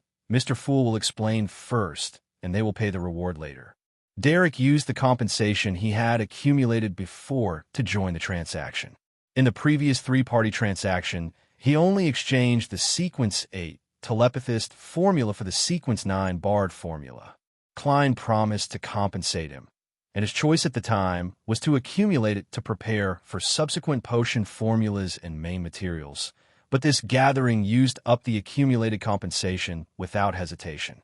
Only Hobert did not participate in the transaction. "Mr. Fool can shield my hearing." Klein shielded Hobert's hearing out of responsibility to his customers, and then explained to the others what adjacent pathways are. As soon as he said this, Alger immediately understood why the Lord of Storm's church and the Eternal Blazing Sun Church are mortal enemies, because the 2 sides are adjacent pathways. He even understood the internal principles of many things in the upper echelons of the church. When their transaction was over, Hobert said, "I have some information about the secret order here. Who wants to trade with me?" And immediately pay Mr. Fool's reward. This time it was Klein's turn to twitch the corner of his mouth behind the gray fog. Audrey and Alger both looked at Hobert, but their gazes were different. Audrey was excited. Great, great. She was worried about not having a channel to investigate the intelligence of the secret order. Although Alger was also a little tempted, he was still rational. "No need. I have a channel to investigate the secret order." So Hobert asked Audrey, "Do you want to trade privately or publicly?" "Publicly," Audrey said with a smile. "This way, Mr. Hangman will know which information is already known." In other words, Hangman must collect information that Hobert has not mentioned in order to complete the transaction with Mr. Fool. Hobert almost covered his face. What a nice girl who thinks for others. Klein also sighed in his heart, as expected of Miss Justice. Alger was a little helpless, wondering when he had offended Justice, but thinking about how he had previously used some not very valuable information to trick, to trade £1,000 from Justice. But today, Mr. Fool generously disclosed some very valuable information. Alger estimated that Justice was a little angry about being deceived and a little unbalanced about spending money unjustly. Even if Justice doesn't care about £1,000, the feeling of being deceived will still make her a little unhappy. So Alger didn't refute after hearing Justice's words. Hobert said to Audrey, "Let's talk about the reward. How about £500? It's still a profit for you, because the information that Mr. Fool traded with you just now is worth at least £1,000. In fact, this information is only worth £300, but if Hobert says that, Audrey probably won't refuse." Sure enough, Audrey nodded happily. "Okay, £500 it is. Plus the 1,500 pounds you owed me before. You owe me a total of 2,000 pounds. You can pay me together after the gathering. No problem. Hobert organized his words and said, "The secret order possesses the seer pathway potion formula known for its mystery. The members of this organization rarely appear in people's sight. Each time they appear, they're generally looking for the Antigonus family's relics." Klein, behind the fog, immediately thought of the Antigonus notebook. For him, that was the beginning of everything. Hobert continued, "According to the law of conservation, it is not difficult for us to guess that they are actually looking for sealed artifacts or characteristics related to the seer pathway. According to reliable information, the Secret Order is a secret organization established by the Zeradal family. The Zeradal family had angels in the fourth epoch and were mortal enemies with the Antigonus family. Although the Church of the Evernight Goddess controls their Sequence 5 advancement channel by capturing and raising mermaids, it is believed that the current strength of the Secret Order should not be weak. It is said that the Secret Order once cooperated with Emperor Roselle and is still an important part of the Beyonder force of the Intis Republic. Their members are all over the intelligence department of the Intis Republic. The Intis Republic Embassy in Backland should be able to find traces of its members. Miss Justice, are you satisfied with my information?" Hobert didn't know if Audrey was satisfied, but he knew that Mr. Fool must be satisfied with this answer. After all, Mr. Fool suddenly wanted to popularize common sense. In fact, he wanted to get information about advancing to Sequence 7. Hobert simply stated where the members of the Secret Order were in Backland, which was exactly the information Mr. Fool needed. "I am very satisfied," Audrey said with a smile. Then she seemed to suddenly think of something and asked to the head of the bronze long table, "Mr. Fool, are you satisfied?" Klein, who was very satisfied in his heart, said faintly, "Yes." Mr. Fool's answer made Audrey very happy. She not only got very valuable information about the adjacent pathway from Mr. Fool, but also got information about the Secret Order from Mr. Emperor, and she only spent 500 pounds for this information. If Mr. Fool knew Audrey's inner thoughts of only 500 pounds, I don't know what he would think. After the mysteries transaction ended, Hobert said to Klein, "Honorable Mr. Fool, my next request does not mean to disrespect you. After all, this is the Tarot Club, Klein's territory, and he should have the proper attitude." Alas, Hobert sighed in his heart. Only those who impersonate evil gods know how difficult it is to impersonate evil gods. Everyone looked at Emperor and guessed what he was going to say in their hearts.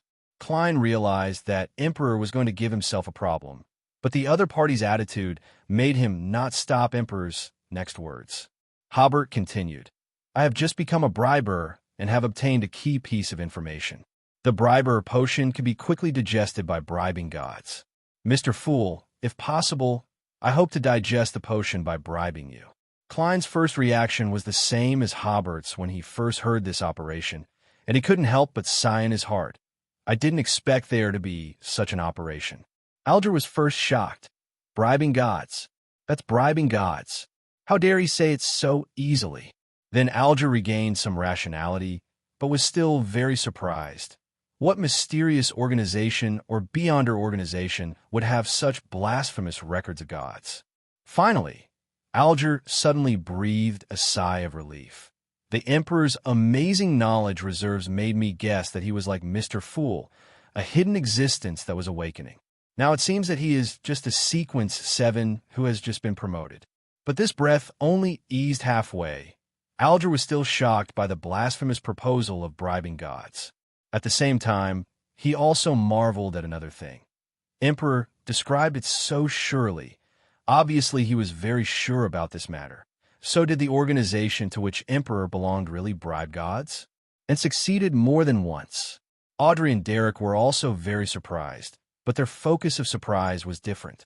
Audrey was amazed at the novelty of the mysterious world and had a feeling of sure enough, Emperor really mastered many shortcuts to digest potions. Derek was surprised by the Emperor's sequence, daring to blaspheme gods so much, but not being abandoned by the gods. Hobert continued, "Mr. Fool, this does not mean blasphemy. You can see it as a prayer. I offer a sacrifice that satisfies you. and you agree to my prayer. That's all. Alger laughed in his heart. Easy to say. Audrey felt that the Emperor's way of changing the concept was a bit familiar. Only Derek, who was not deeply involved in the world, did not quite understand the subtlety of Hobert's words. This reminds me of some past events, Klein said, hiding behind the gray fog. He did recall the fragmentary description of bribers, and this sentence was paving the way for the next words. I can grant your request, but you must offer a sacrifice that satisfies me. Klein was also curious whether it could really help Emperor digest the potion. As for whether he, a self-proclaimed god, could meet Hobert's needs, he and Hobert were on the same page. If it doesn't work, that's your problem. What does it have to do with the great Mr. Fool? Hobert asked, Mr. Fool, what offering do you desire? Everything about 0-08, Klein said in a supreme voice.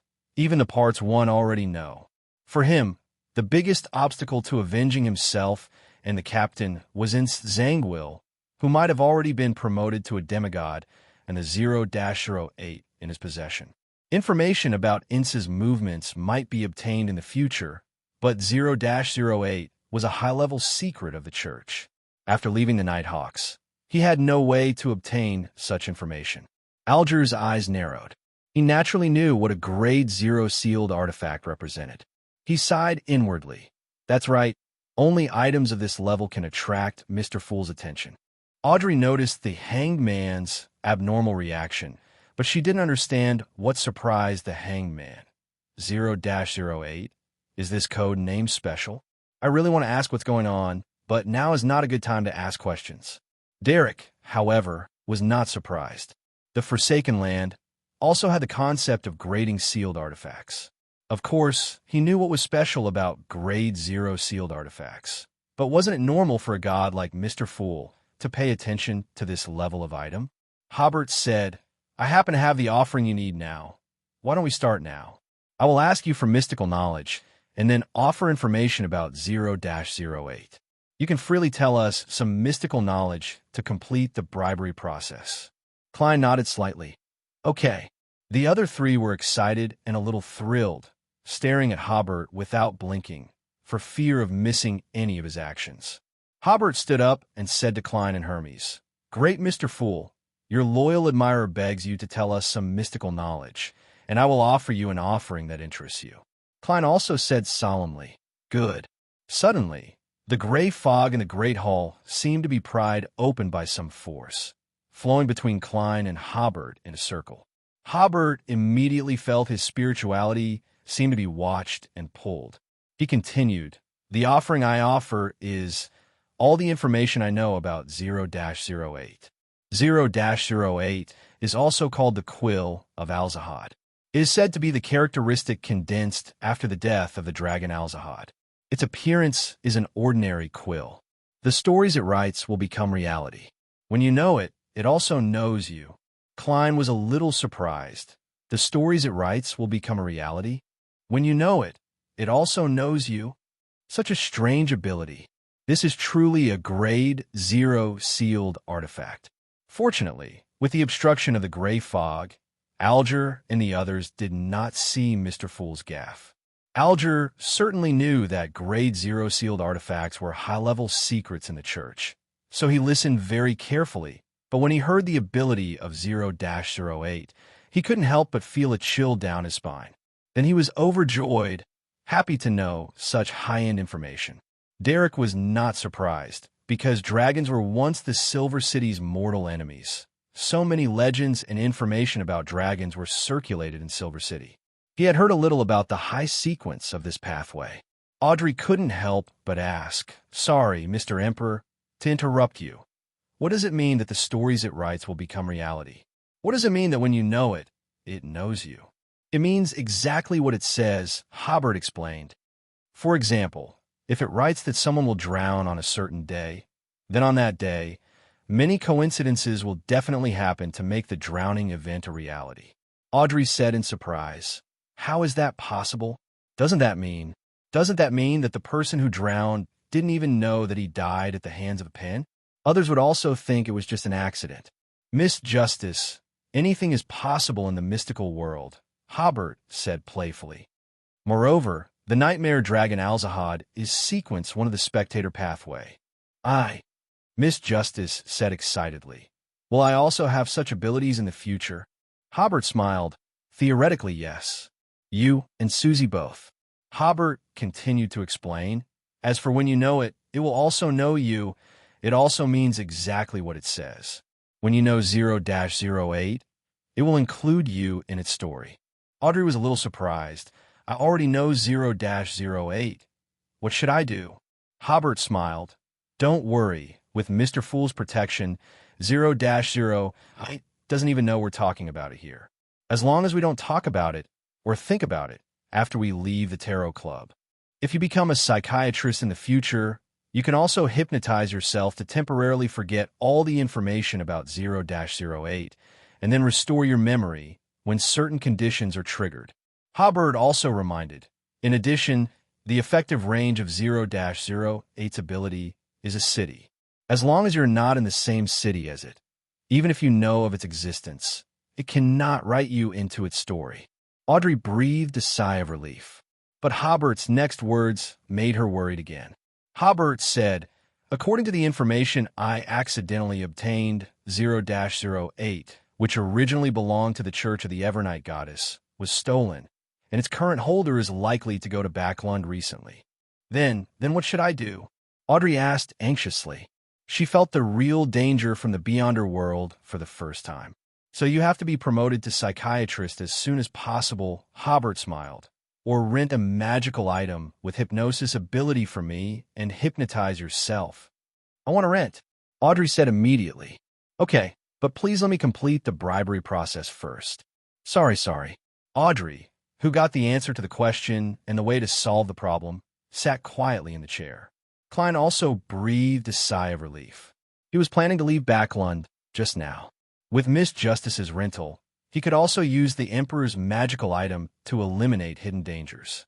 Hobert returned to the previous topic.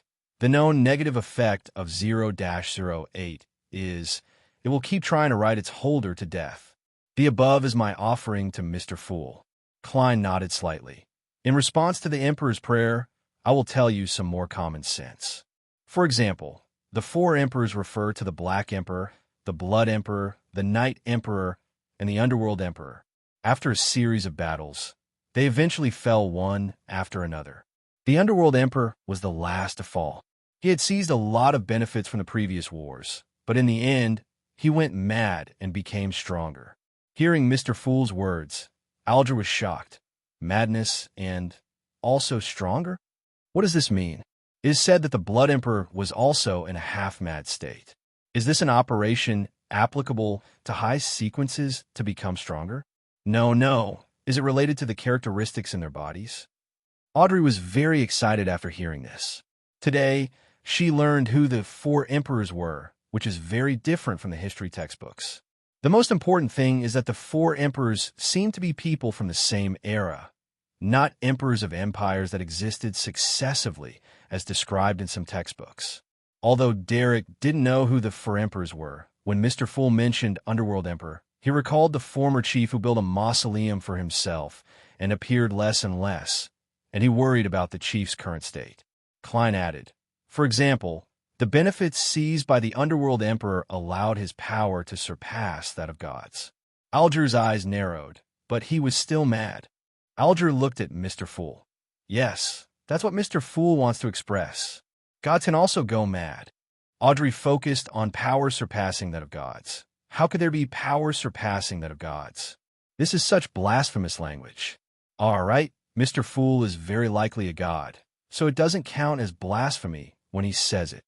Derek frowned, still not believing that there could be power surpassing that of gods. Hobert respectfully said, Mr. Fool, thank you for your gift. The information you provided is far higher than my sacrifice. Klein smiled slightly, saying nothing and making no movements, as if this was an insignificant matter. Immediately afterward, Hobert felt that his spirituality seemed to have undergone some kind of change, but because the potion of sequence 7 in the ether body was not in this space, he was not sure whether his potion had been digested. Hobert smiled and said, I really want to go back to the real world now to feel whether the potion has been digested, but I still have a deal to complete. At this time, Alger, Audrey, and Derek came back to their senses. This is Hobert bribing the gods in order to digest the potion. Is it because this idea is blasphemous that Mr. Fool gave such blasphemous knowledge? In fact, what they didn't know was that Mr. Fool didn't know that much in reality. He just mentioned these content from Roselle's diary he had just read. In any case, they were all shocked by everything they had just heard, and then they almost simultaneously exclaimed, "Only the Tarot Club has such high-end information exchange." Alger suddenly thought, "Mr. Emperor, we talked about the Antigonus family a long time ago. At that time, you said that Antigonus had a good relationship with two big figures, and you also said that knowing the names of those two big figures would bring disaster. Are they, or rather are they, at the same level as 0-08? Are they also high-sequence beings of the audience pathway?" Klein and Audrey also recalled that gathering one after another, and each had their own associations. Hobert nodded. "One of them is, and their position is even higher than that of 0-08. Alger was surprised. The position is even higher than that of 0-08. Audrey was surprised. Is he still alive? Yes, he is still alive. Didn't Mr. Fool just say that many high-sequence beings have longer lifespans? Hobert replied, "As for Mr. Hangman's question, it has great value and needs to be traded." Alger had already guessed something with his knowledge. "I don't need such a transaction for the time being." Hobert nodded and said to Audrey again, "Then let's talk about the transaction of renting magical items." He smiled and said, "Because of Mr. Fool's witness, only the Tarot Club can have such a rental transaction. It is a magical item that roughly matches Sequence 6. I named it Psychological Spoon. How about 60 pounds per use? After all, I have to bear some risks." Just now, they were talking about topics of Sequence 1 and gods. When they talked about Sequence 6, everyone felt like they were back in reality. Klein immediately realized that this was a great opportunity to conduct an experiment. He tapped the edge of the long table with his fingers and smiled. "Are you willing to cooperate with me in this matter for a try?" Hobert was stunned. Could it be? Audrey had already nodded elegantly and said, "I am happy to cooperate." She clearly remembered that Mr. Fool had only tried two things. Once was when he pulled her and Hanged Man into this mysterious space, and the other was when he gave the honorific name and let the two of them try to pray. The results of both attempts were very successful and exposed some of his essence. Hobert said, "I'm also happy to cooperate." Klein smiled and said, "This attempt will make your transaction simple, safe, and confidential enough." Hobert thought. Sure enough, Fool Express Delivery is about to open. He had been expecting this for a long time. Do you still remember the sacrificial ritual described by the sun? Klein deliberately mentioned this matter to show his frankness. "I remember. I usually have contact with this kind of thing." Alger honestly replied, "But because the Orthodox gods rarely respond to similar rituals. Since the 5th epoch, the word sacrifice is often equated with evil gods and demons." Klein said to Hobert, "My idea is that you sacrifice the magical item to me through a ritual, and then I will bestow it to Miss Justice. This form of transaction is convenient for both of you. It can be like this." Audrey was immediately dumbfounded, feeling that this exceeded the limit of her imagination. But soon she woke up and understood the advantages of this method and the divine essence hidden beneath this seemingly simple operation. This made her sigh. The Tarot Club is really a high-level secret organization. We not only talk about gods, but also use the methods of gods to conduct transactions. The next thing was simple for Hobert. He often performed the rituals of sacrifice and bestowing to the great creator. It's just like playing house, playing with yourself. Klein mainly taught Justice how to perform the ritual, and gave Justice and Emperor the pattern symbolizing the Fool. It was a mysterious pattern composed of a pupil less, I symbolizing secrecy, and a twisted line symbolizing change. Finally, Klein added, "If you have forgotten anything, you can pray to me, and then you can recall it." Thanking Mr. Fool again, Audrey smiled and said, I really want to end the gathering now and perform the ritual. Alger, who was not involved, shook his head almost imperceptibly and sighed in his heart at Justice's naivety. This is a ritual told to you by an evil god. If you're not careful, you will fall into the endless abyss. But Hobert launched a new transaction. Help me pay attention to magical items with travel abilities. I've heard of this ability, Alger said. It seems to be an ability possessed only by a Sequence 5 traveler of the apprentice pathway. Klein, Audrey, and even Derek, who possessed a lot of knowledge of mysticism but was somewhat uninformed in some areas, hadn't even heard of it. However, this wasn't Derek's first time attending the gathering, and he knew that at his current level and with his current knowledge, he should listen more and speak less, so he rarely spoke during this gathering. Klein almost had the urge to cover his face. A mysterious organization whose big boss was only Sequence 8, and the highest Sequence member was only Sequence 7, with 40% of the members being Sequence 9. Such an organization was actually initiating a trade for a Sequence 5 level magical item. Audrey, of course, once again marveled at how the Tarot Club's trades were becoming increasingly high-end. Alger continued, putting aside the level of such magical items, the price will also be very considerable, and there will be a premium. Beyond her characteristics at Sequence 5 level are generally worth 5 to 6,000 pounds, but everyone knows that characteristics at this level are priceless, and it is normal for the price to be inflated to 8,000 pounds. In addition, if it is a magical item, the premium will be even higher by 1,000 pounds, and this rare ability will also have a premium. If you want to complete this transaction, you must prepare at least 10,000 pounds. Klein immediately began a series of associations with I have 10,000 pounds, which was still an unattainable price for him at the moment. Audrey, who had almost never worried about money, also exclaimed, the price of mystical items is really high. Probably more than that, Hobert said with emotion. I know its general price, so I'm working hard to save money for it. Alger shook his head almost imperceptibly. Such a huge amount of money couldn't be saved just by saving. I will keep an eye out for you. Audrey also made the same promise, although she didn't know through what channel she would keep an eye out. Then she asked, Mr. Emperor, what exactly is the ability of traveling? You can use the travel in the spirit world to reach the destination you want to reach, Hobert explained simply. For example, it may take more than half a month to travel from the northern continent to the southern continent by boat, and there are also storms and bad weather. But if you use travel, you only need to rest a few times on the way, and you can reach it in a few minutes. Audrey exclaimed, what a magical ability! She also wanted to have such a magical item. After that was the transaction between Audrey and Alger for the complete pituitary gland of the rainbow salamander. Because Audrey had once again found Kalangos' location, Alger would provide this ingredient to Audrey for free.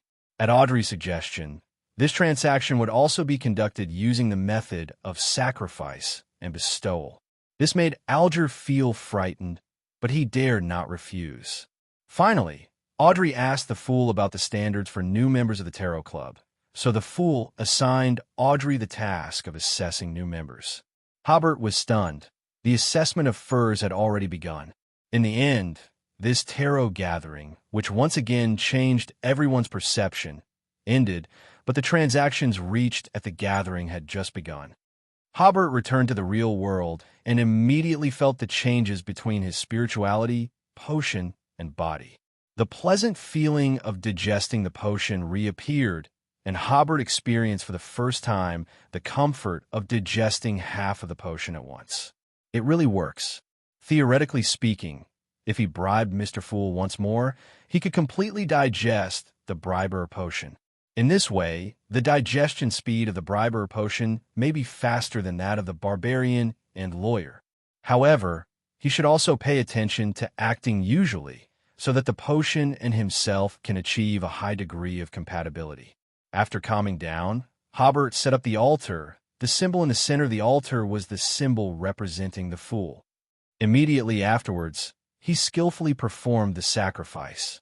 Unlike the sacrifice to the Creator, there was no huge bronze gate, but the flame of the candle, symbolizing the Fool, expanded rapidly, tearing a virtual door in the wall of spirituality.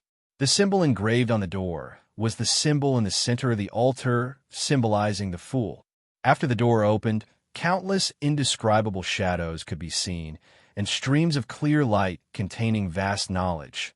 Above them was an ancient palace in a thick gray fog overlooking the real world. Only after Klein took this psychological spoon from the altar did Hobert exclaim, "There is no momentum of the Creator's sacrifice door, but it is full of mystery and illusory feeling." At this time, he heard the voice of the Fool constantly echoing, "Well done." Hobert bowed to the altar, praised the Fool. In the middle of the turbulent waves of the Berserk Sea, the Blue Avenger was like a leaf, sometimes thrown high, sometimes rolled down, but without the slightest sign of capsizing. Alger was in the captain's room, pacing back and forth with his back to the shelves filled with red and white wine.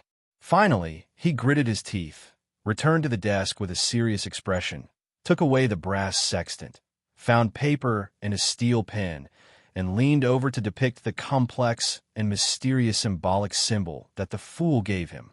After lighting the candle, setting up the altar, and building the wall of spirituality, Alger instinctively took a breath, lowered his head, and chanted in Hermes, "The Fool who does not belong to this era." After reciting the incantation, Alger also saw the illusory door. He immediately lowered his head, holding the complete pituitary gland above his head with both hands, and offered the sacrifice in his hand. A mysterious suction appeared on the altar, sucking away the complete pituitary gland. Alger felt his hands become lighter, but he still didn't dare to look up until he heard the voice of the Fool. "Well done." "It's my honor," Alger replied without hesitation. After extinguishing the candle according to the normal procedure and ending the ritual, Alger sat down with a complex expression, guessing the state of the Fool. At the beginning, he could only pull people into the world above the gray fog. After a while, he could listen to prayers and respond, and now he can accept sacrifices and bestow them. Mr. Fool is getting out of trouble step by step. This guess and conclusion made Alger feel both afraid and worried, and a little bit of rejoicing expectation. At least I'm a member of the Tarot Club, the earliest member. Alger took a deep breath and got up to check the sea chart. In any case, he must improve his strength as soon as possible. Strength is always his confidence. The Blue Avenger is now approaching the first location marked in the Elven ruins. In the magnificent palace above the gray fog, Klein was looking at this psychological spoon and the pituitary gland in front of him. Picking up this psychological spoon, he once again exclaimed the benefits of being a platform. Pouring spirituality into the psychological spoon, he immediately noticed that he had 3 new abilities: hypnosis, frenzy, and psychological cue. And the negative effects are just crying or laughing. This is a good thing. Klein, who had more contact with the Nighthawks, had more contact with sealed items that could kill the holder at any time, and rarely came into contact with items with negative effects within an acceptable range. Even so, it didn't affect his judgment of the psychological spoon. After using hypnosis to deal with the memory of 0-08 and setting it to be forgotten in the real world, and then recalling it in the space above this gray fog, Klein notified Audrey to start the ceremony of bestowing. "The attempt has been successful," he said in a supreme voice. "When are you going to perform the bestowing ceremony? Provided that there are no other Beyonders around you." Audrey was a little excited when she heard Mr. Fool's notification. It really succeeded. Then she felt a little guilty. Does a dog count? Thinking of this, she once again asked Susie to help her stand guard at the door, and then recited the honorable name of the Fool. "Mr. Fool, now is fine." This was the first time to conduct the ceremony of bestowal. Audrey could not help being cautious and repeatedly compared. The moment the illusory door of bestowal appeared, Audrey breathed a sigh of relief and curiously looked at the door full of mystery. It was not until the pituitary gland of the rainbow salamander and the psychological spoon appeared on the altar that Audrey came back to her senses. After praising Mr. Fool again, Audrey ended the ceremony and thought triumphantly, Our tarot club is at a higher level than all secret organizations. She first picked up the psychological spoon and used the method taught by Emperor before to spread her spirituality to this seemingly ordinary spoon. Through spiritual perception, she immediately realized that she could use 3 new abilities: hypnosis, frenzy, and psychological cue. Is this a magical item? That's great. I really want to have it. I wonder if Emperor will sell it. It seems a little impolite to ask directly. I'll inquire about it from the side at the next gathering. Audrey first completed the hypnosis on herself, which was similar to Klein's operation. She also forgot all the information about 0-08 in the real world, and when she returned to the gray fog, she regained the memory of 0-08. In theory, as a sequence 9, it should be difficult to exert the full effect of the psychological spoon, but Audrey is a spectator and has a very high degree of compatibility with the psychological spoon, and the hypnotic effect is actually very good. Audrey reluctantly put down the psychological spoon and then sacrificed it to Mr. Fool with the prepared gold pounds, asking him to help give it to the Emperor. This month's pocket money is all spent. Audrey sighed. It was not difficult for her to take out more than 2,000 pounds at one time. After completing the sacrifice, Audrey picked up the soft thing that was constantly changing color and covered with hills. Also, because of the same sequence relationship, without verifying the authenticity, Audrey's spirituality knew that this was the pituitary gland of the rainbow salamander. She had already prepared other materials, so a few minutes later, she had a bottle of liquid that was constantly changing its luster in her hand. Audrey drank the potion and successfully passed the characteristic integration stage and was promoted to Sequence 8.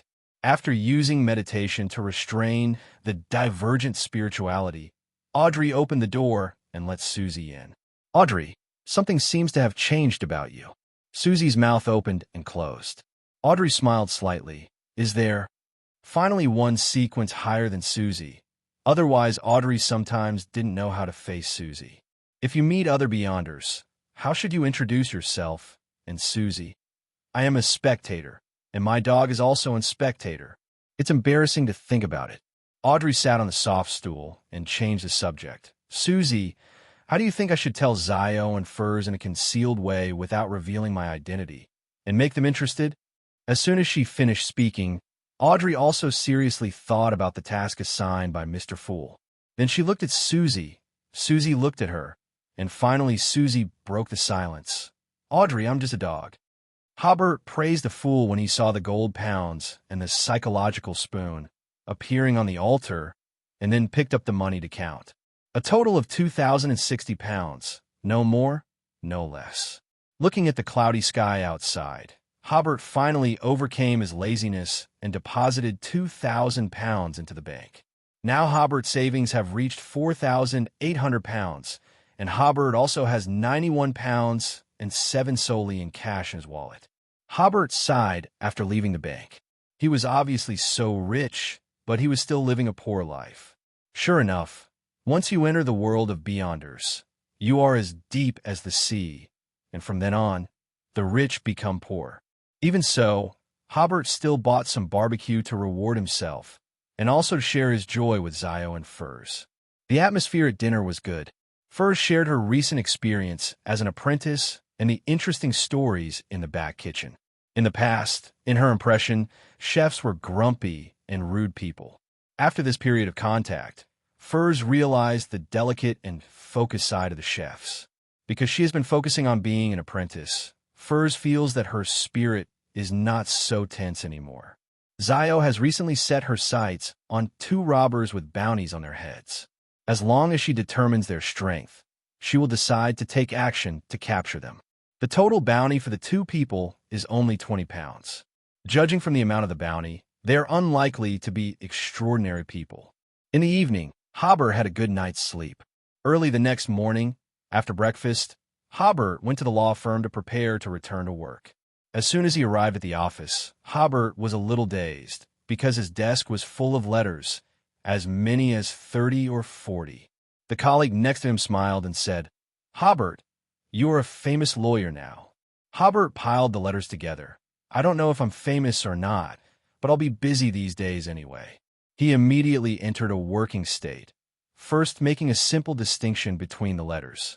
Most of them were consultations or entrustments, and some are letters from newspapers or magazines, hoping to interview Hobert or do a special interview for him. In addition, there was a letter from a Cancer, the captain of Machinery Hive Mind, and a letter from Loretta, a member of the Nighthawks. Loretta asked him to meet at the Obsidian Bar tomorrow afternoon. The letter was sent yesterday, which means that the meeting time is actually this afternoon. While Hobert was sorting and looking through the letters, a formal lawyer from the office next door brought in a woman in her 20s. "Everyone, let me introduce to you. This is our new colleague, Miss Jessica." Hobert was stunned and looked up, and sure enough, he saw a woman with golden hair with natural curls, one of the two women he had seen in Rafter's Star. Hobert looked at Jessica, who was slightly nervous but overall dignified and composed, and his thoughts wandered. She should be a lawyer. Otherwise, Rafter wouldn't have used a barbarian's potion formula as a reward. But he wondered if her friend with the warhammer was also a beyonder of the lawyer pathway. While thinking, he politely greeted Jessica. Jessica warmly said to Hobert, "Hello, Lawyer Hobert. I've attended your defense as an observer. It was wonderful, and I hope to learn from you in the future." Hobert smiled slightly. Mutual learning. Jessica obviously wanted to chat with Hobert a bit more, but it wasn't appropriate to say too much in front of everyone, so she had to go and greet other colleagues with some regret. A few minutes later, Jessica went to other offices to meet other colleagues. Hobert's colleagues were all male, and they immediately began discussing the new, beautiful colleague. Judging solely on appearance, Jessica was definitely a beauty, and she was dressed smartly, with a ponytail, giving off a very energetic feeling. Just as everyone was talking enthusiastically, a colleague suddenly said, "What's the use of us talking about the new colleague here? She clearly has a good impression of the great lawyer Hobert." For a moment, everyone lost the interest to continue talking. Hobert, who was reading a letter, heard the sourness in that sentence, but he didn't respond, not even raising his head. No matter what industry, as long as you do well, there will always be people who are jealous. Hobert focused his attention on the letter in front of him, which was from Captain of Cancer, first conveying Bob's gratitude for receiving the compensation, and then briefly mentioning their arrangements for Bob, sending him to Constant and changing his identity and household registration. The industrial city of Constant also has a large working-class population, and there are many clergy members of the Church of Steam and Machinery there, who will constantly monitor Bob's condition. At the end of the letter, Captain of Cancer talked about the Roselle Memorial Exhibition, which would open this Wednesday, that is tomorrow, and enclosed 15 VIP exclusive tickets with the letter. Hobert scratched his head. He had been too busy recently and had forgotten about it. Now that it was about to open, the matter of the Black Emperor card had to be put on the agenda. As a beyonder of the Black Emperor pathway, he definitely had to obtain this blasphemy card. Hobert put the tickets and letters in the drawer and took out letter paper, preparing to write a reply to a Cancer. But just after writing a few words, Barton appeared at the door. "Hobert, come here for a moment." Hobert capped his round-bellied fountain pen and followed. Arriving at Barton's office, a middle-aged man was also sitting in the reception area, the great lawyer Aslan. Since coming to the law firm, Hobert had only seen this great lawyer with short brown hair and glasses twice. He specialized in commercial dispute cases and had some fame throughout the country, so he usually traveled all over the country. The simultaneous appearance of two great lawyers must mean there was a major issue to discuss. After a brief exchange of greetings, Barton began to talk about the work injury compensation case that ended last week and the impact of this case. Aslan occasionally echoed, expressing his affirmation of Hobert's achievements. Then Barton mentioned that the firm intended to establish a lawyer team for Hobert, specializing in handling such work injury compensation cases. Barton said very frankly, "There are two reasons for this plan. The first is that the defense you made had a huge impact. The letters on your desk are enough to illustrate this point. I think our firm will receive many similar cases in the future.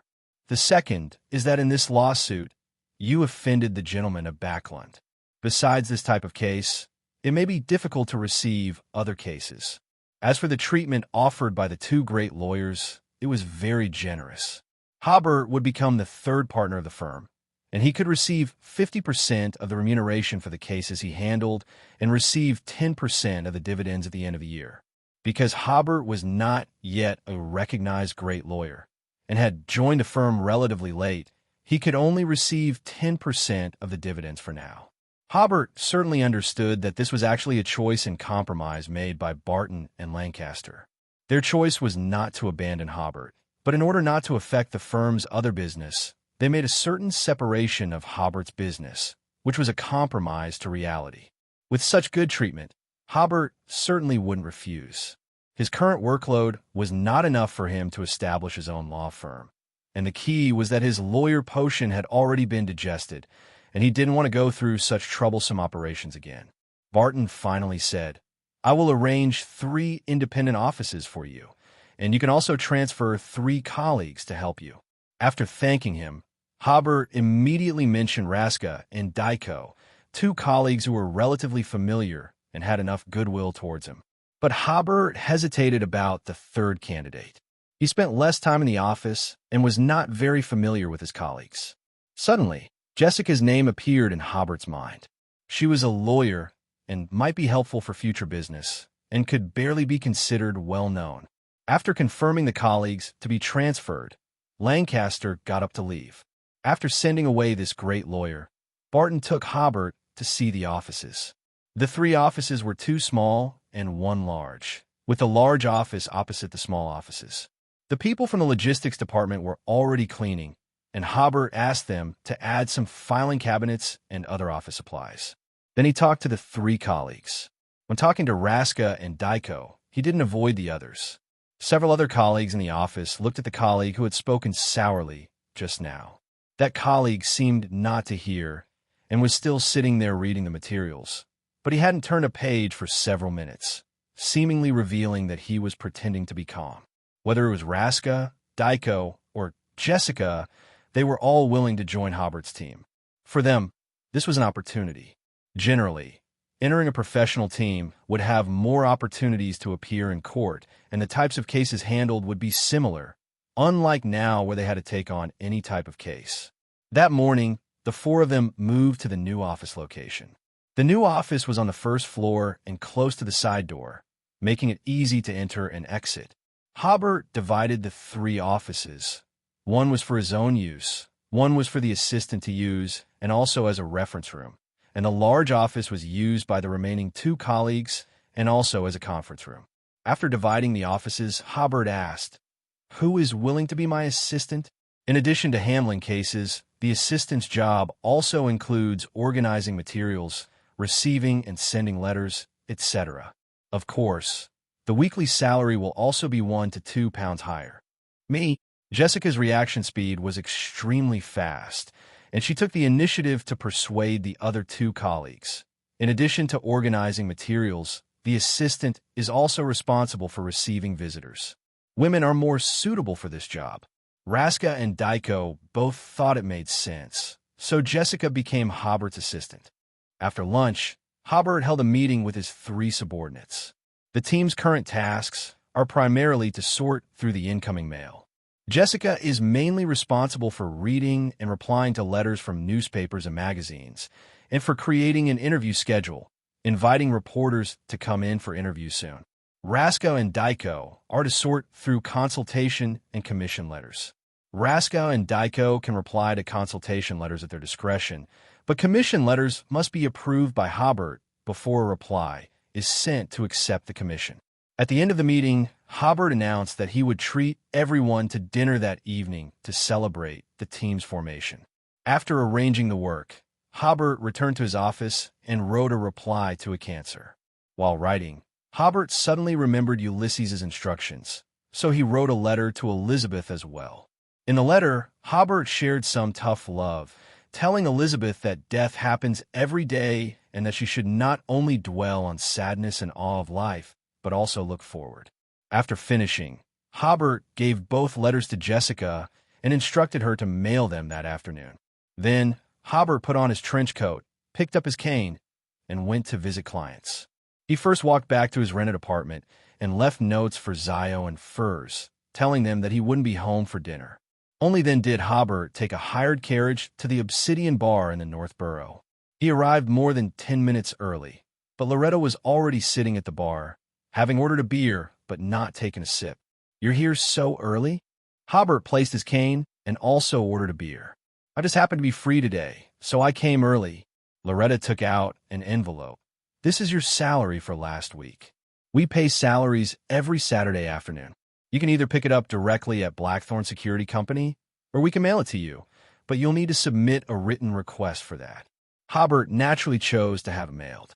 He immediately took out paper and pen, wrote a request, and asked Loretta to submit it for him. The format and wording of the official document were fairly standard.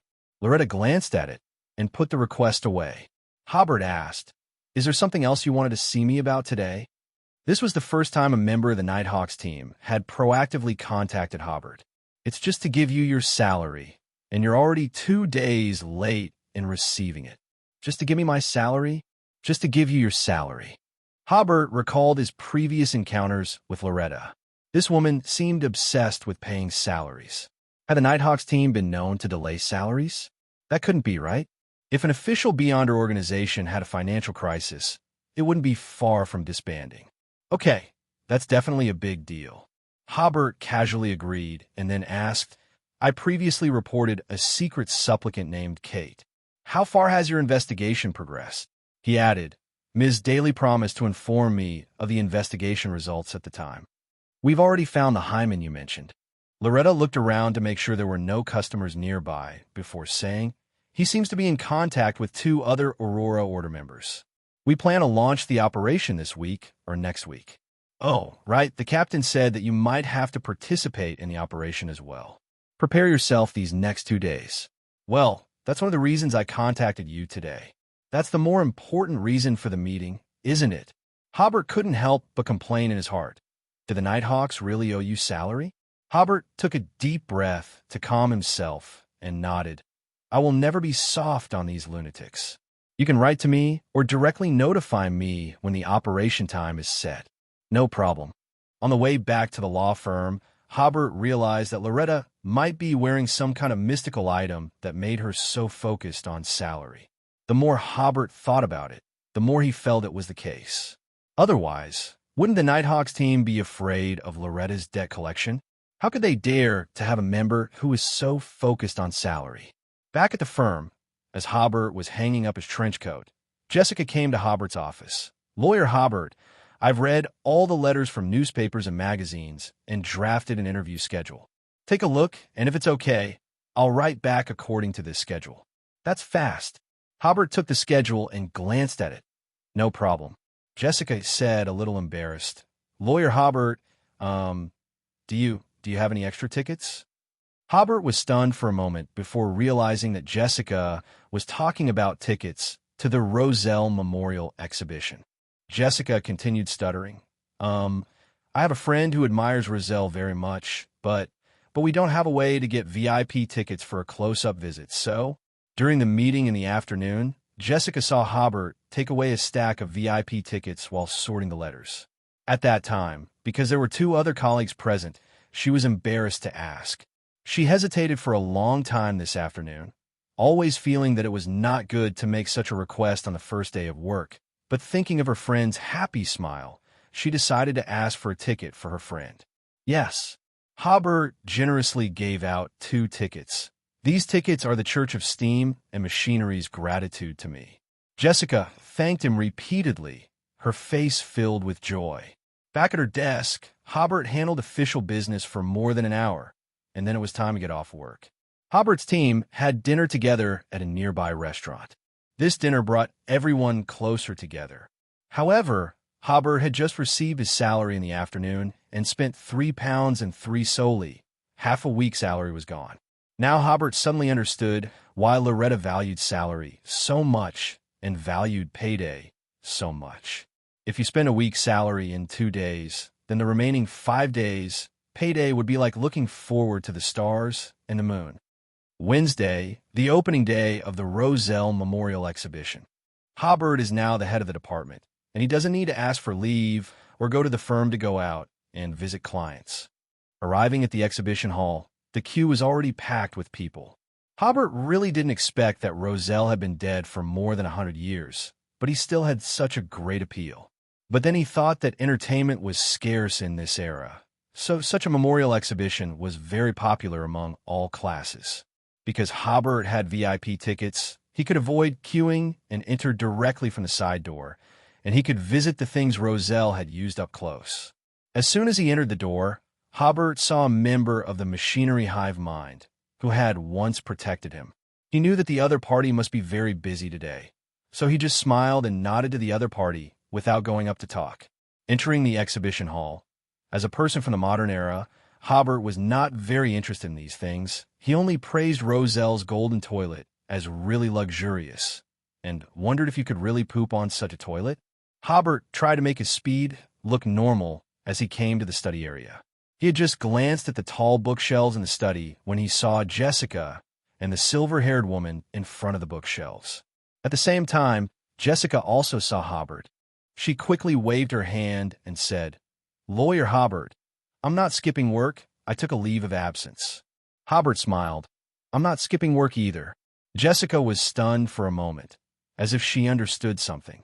"Hello, Lawyer Hobert," the silver-haired woman said generously with a smile. "I've attended your defense for Mr. Bob. It was wonderful." Hobert smiled. "I didn't realize I was so famous now." Jessica then realized she hadn't introduced them and proceeded to do so. The silver-haired woman was called Carrie. She had short hair, wore knightly attire, was tall, had tanned skin, and looked very healthy. From a distance, she looked more like a young man. Carrie thanked Hobert for the complimentary tickets. Hobert exchanged pleasantries while recalling that Carrie's weapon was a war hammer, a rarely used weapon requiring astonishing strength and reflexes. Carrie's broad frame did prove she had sufficient strength. After a few pleasantries, they each went to explore. Hobert began to earnestly search for the Black Emperor card. Just then, he heard Carrie whisper to Jessica, "I originally thought your boss giving you such precious tickets meant he had feelings for you, but now it seems I was overthinking it." There's no trace of impure thoughts in his eyes. Hobert was stunned. "Are you two intentionally talking loud enough for me to hear? Or do I look like I'm deaf?" Jessica said, "Keep it down, Carrie."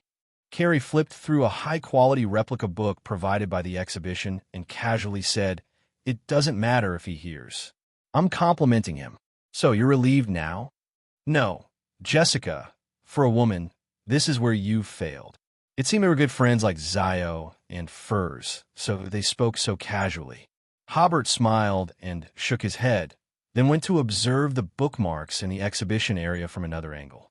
Although the VIP ticket allowed close observation of the exhibits, there was still some distance. Even so, Hobert's spirituality quickly discovered the Black Emperor card. He couldn't explain why he had such a judgment, but he knew that bookmark was the Black Emperor card. Hobert pondered for a moment, then began to observe the structure of the exhibition hall, leaving after 10 o'clock. Back at the firm, Rasko and Daiko had already read all the commission letters and consultation letters. There were 10 commission letters in total, which Hobert briefly glanced at and found all within his team's scope of work. So, Hobert picked the case that seemed the most difficult to handle and distributed the other 9 relatively simple cases to others on the team. Hobert also assigned the consultation letters that needed replies. Then he took the work he needed to handle himself back to his office. Although he appeared to be reading the letters, he was actually thinking about how to steal the Black Emperor card. He had been thinking about this issue on the way back and already had some ideas.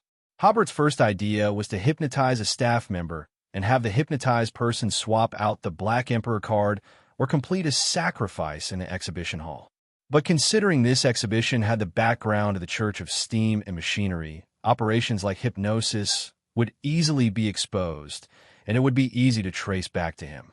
The second method was to ask Furs to help him steal it.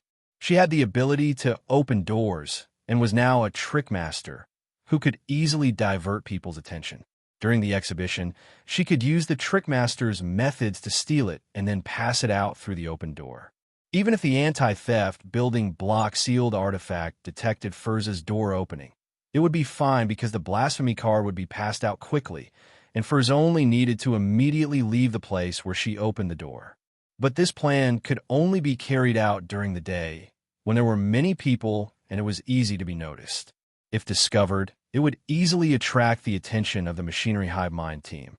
Hobert took a deep breath, recalling how Klein stole the Black Emperor card, which was by summoning himself, entering the exhibition hall in spirit form. This method was impossible to replicate. This Sefirah castle was above the spirit world, making it relatively easy to borrow the power of the spirit world, while the Nation of Disorder did not necessarily have such abilities. After thinking about it, Hobert decided to try it anyway. He locked the office door. Such a summoning didn't necessarily require an altar, but to increase the probability of success, Hobert set up a simple altar on his desk and solemnly chanted in Hermes, "I, in my name, summon the Creator in the shadow of order." After reciting the summoning incantation, he immediately entered the Nation of Disorder and saw a majestic bronze giant door appear at the entrance of the palace he had built. At this time, the two bronze giant doors were slightly ajar, and he could roughly hear his summons to himself. Spreading his spirituality into it, a huge suction force sucked Hobert's entire spirit body in. Hobert saw himself standing motionless in front of the altar with a dazed look. He was now in spirit form and could easily pass through all obstacles unless a Beyonder activated spirit vision. Otherwise, no one could see him. Hobert began to try to penetrate the walls to a greater distance. He saw Raska and Daiko discussing how to reply to letters. Penetrating the walls again, Hobert came to the street, but soon he encountered an invisible barrier and could no longer move forward. As he had envisioned, the Sefirah castle was above the spirit world and had the help of the spirit world, so Klein's spirit body could move long distances through the spirit world, while the Nation of Disorder did not have such a deep connection with the spirit world and could only support Hobert in this form to move about 20 meters away from his body. Ending his summoning to himself, Hobert left the Nation of Disorder and returned to the real world, cleaning up the altar. Sitting back in his chair, Hobert sighed. He couldn't use the method Klein used. Then he suddenly thought of Medici's evil spirit.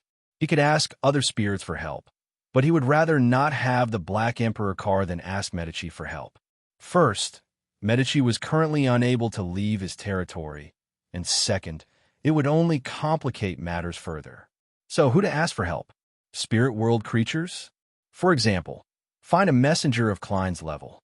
He believed that even if Miss Messenger carried her head and directly killed her way into the exhibition hall to take the blasphemy card, a cancer would not dare to object.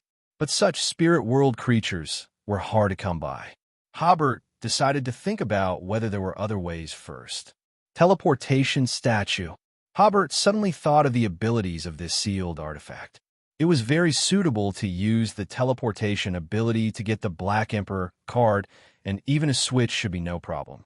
But the problem was, once the ability of the teleportation statue was used, it should be immediately detected, and they would definitely conduct an investigation. How to avoid the investigation? Also, the Nighthawks had a record that the teleportation statue was in his hands. Once the Machinery Hive Mind saw through his methods, it would be easy to expose himself. Hobert leaned back in his chair. If he had Amon's methods, stealing something would be like a game. He rubbed his temples, about to work first to change his mind and talk about stealing the card later. Suddenly, Hobert thought of a way. Rafter should be used here. Hobert's thoughts immediately cleared up. From a moment he took control of the Nation of Disorder, the star representing Rafter had appeared in the pool in front of the Iron Throne. Before that, Hobert didn't think this down-and-out baronet was of any use. Only today did he realize that this guy was meant for this. With this pawn, things would be easy. Hobert immediately had a feasible plan. He deduced it several times in his mind and didn't find any obvious loopholes. After making up his mind, Hobert immediately got up, picked up his cane, and returned to 192 Blanca Street. This matter had to be completed as soon as possible. Otherwise, in a few days, he might encounter Huang Bebe visiting the Dear Daddy Memorial Exhibition, which would make the situation very complicated. Just as Zio and Furs were out, Hobert returned to his room, locked the door, drew the curtains, and entered the Nation of Disorder, also bringing the psychological spoon and spirit necklace into the Nation of Disorder by offering himself as a sacrifice. On the star representing Rafter, there was still a thin red line wrapped around it. Hobert's spirituality extended to the star. He saw Rafter fighting at the gambling table, and the ghost wrapped around him was also watching the game, obviously enjoying the pleasure of gambling. After carefully observing for a while, Hobert confirmed that the power of the spirit on Rafter was still very weak, at most a clone of Medici's evil spirit. So he waved his hand and held the spirit necklace in his hand. In his vision, Medici's ghost immediately became much more solid. After preparing, Hobert immediately took action. Through Rafter's star, he descended his power and pulled Medici's evil spirit from Rafter's body. Immediately afterward, the surging power of distortion descended, wrapping the evil spirit. Hobert clenched his fist, and the power of distortion tightened, distorting the order in a very small area into an environment extremely unsuitable for ghosts to survive. Poof! Medici's ghost clone shattered, as if it had never possessed Rafter. Hobert had deduced this operation countless times in his mind, so when he actually operated, the speed was so fast that Medici didn't even react. In the underground ruins of Backland, Medici was stunned. What just happened? Sauron and the evil spirit said, "It's the power of distortion. I've only seen such pure power of distortion on one person. The Black Emperor is back." Einhorn said, "Were we really watched by the Black Emperor some time ago? Why would he target us?" "Our plan may have been discovered by the Black Emperor," Medici said. Einhorn sneered, "I said before, the people we possess look so stupid. This plan will definitely not succeed." Sauron also said, "Medici, your choice has exposed us to extreme danger." Argue, Medici said. "It's best if we're still arguing when the Black Emperor finds us." "At worst, we'll submit to the new Black Emperor again," Sauron said. "Anyway, it's not the first time we've submitted," Einhorn said coldly. "Does the Black Emperor need the submission of an evil spirit? What use are we? To guard his treasure, to be as loyal as Fulgrim's hound? The thought of such a job is disgusting." This argument was far from over. At the gambling table, Rafter felt that his spirituality seemed to suddenly become very active, and his spirit suddenly improved a lot. He didn't know what was wrong a few days ago. He always felt very tired, and no amount of rest helped. The sudden change in spirit and spirituality made Rafter realize that he might be encountering something. He looked left and right, and then opened his spiritual vision, but he couldn't see anything. At this time, Hobert in the Nation of Disorder was preparing to carry out the second round of operations. He could use the stars in the pool to descend his power, but he couldn't directly capture anything with the stars. This showed Rafter's usefulness. After Hobert cleanly resolved Medici's possession, he began to descend the power of the psychological spoon on Rafter. In the noisy casino, Hobert quietly hypnotized him using Rafter's star. "You suddenly don't want to gamble anymore. You suddenly really want to see the Roselle Memorial Exhibition."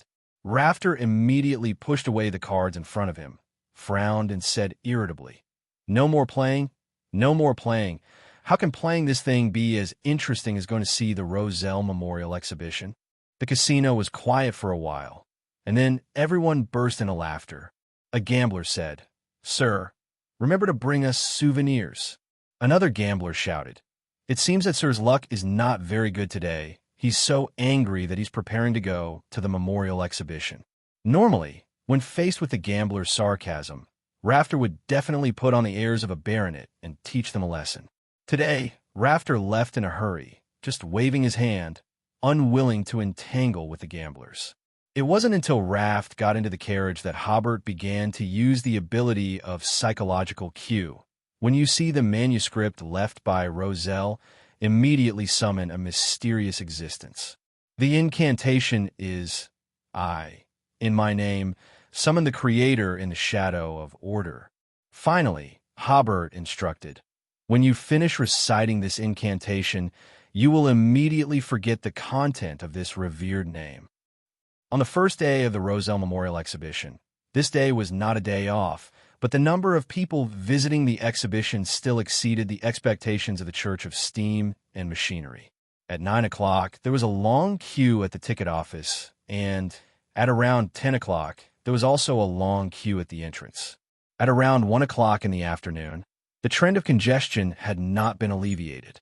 This made a cancer, who was in charge of security work, have to sigh at the appeal of Roselle, this legendary figure.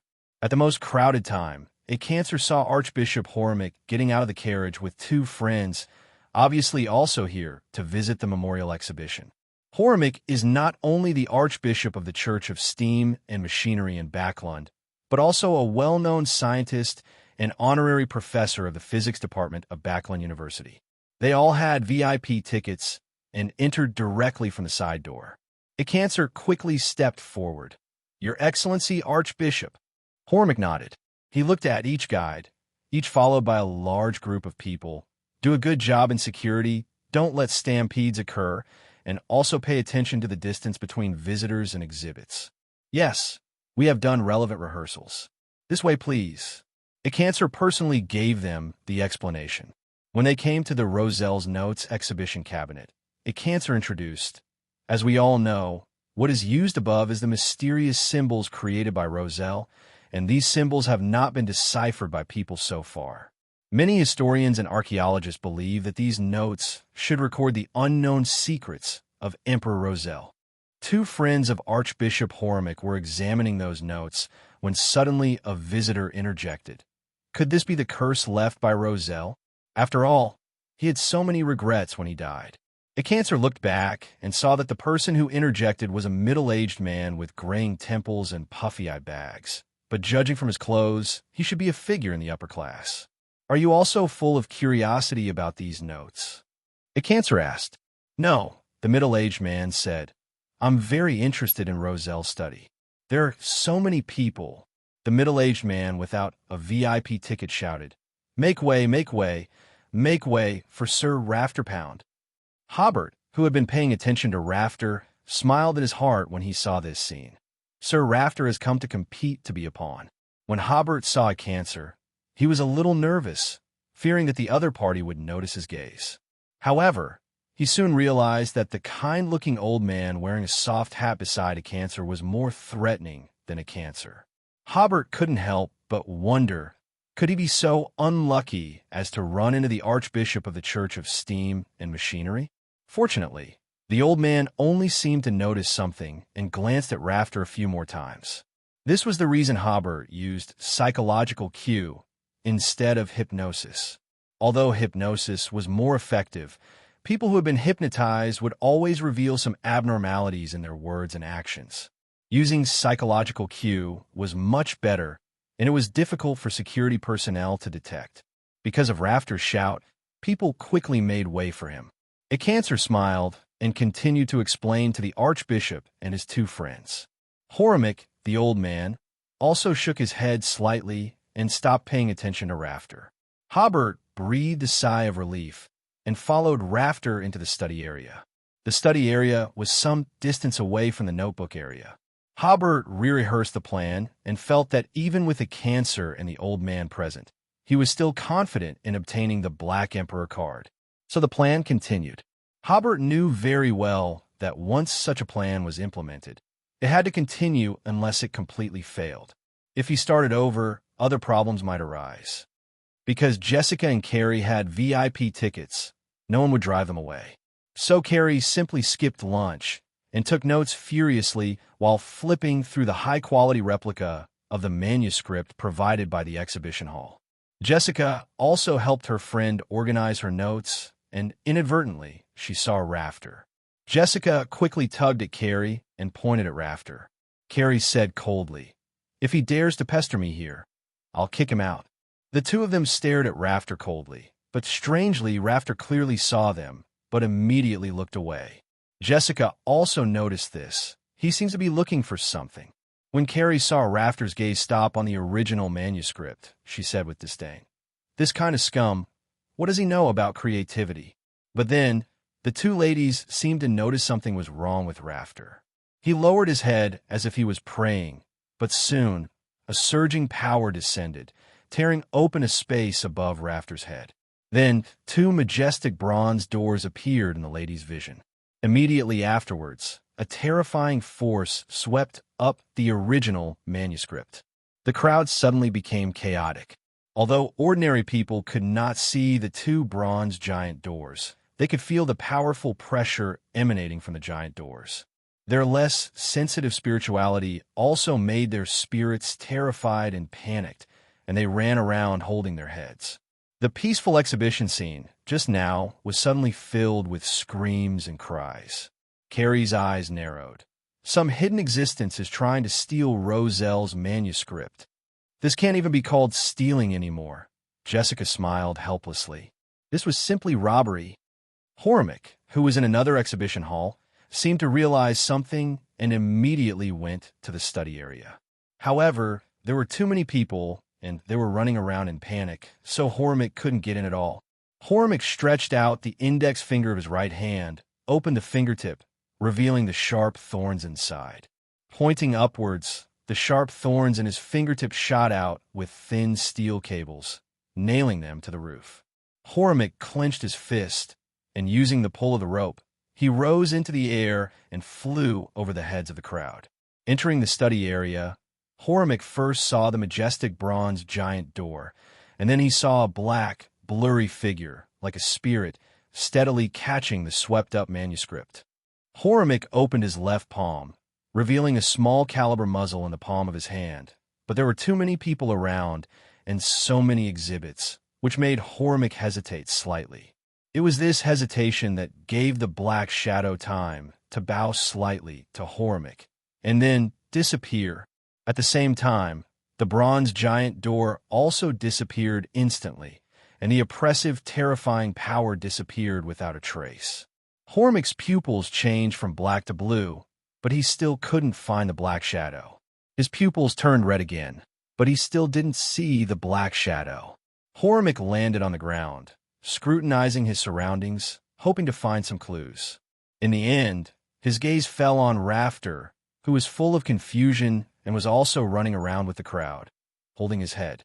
Rafter's confused and bewildered expression was the most eye-catching because everyone else's expressions were panic and fear. Hobert ordered the security personnel to arrest Rafter. "What did you just do?" "I don't know," Rafter said with a bewildered expression. "Wasn't I at the casino? Why am I here?" Hobert tightly grabbed Rafter's wrist and stared at Rafter motionlessly, as if to see through his soul. Rafter immediately showed a very painful expression. 3 seconds later, Hobert threw away Rafter's hand. He has been hypnotized. How Rafter escaped was completely beyond Hobert's consideration. Because of the existence of the Nation of Disorder, divination would also be blocked. No one knew what connection the hidden existence that took the manuscript in full view at the Roselle Memorial Exhibition had with Hobert. Hobert on the Iron Throne opened the manuscript and searched for the bookmarks inside. "This one is so ugly. What is this lump supposed to be? Why are the graffiti on these bookmarks so ugly? Only 2 of them are drawn decently, one of which is the Black Emperor card, which depicts Roselle sitting on the throne. Even in the Nation of Disorder, he couldn't feel the specialness of the Black Emperor card, but Hobert's spirituality could faintly feel that this bookmark seemed a little special. Bernadette. Hobert chanted the incantation in Hermes, and the bookmark in his hand suddenly sank, emitting a clear brilliance. On the card, the image of Emperor Roselle became more three-dimensional and more realistic.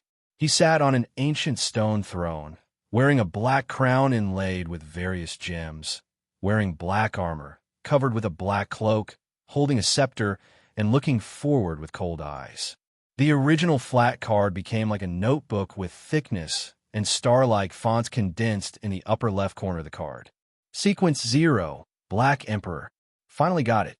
Hobert smiled and immediately looked at the blasphemy card, skipping the parts from Sequence 9 to Sequence 6, and looking directly at the sequences above that. Sequence 5, Mentor of Disorder. Order and chaos are opposites, but they also encompass each other. There's a code of chaos in order. When people are tired of chaos, order will inevitably appear. The beyonder of this sequence can plunge the order of a certain area into chaos. He will become very majestic, making people unconsciously submit to him. They already have their own understanding of order, distortion, and chaos. Usually, they will teach several students to spread their understanding of order and distortion and to verify their ideas. Potion formula. Main materials: complete crystal of the crown tree, heart of the phantom chameleon. Auxiliary materials: 10 milliliters of crown tree sap, 1 black giant golden monster flower, 10 grams of dragon pattern tree bark, 80 milliliters of white wine stored for more than 3 years. Ritual: there must be a territory belonging to oneself, and the potion must be taken in the heartfelt support and recognition of the people in the territory. Seeing the content on the blasphemy card, Hobert was a little surprised, never expecting it to describe the various sequences. The first part of the description was a guide on how to act, while the second part described the sequence's main abilities and people's impressions of the Beyonder. What a bargain. Absolutely worth it. For Hobert, it was just abandoning a small account, but he obtained his complete sequence potion formula and so much valuable information. He hurriedly looked at the following content. Sequence 4, Earl of the Fallen. Main materials: the complete essence of a black mist lord tree, the complete brain of a 6-legged imp.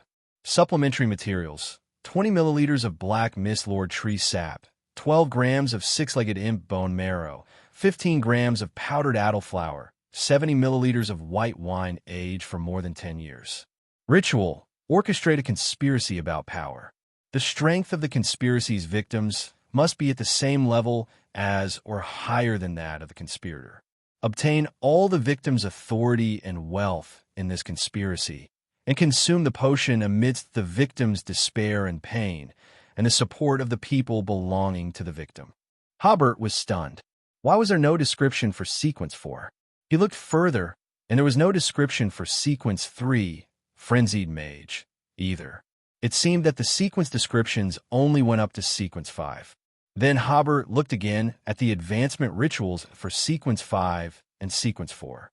Sequence 6 was Baron of Corruption, which meant corrupting the people in his territory, but he still had to make them sincerely support him during the advancement. No. Hobert suddenly thought that corruption generally doesn't affect the people. Usually, corruption affects colleagues or superiors. Hobert had an idea of how to play the role of a baron. Corrupt superiors treat the people well. Sometimes giving them preferential treatment doesn't necessarily mean they will support you. Hobert thought. The core of the acting is there. Now all that's missing is the title and territory of a baron. It's not like I can just go to some baron's territory and start working anytime. As for the Sequence 4 advancement ritual, Hobert seemed to remember that the ancient name of Sequence 5, Mentor of Disorder, was something like Viscount. Does that mean that a Viscount has to seize the territory and authority of another Viscount to complete the ritual? This is really a rebellion pathway. Hobert wondered if he should find some time to seriously recall the contents of selected works of Mao Zedong. After pondering for a while, Hobert realized that instead of considering these rituals, he should rather think about how to become a baron. Then Hobert looked at the description of Sequence 7. Order cannot be shaken, but it can be biased in your favor by bribing the agents of order, allowing loopholes to appear in order and rules. Order is not meant to be obeyed. Its existence only tells people, when your strength is not strong enough, you must learn to obey the arrangements of the strong. This sequence's beyonders might not be bad people, but they will always exhibit characteristics such as flattery and fawning. Anything they give may be a bribe. A true briber has understood the true meaning of loopholes. The true meaning of loopholes. Hobert keenly grasped the key words. Because he needed to understand the true meaning of loopholes, the ability to find loopholes that he possessed since Sequence 9 didn't become correspondingly stronger. He immediately realized that this was something to pay attention to in future acting. As for the expressions of flattery and fawning, Hobert estimated that it should be an occupational disease when playing the role of briber, but Hobert himself could avoid such expressions because he had found a shortcut to acting: bribing gods. As for the core of acting described by the blasphemy card, it can be summarized as finding ways to make order and rules beneficial to oneself, which is similar to Hobert's previous ideas. After understanding the relevant information that he needed to focus on now, Hobert re-gripped the blasphemy card. Its high level and its connection to the same pathway as the Nation of Disorder allowed Hobert to operate the power of the Nation of Disorder with ease. The Nation of Disorder space that he could control didn't change much, but the operation of its space became more diverse. For example, the mountain below the Iron Throne. Now, if Hobert wanted to, he could change the terrain of the mountain at any time and turn it into a plain. This was an operation that was impossible before. Of course, the greater role of the Black Emperor card was to greatly increase the power that Hobert could descend, especially his control over these powers was greatly strengthened. Before, Hobert only had an empty shell in the Nation of Disorder, but now he really had some of the strength of an evil god. The role of the Black Emperor card in the Nation of Disorder was definitely greater than in the Sefirah Castle. If Hobert, holding the Black Emperor card at this time, encountered a spawn of an evil god, he wouldn't need the help of that black eye at all. Hobert's own power would be completely capable of crushing that little brat. In addition, the blasphemy card had greatly changed Hobert's level. In the eyes of the outside world, the person sitting on the Iron Throne at this time was no different from the Black Emperor himself. At this time, go to swindle, cough, going to scare enemies, the probability of success was higher. Even the spawn of an evil god wouldn't dare to look directly at him now. Reluctantly putting down the Black Emperor card, Hobert considered what impact his actions today would have. First of all, he was holding the spirit necklace at that time, and his spirit body was very powerful, so he simply snatched the entire manuscript. Even now, a Cancer and the others probably don't know his true purpose. In other words, they are unlikely to realize the existence of the blasphemy card, now or for a long time to come. The impact on the Steam and Machinery Church could be ignored. The biggest impact is still on Klein. Klein will use the Black Emperor card in the future to save Little Son, and play the role of Hero Bandit Black Emperor to digest the Magician Potion, saving the girls locked in the basement. Currently, Hobert has no plans to play the role of Hero Bandit Black Emperor, and there is no way to save Little Sunday. This may bring no small variables to the future. It is very likely that the one with the monocle may take advantage of the fool being weak and climb into the Sefirah Castle, along the connection between Little Sun and the Sefirah Castle. Whether it's losing the Forsaken Land proxy or the Sefirah Castle changing hands, these are results that Hobert is unwilling to accept. But it's impossible to give the Black Emperor card to Klein. If it were any other card, it would be fine, but the Black Emperor card and the Justiciar card cannot. Then how can he make the development of the situation meet his expectations? As thoughts churned, Hobert decided to think about this problem later. Today, he should rejoice for obtaining the blasphemy card. Problems that he can't think of a solution for today can be left to tomorrow. If he can't think of a solution tomorrow, there are more tomorrows. Outside the Roselle Memorial Exhibition, Jessica and Carrie waited for the reopening. The venue was already crowded with people, some of whom had escaped from the exhibition hall during the previous chaos, or were asked to leave. Most people didn't know what had happened and were preparing to enter the exhibition hall to visit, and some were there to watch the excitement. Amidst the noise, Carrie whispered to Jessica, "Does your family have any connection with any secret existence?" Jessica shook her head. "Maybe, but I don't know." Rafter's actions just now were evidence of Carrie's guess, but Jessica, as the illegitimate daughter of the family, had never heard her father mention this. Just as everyone was speculating about what was going on with the chaos in the exhibition hall just now, someone suddenly shouted, "Make way for the king! Pay tribute to the king!" Everyone looked incredulously at the outer edge of the crowd, and sure enough, they saw a luxurious carriage with a royal crest stopping. It really was the king. Inside the Roselle Memorial Exhibition Hall, security personnel had completed an emergency evacuation. In the study exhibit area, Rafter sat slumped on the ground, as if he had lost his soul, his eyes staring blankly ahead. Hormick frowned and said, "The other party is very cautious and left no information behind." He had just used relatively brute force methods to invade Rafter's spirit, but found no clues.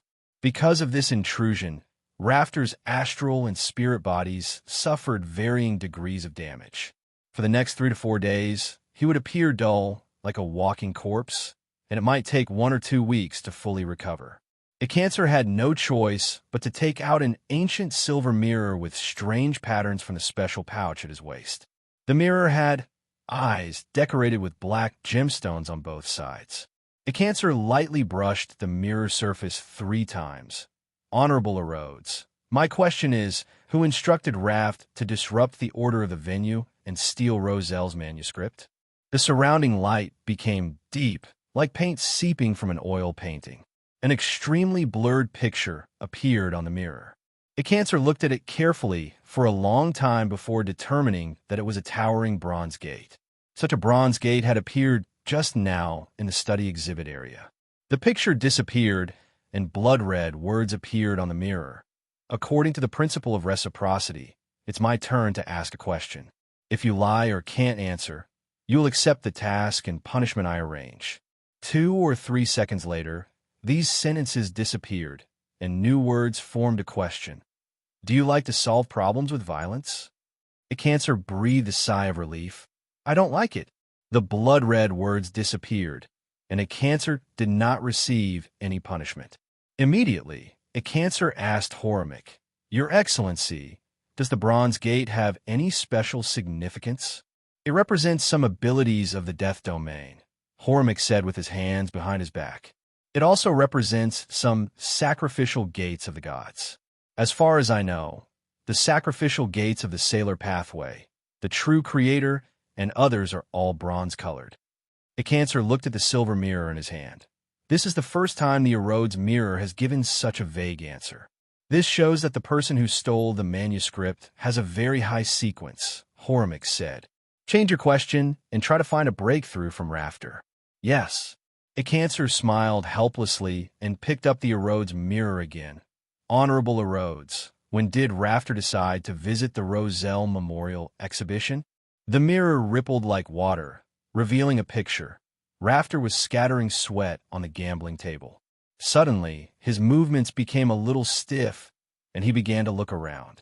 After a while, Rafter's expression changed obviously, and he stood up and said, "I'm not playing anymore. How can playing this be as interesting as going to see the Roselle Memorial Exhibition?" The Erodes mirror used text to indicate what Rafter said. The picture in the silver mirror ended, and everyone could see that Rafter's decision-making appearance was very wrong. Blood-red words appeared on the mirror again. "It's my turn to ask a question. Have you ever wanted to hang up and ravage a colleague around you?" The cancer face turned livid. "No." A silver-white lightning bolt appeared out of thin air and struck a cancer on the top of his head. "ZZ." A cancer hair stood on end, and a little black smoke came out of his body. If he hadn't held onto the wall in advance, he would have fallen to the ground. The other team members thought of the previous question. Since the captain doesn't like to solve problems with violence, why would he hang up and ravage someone? Or is the ravage here not referring to beating? Although everyone wanted to pretend they didn't see anything, they moved away from a cancer as if they had a telepathic connection, still betraying their inner thoughts. A cancer took a few seconds to recover, and then spit out a puff of black smoke. "Your Excellency, Erodes doesn't even know who influenced Rafter. As for the tricky questions in the mirror just now, and the consequences of answering the questions, the cancer was already used to it." Hormick still had his hand behind his back. "Find that casino as soon as possible and see if you can find any clues." This demigod couldn't help frowning. He rarely encountered such an event with no clues. Not only did the Erodes mirror not provide clues, but he also didn't find any clues with his own abilities. The similar cases he had encountered before were all related to true gods. Could it be? Impossible. Hobert immediately denied his idea. The power of the Black Shadow in the study exhibit area was very weak, and it had nothing to do with gods, but those two bronze gates. Just as he was thinking about this, a security guard ran over quickly. "Your Excellency, the king's carriage has arrived. Viscount Stratford wants to see you." Hobert was stunned. Why is the king here? Is he also here to see the exhibition? Even if he wants to show that he is close to the people, there is no need to show it like this. Before Hobert could say anything, Stratford entered with a loud laugh. "Archbishop Hobert, I am relieved to have you here. You will definitely be able to find the culprit who caused the chaos." Viscount Stratford was the captain of the Royal Guards. He walked closer and gave a noble salute, and then said, "The king asked me to ask, who caused the chaos? Do you need help?" Hobert smiled and said, "We are investigating." Then he seemed to think of something. "Is the king coming to visit the Roselle Memorial Exhibition?" "Of course not," Viscount Stratford said. "No leader is more enlightened than King George, and Roselle is no exception." Yes, Hobert said casually. Then, why did the king suddenly appear here today? The king suddenly recalled that he had passed by here a long time ago, and today he suddenly wanted to pass by this street to take a look. Hobert smiled and said, "I see." After sending away Viscount Stratford, Hobert immediately said to a cancer, "The chaos just now was probably caused by a high-sequence beyonder from the Lone or Fanapotter royal family." He paused, and then said, "The possibility of the Fanapotter royal family is higher. After all, George III was the one who was attracted here." A cancer immediately understood the basis for Hobert's judgment, the law of beyonder characteristic convergence. Since the king, who was born into the Arbiter family, was attracted here, it must be that other high-sequence members of that pathway are committing the crime. The other members of the team did not understand why His Excellency the Archbishop made such a firm judgment, because they did not have the relevant knowledge. A cancer glanced at Rafter. "What should we do with him?" "He is just a pawn," Hobert said. "Send someone to monitor him for 2 weeks. If no abnormalities are found, withdraw the surveillance personnel." As he spoke, he was already considering how to investigate the Fanapotter royal family. After all, this was the only clue to the robbery. Hee, let's complain about this, Archbishop. This result is worse than no result. All afternoon, Hobert was in a wonderful mood and worked with great enthusiasm, accepting interviews from a magazine and newspaper. During the interviews, he produced many quotable lines, often prompting the reporters to take rapid notes.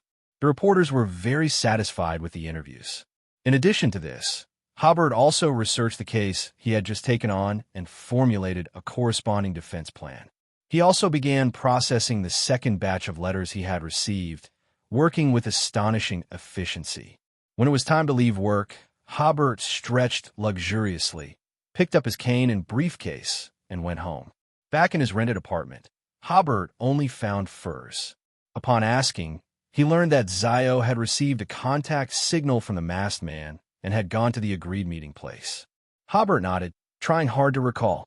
Why did he remember Zio wouldn't receive the masked man's commission until much later?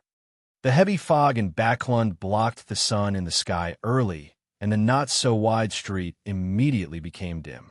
Zio arrived only a dozen seconds earlier than the agreed time. The masked man had not yet arrived, and she crossed her arms, vigilantly observing her surroundings. A little over a minute later, the masked man appeared. Zio said, "You're late." "No, I arrived earlier than you," the masked man said. "You seem to be a sheriff now." Zio understood what he meant. The reason he arrived early was to use the opportunity to observe her. "Yes," Zio admitted frankly. "I'm curious. What is your relationship with General Christian's eldest son? Does this question have anything to do with the task you're going to give me?" "No, it doesn't," the masked man said gently. "You may not know, but 3 months ago, General Christian's eldest son was very ordinary. He seems to have been very active in the last 3 months, as if he suddenly became a different person." Zio asked again, "Does this have anything to do with the task you're going to give me?" Still no, the masked man said. All right, let me tell you about the task I'm giving you today. Track Rafter Pound. Here is his information. Zio took the masked man's information but did not immediately look at it. How long do I have to track him? What is the level of danger? Track him for 2 weeks initially. The reward is 20 pounds, the masked man said. There may be no danger, but the level of danger could also be very high. However, you're only responsible for tracking. If you discover any danger, you can immediately end the mission and contact me using the emergency contact method. Zio nodded. Okay, I accept this task. The masked man took out 10 pounds in cash. This is the deposit. When you report the tracking results in 2 weeks, I will give you the other 10 pounds. If any abnormalities are discovered during the mission ends, and the reward will still be paid. Oh, right. The tracking results should preferably be in the form of a written report. Hobert sat on the sofa, reading the Backland evening news he had just bought. On the second page, he found a report about the chaos at the Roselle Memorial Exhibition this afternoon. Regarding the chaos that occurred at the Roselle the Great Memorial Exhibition, staff claimed that it was a farce caused by a baronet because he could not buy a VIP ticket. It is reported that the exhibition area was not greatly affected, and order was quickly restored, and the exhibition reopened. Some viewers claimed that they saw an old man flying over their heads, and others seemed to see the outlines of 2 large doors in the air. As expected, Roselle was full of mystery, and his memorial exhibition was also full of mystery. Because it had just happened, the report on the incident was very short. Hobert couldn't help but smile. It seemed that the Church of Steam and Machinery planned to deal with the matter lightly and did not even plan to publicly announce the theft of the creative manuscript. Holding up the newspaper, Hobert considered that, in order to show his frankness and what he had said to a cancer before, that he was very interested in Roselle the Great, Hobert planned to visit the exhibition in the next few days. Furs had already prepared dinner, but Zio had not yet returned, so she could only read magazines and wait.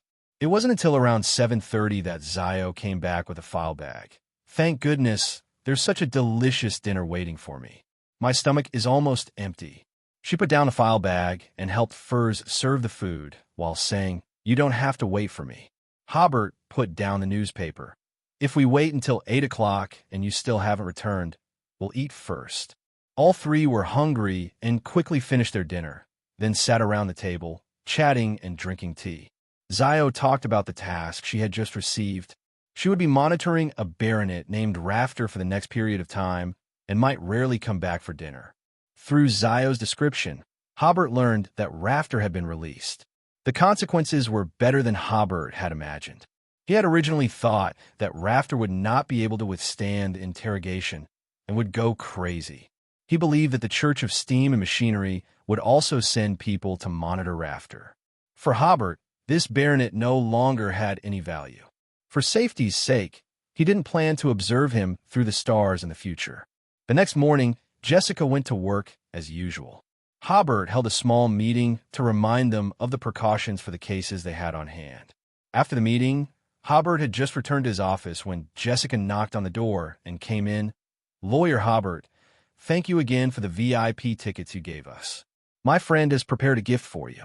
As she spoke, she opened a small box. Inside was a keychain with a golden badge, on which was drawn the symbol representing the eternal blazing sun.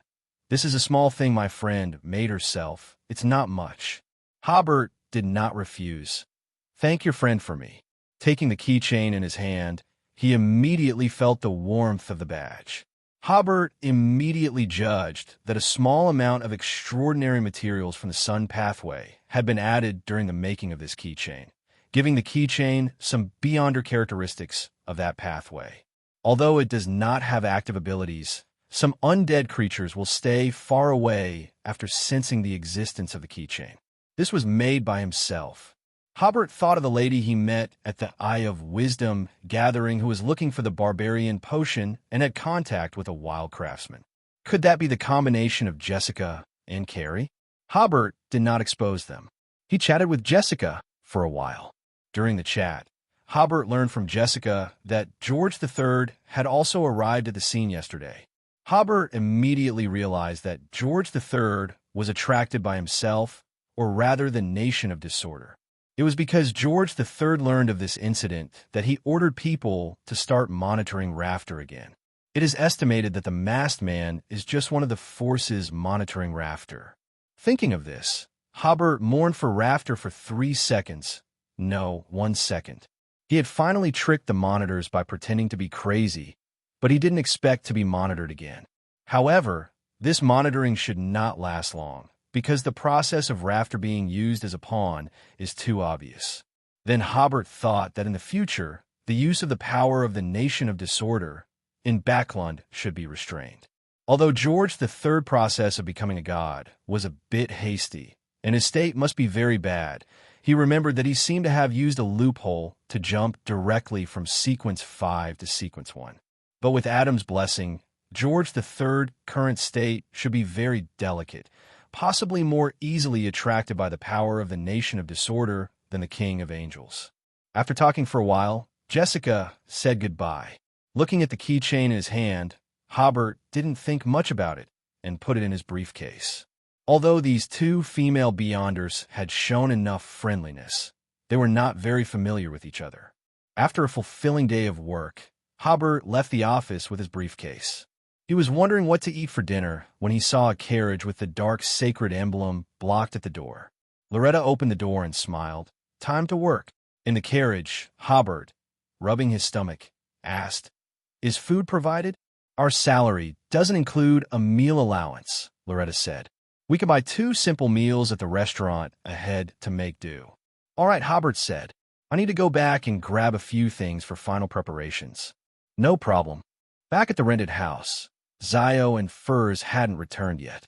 Hobert left them a note, then went back to his bedroom and, in his own way, brought the teleportation statue, spirit necklace, and psychological spoon into the real world. Then, he checked his order wood and uncontrollable stone, especially the uncontrollable stone, which should be particularly effective against the Aurora Order. After putting on the spirit necklace, Hobert immediately felt like he had a small heater in his pocket. Jessica's keychain. Hobert held the keychain in his hand, feeling it was warmer than usual. It seemed he couldn't carry it with the spirit necklace at the same time. Putting the keychain in the drawer, Hobert did a final check of his belongings before heading to the operation site, with Loretta in the carriage. Only then did Loretta say, "After tracking Hyman, we found a total of 6 Aurora Order members, including Hillman, who you mentioned before." Hobert was stunned. The Nighthawks had done a lot of work recently. Wait, this isn't quite normal. Hobert felt like the results were too good. Are those people really Aurora Order members? "I know what you're questioning," Loretta smiled. "The Aurora Order has existed for so long. Their members aren't fools, of course. But according to our observations, Hyman is deliberately letting us discover these Aurora Order members." Hobert immediately understood. He wants to escape the Aurora Order's control. He remembered that Lenevis had done something similar. "That's right. That's what we think too," Loretta said. "If we continue to monitor, we might find more Aurora Order members. But based on our judgment, continuing to monitor could alert them. So we decided to take action and capture all 6 Aurora Order members now." Hobert nodded. This was the wisest choice. If the Aurora Order noticed the Nighthawk surveillance, they might not even be able to catch 6 people. Loretta added, "Our team has 3 people. You, me, and Borja." Borja has already arrived at the scene and has been monitoring the target. The target is a Sequence 7 Shadow Ascetic. You have experience fighting that sequence, so I don't need to explain their abilities. It's precisely because you have experience fighting that sequence that our team will be led by you, with me and Borja assisting you. The captain's requirement is not to harm innocent people and to subdue the opponent, dead or alive. She smiled. "I believe the 3 of us Sequence 8 should be able to handle the opponent relatively easily." "You're wrong," Hobert said. "It's 1 Sequence 7 and 2 Sequence 8s. "Oh, then you should quickly write an application so you could get at least £6 more salary next week," Loretta said with emotion. £12 a week, that's a relatively high income, even among the middle class. Hobert smiled helplessly. "Your focus is really hard to describe." While speaking, The carriage stopped in front of a restaurant. Hobert and Loretta went to buy a simple meal, and Loretta didn't forget to bring one for Borgia. Then, the carriage headed to Gaspin Street 107 in the Southern Bridge District, the location of the capture operation. The carriage stopped just after entering Gaspin Street. Hobert and Loretta got out of the car and walked for a few minutes to the surveillance point. The surveillance point was a utility room opposite 107. As soon as he entered, Hobert smelled the dampness. The three of them kept an eye on the opposite side while eating their simple meals. 107 was an apartment building with 3 floors and only one door. The target lived on the 2nd floor. Although they couldn't directly see the target from here, they could observe them whether they went out through the door or the window. It was currently the end of the workday, and many residents were dragging their tired bodies home after finishing a day's work. Hobert and the others had to carefully examine everyone who came out of the apartment to prevent the target from escaping in disguise. Borgia, upon hearing that Hobert was now Sequence 7, finally gave a more normal reaction. Our team's combat power is excessive. We can go support other teams after completing the capture mission. From Borgia, Hobert learned more detailed plans. The Backland Nighthawks team had almost come out in full force for this capture operation, divided into 6 teams to simultaneously capture the targets at midnight. There were a total of 6 targets, including one Sequence 6, Hillman, who Hobert had mentioned before, led by Thomas himself. One Sequence 7, which was the target of Hobert's team. There were also 2 Sequence 8s, including Hyman. 2 Sequence 9s, including Kate, who Hobert had discovered. At first, Thomas wanted to find an opportunity for these 6 Aurora Order members to gather together, or for 2 or 3 of them to gather together. But these cultists already had a set of methods to counter official Beyonders. They didn't gather at all, only communicated through single lines, and the meetings were very short, so there was no opportunity to capture them all at once. So, they could only split into teams and capture them together. After finishing their meals, Hobert and his team first confirmed their plan of action. Thomas was very confident in this team. He didn't give Loretta and Borgia any instructions regarding the capture plan, so the 2 of them looked at Hobert. "Since I'm the main force in this operation, please follow my command for now," Hobert said without hesitation. "The plan doesn't need to be too complicated. You 2 lie in ambush on the street, and I'll attack from the direction of the door. If my attack goes smoothly, I'll drive him out, and you immediately open fire, trying to turn him into a sieve. If my attack doesn't go smoothly, you rush in from the windows and attack from both sides." Hobert had used this trick when he participated in Zio's operation to capture cultists, and the effect was very good. Borgia agreed. The simpler the plan, the greater the chance of success. Loretta also nodded, expressing her agreement with Hobert's plan, so they took turns monitoring, preparing to act. Around 7 or 8 o'clock in the evening, the smell of food from the surrounding residents' homes permeated the entire street. Around 9 o'clock, the gas lamps were gradually extinguished. By 10 o'clock, there was almost no one on the street. Hobert and the others made their final preparations, and around 11:50 in the evening, Hobert took the lead. He pried open the anti-theft window on the stairwell window, climbed to the 2nd floor, holding the teleportation statue in one hand and a gun in the other, and kicked the door open. Hobert sighed. After Sequence 7, his strength had increased a lot. He. A sinister laughter came from the dark room, as if some ghostly figures were flashing. Hobert didn't immediately open fire upon seeing the figure because, according to the information from the teleportation statue, there was only one person in the room, and these figures were just illusions. However, the atmosphere in the room felt like the domain of the Grim Reaper, and Hobert felt a sudden sense of dread in his spirituality. Nevertheless, Hobert stepped into the room, immediately feeling as if eyes were staring at him from all directions, making it difficult even for the teleportation statue to distinguish the real enemy. The feeling of being surrounded by evil spirits was unbearable, and Hobert guessed that this ghost domain must be a special ability the opponent gained during the listener's stage.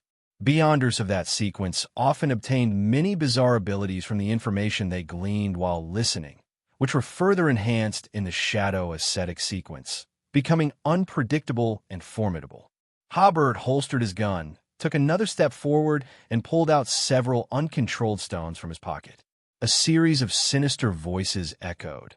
"Arrogant fool, do you really think you can defeat me?" In the darkness, the figures in the room reached out to grab Hobert, and his spirituality warned him that being caught by them would cause some damage to his astral body. Moreover, the room was filled with a chilling atmosphere of terror. Although Hobert didn't find the scene particularly frightening, his spirituality was constantly trembling. However, thanks to this spirit necklace, the fear was still within an acceptable range. Just as the shadows were about to grab Hobert, he finally made his move, throwing 3 uncontrolled stones in quick succession toward the direction of the voice, achieving saturation bombardment, while chanting the incantation. "Distort, distort, distort." In the room, the high-ranking power of distortion erupted, and order seemed to suddenly collapse, as if everything around was shrouded in this force, becoming exceptionally fragile.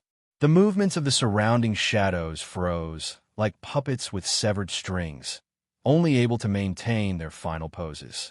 While throwing the 3 uncontrolled stones, Hobert also completed the process of bribery, and then continued with his combo move. Weaken. A large portion of the surrounding shadows immediately vanished, and the room was no longer pitch black. A few rays of light filtered in, indicating that the opponent's power had been significantly weakened.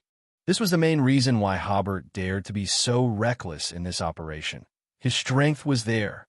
He was now sequence 7, and he possessed many mystical items, some of which were particularly effective against Beyonders of the secret supplicant pathway, so Hobert directly chose to confront the enemy head-on. Having been a Beyonder for so long, Hobert had roughly realized that the entire Black Emperor pathway, on the whole, was about challenging order and challenging rules. Such sequences often required a spirit of daring to face enemies head-on, which was the biggest difference from the seer pathway. Hobert even considered whether Klein became Klein the Coward because he chose the seer pathway. Was he Klein because he was a seer, or was he a seer because he was Klein? After all, each pathway had its own characteristics. The charlatan-like aura of Sequence 9 Seer was sometimes very annoying, and since they didn't have much self-defense ability, they could only follow their heart's choice. And one of the characteristics of Sequence 9 Lawyer was that they liked to argue with others. Because this sequence didn't have very strong abilities, they often had to endure. By the time they reached Barbarian, they couldn't endure anymore. At this stage, they had both the habit of arguing with others, and if they pushed the other party too far and they wanted to fight, the Barbarian could continue to physically persuade them. Because of the difference in abilities, the Beyonder's temperament would often change accordingly.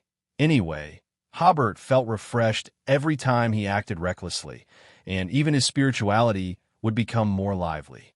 Of course, he would be reckless when he should be. But if the opponent was a Sequence 6, Hobert wouldn't have any psychological burden to use dirty tricks. For example, using the teleportation stone statue to move an uncontrollable stone under the enemy's feet to seize the initiative. And when encountering enemies of higher sequences, he should still run when he needed to. Recklessness didn't mean stupidity. These thoughts were just some of Hobert's previous reflections, flashing through his mind. Returning to the scene of the capture operation, although this was originally the Shadow Ascetics' home turf, Hobert gained an absolute advantage as soon as he made a move. "Got you," Hobert laughed. The teleportation statue finally found the Shadow Ascetic, who was struggling to resist losing control. Now the opponent was moving slowly and was very weak, like a lamb waiting to be slaughtered. With a teleportation, the Shadow Ascetic appeared in front of Hobert. Hobert smiled as he grabbed his gun. "Who's the fool?" With that, he fired at the Shadow Ascetic. At the moment of firing, the Shadow Ascetic used his ability with a face full of pain, making himself ethereal to avoid Hobert's bullet. The Shadow Ascetic's left shoulder suddenly swelled up, as if a new head was about to grow, because he had used his Beyonder power again, bringing him closer to losing control. Hobert calmly fired another shot, and all the shadows in the room gathered around, and these ghostly powers helped the hermit block the shot. The fear atmosphere emitted by the ghost domain immediately dissipated, and the shadow ascetic's eerie abilities had been completely defeated by Hobert.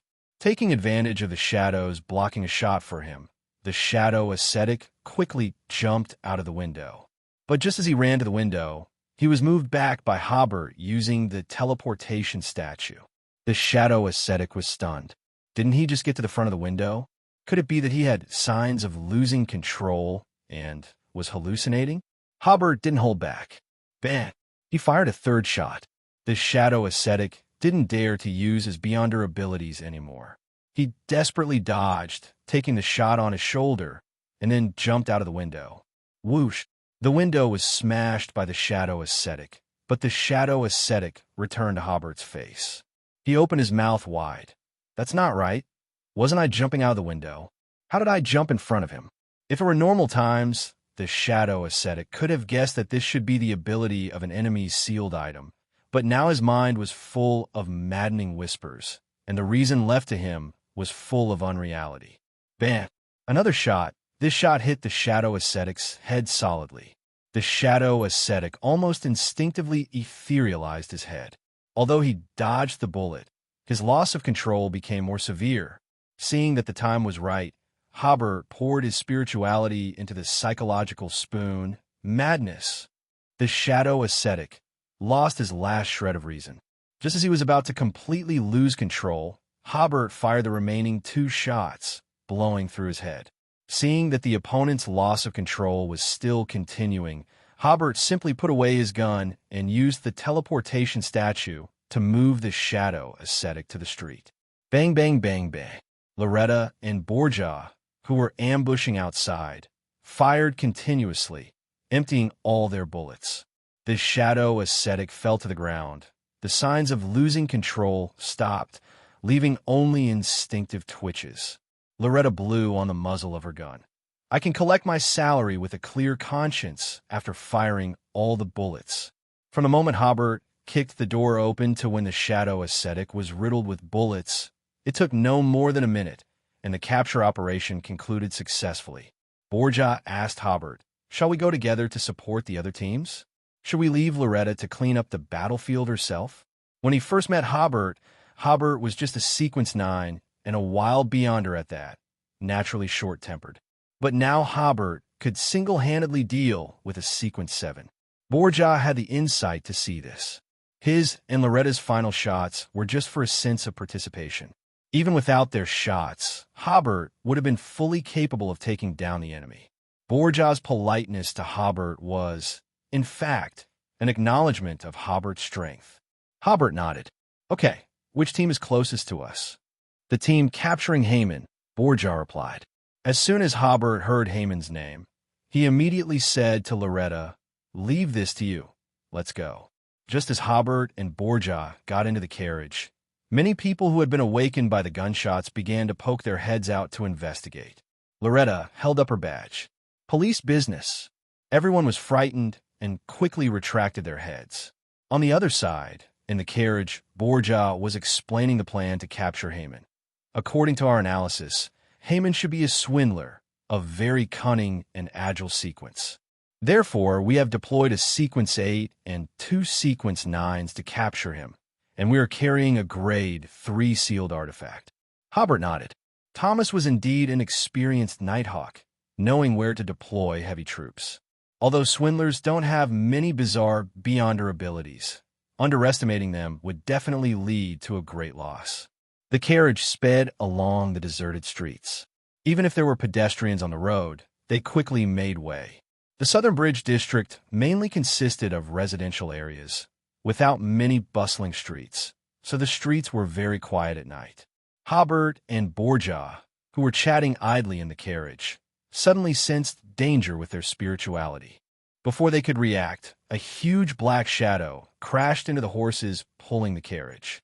While knocking the horses away, the shadow raised its long, sharp claws and tore one of the horses in half, scattering horse blood, intestines, and internal organs all over the ground. The out-of-control carriage crashed into a building on the side of the street. Fortunately, Hobert acted quickly and teleported himself, Borja, and the coachman to the side of the street one after another. Bang! The wooden carriage crashed into the wall, suffering severe damage. Using the light from the gas street lamps, Hobert and the others saw a humanoid monster covered in black. It was tall at least 3.5 meters, with long limbs and long, sharp claws. Its head was very peculiar, composed of individual eyeballs and a clump of hair, without any other organs. The entire head was like those eyeballs were bundled together with hair. Just making eye contact with any one of the eyeballs would make one feel as if the madness deep within the soul was being released, and reason would gradually be lost. Hobert and Borja both looked away. At the same time, they were a little surprised. This was Backland, after all. Why would such an aggressive monster appear here? The monster seemed to enjoy killing. With another swipe of its claws, it tore off the head of the other horse. Then, it set its sights on the coachman behind Hobert and Borja. The coachman was an employee of the Blackthorn Security Company and had basic professional qualities. He didn't panic at all and immediately fled in the opposite direction. Hobert teleported the cane from the carriage into his hand while summarizing the monster's behavior. Bloodthirsty and targeting weaker lives. Its intelligence doesn't seem to be very high. While thinking, he and Borja drew out their canes from the left and right. Smack! The cane clearly struck the monster's thigh, but it felt like hitting an iron pillar. Borja's cane was directly broken, and the other half in his hand flew out. The hand holding the cane was even shaken to the point of bleeding between his thumb and forefinger. Hobert's cane was made of special materials, so it only numbed his hand without breaking. The two men's strikes were not without effect. The monster's two long, thin legs were broken, and the monster fell to the ground, its eyeballs scattered everywhere. Hobert was still wondering, did we just take it down? Judging from the monster's appearance, it didn't seem like it would be so easily dealt with. At this time, two Nighthawks chased over, shouting as they ran, "Don't let the eyeballs get close to any flesh and blood." But their warning was already too late. Several eyeballs had already rolled to the corpses of the two horses.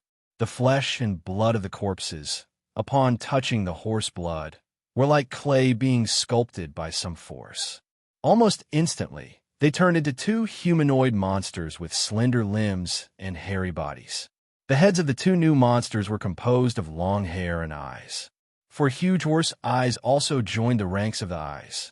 The eyeballs on the ground regrouped towards the first monster that appeared. When they reunited on that tall, slender body more than 3 meters high, the monster's broken legs suddenly changed. A joint actually grew out of the broken bone, and such a serious injury was actually healed by itself.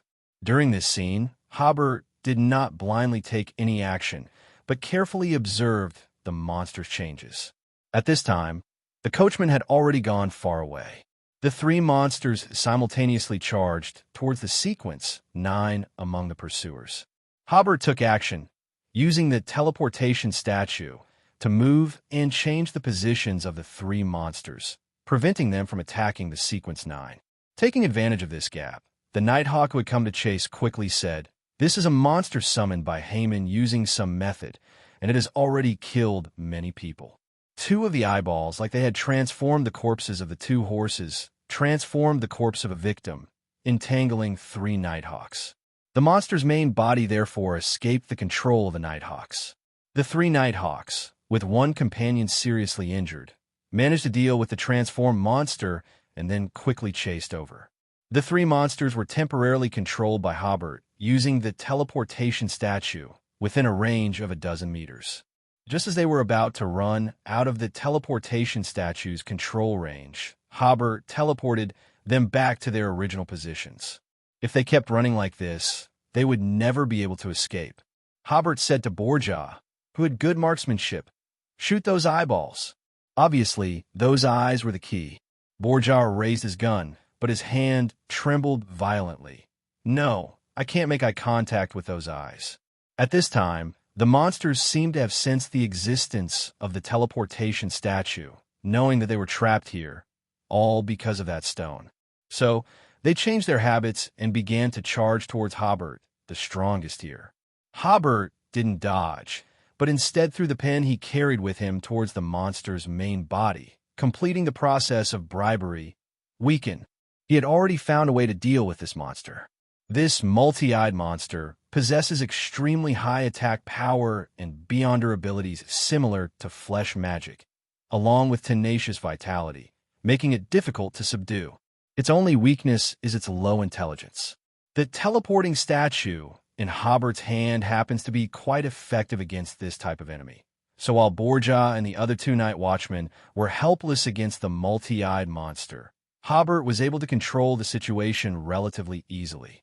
With Hobert's current attack power, he doesn't have a direct way to eliminate the monster in front of him. So he began to carefully observe the monster's every move, trying to find a solution. Just as the multi-eyed monster attacked Hobert, Hobert thought of a way.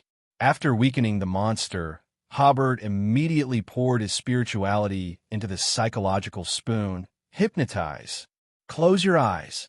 That's right, it's close your eyes. Since the multi-eyed monster's eyeballs are the key, why not just make its eyes close? Although the multi-eyed monster's strength is very strong, its level of strength definitely does not exceed sequence 6. After Hobert weakened it, the psychological spoon can completely complete the hypnosis on it. Those eyeballs have no eyelids, so they can't close at all, but all the eyeballs seem to have lost their luster, and Hobert and others can look directly at them. The movements of the three monster bodies immediately slowed down, and their movements lost their purpose. Open fire. Hobert took out his pistol. Target those eyeballs. Eliminate the two smaller monsters first. Bang, bang, bang, bang. The four people fired together, and one eyeball after another was hit, broken, and flowed out with some foul-smelling gray liquid. The multi-eyed monsters transformed from two horses were the first to be eliminated. Their flesh and blood collapsed, and quickly turned into lumps of wriggling horse meat. However, the main body of the multi-eyed monster was awakening from the hypnosis because some of its eyeballs were continuously damaged. Clang, clang. Shells landed. Everyone ejected the shells from their revolvers and were reloading bullets as quickly as possible. Hobert reloads the fastest. He only needs to eject the shells and then teleport the bullets into the revolver of the pistol. If it weren't for the structure of the rotating shaft, which requires the ejection of the shells before firing again, then his reloading speed would be even faster. But it was still too late. Hobert, who held the psychological spoon, had already noticed that the multi-eyed monster had basically awakened, and it had begun to attack Hobert and others by instinct. Charm. While the opponent's weakened state was still in effect, Hobert immediately used another signature skill of the briber.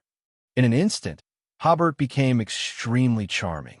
The multi-eyed monster, which was not very intelligent, became unwilling to attack Hobert and his companions under the blessing of the weakening and hypnosis states. While the multi-eyed monster hesitated, everyone had completed reloading and started a new round of shooting again. Bang, bang, bang, bang. In this round of shooting, the four people tacitly fired one after another. After repeated shooting, the eyeballs of the multi-eyed monster were basically blown out. However, the main body of the multi-eyed monster showed no signs of collapsing. Hobert noticed the clump of hair in the eyeballs. He just wanted to take advantage of the multi-eyed monster not being completely awake to grab the clump of hair. After looking at it twice, Hobert felt that the hair in the broken eyeballs was disgusting. So he said to Borgia, "Take advantage of the opponent's slow movement and grab that clump of hair." Then Hobert used hypnosis again. As he expected, this hypnosis did not have the same effect as last time, only making the other party reluctant to move. Borgia, who had just reloaded, put away his gun and, with his agile skills, avoided the multi-eyed monster's instinctive attack, jumped up and grabbed the clump of hair. With a pull outward, the hair brought two eyeballs, which Borgia completely tore off.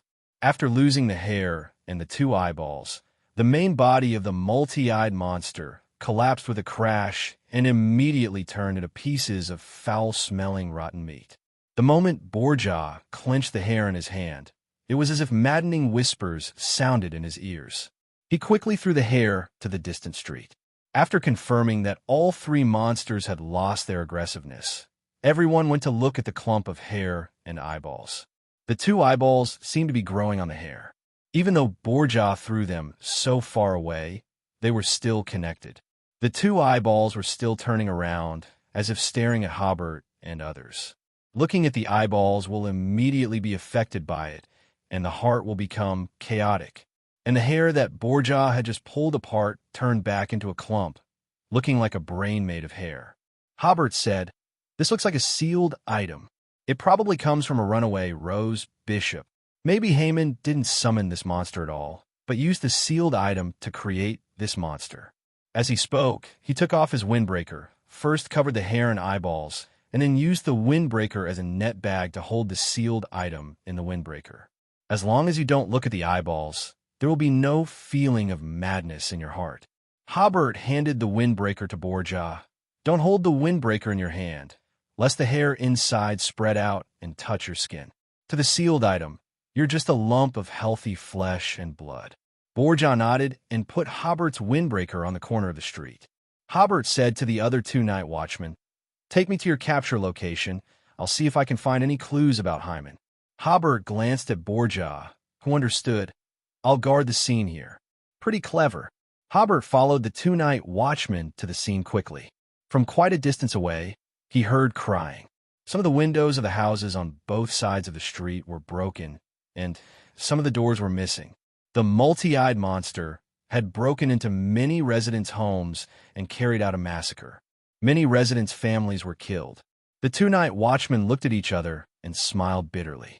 Captain Thomas also told them that one of the goals of the operation was not to harm innocent people, but they failed to do so. Arriving at the capture location, the severely injured night watchman was lying on the street.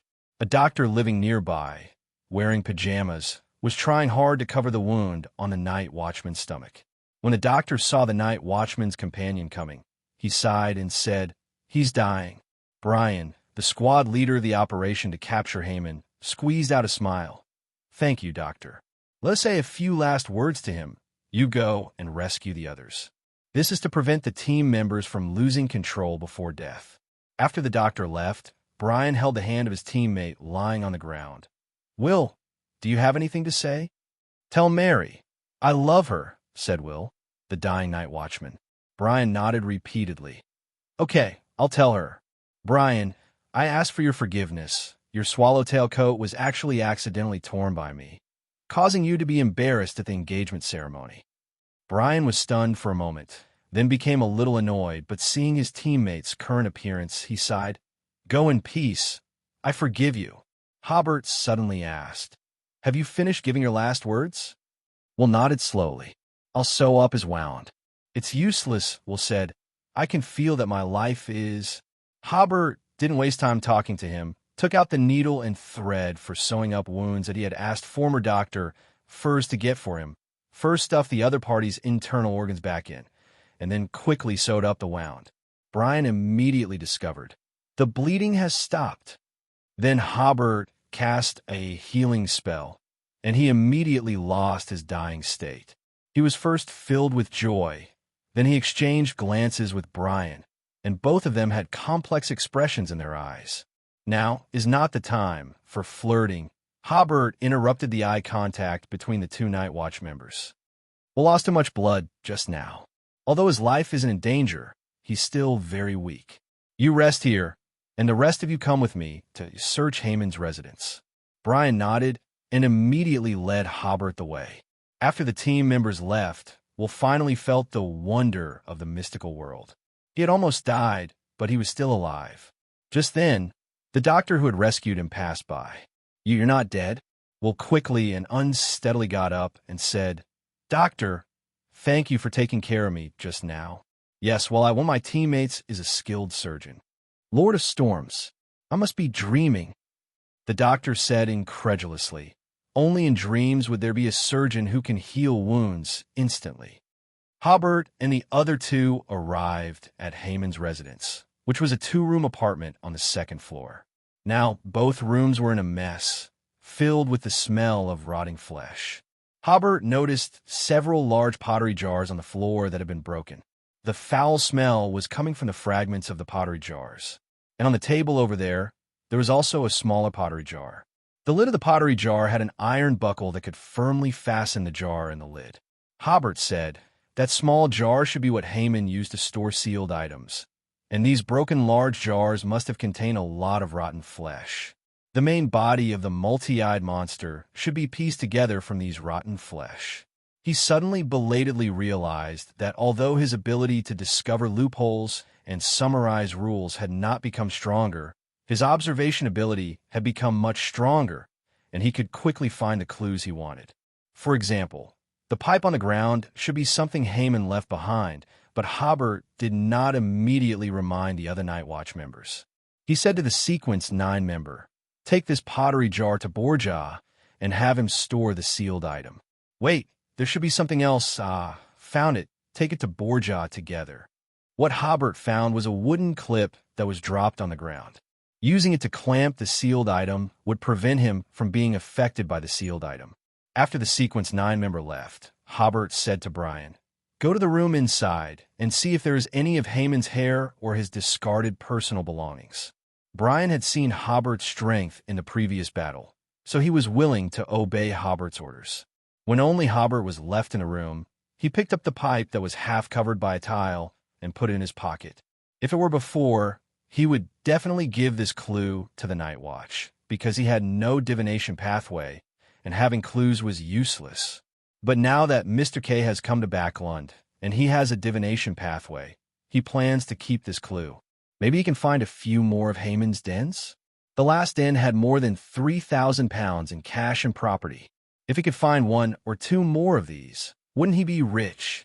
Hobert had previously obtained Haman's pipe, but at that time Hobert was only Sequence 9, and because it involved the Aurora Order, Hobert did not dare to keep such clues. Now it's different. Hobert is already Sequence 7, and he's the kind of Sequence 7 that can fight other Sequence 7s head-on, and he knows that Haman is determined to leave the Aurora Order. The former makes Hobert not worry that Haman will trace back along the clues, and the latter makes Hobert not worry that the lunatics of the Aurora Order will trace back along this clue. A few minutes later, Brian said, "I've searched. Haman is very careful and didn't leave any clues." Hobert nodded. "We'll go to the street to wait for follow-up support. Go around and ask if there are any people with severed limbs or large wounds. Bring them over and I'll stitch them up." Brian immediately went downstairs, feeling very grateful to Hobert. Being able to save a person would lighten the punishment their team received. Hobert carried a chair and sat down next to Will. While resting, Hobert sorted out his feelings from the previous battle in his mind. At the moment of defeating the multi-eyed monster, Hobert felt the liveliness of his spirituality and the loosening of the potion. At that time, he realized that the process of defeating the multi-eyed monster must be able to summarize important information about digesting the briber potion or about his own sequence. Hobert first simply reviewed the previous battle. He found the weakness of the multi-eyed monster and dealt with it flexibly. After a little thought, Hobert immediately understood that this combat process conformed to the characteristics of bribery. Bribery is originally the process of finding the other party's weaknesses and then using these weaknesses to complete the bribe. For example, if the administrative officer of a certain county is lecherous, then this is his weakness. Bribery is a further action taken against the weaknesses of others. That is to say, in battle, or in court, or even on the field, as long as you find the other party's weaknesses and use that weakness to achieve your goal, you're also playing the role of a briber. Then Hobert's thinking became more and more open, and he finally completely understood the description of the briber on the Black Emperor card. The real briber has understood the true meaning of loopholes.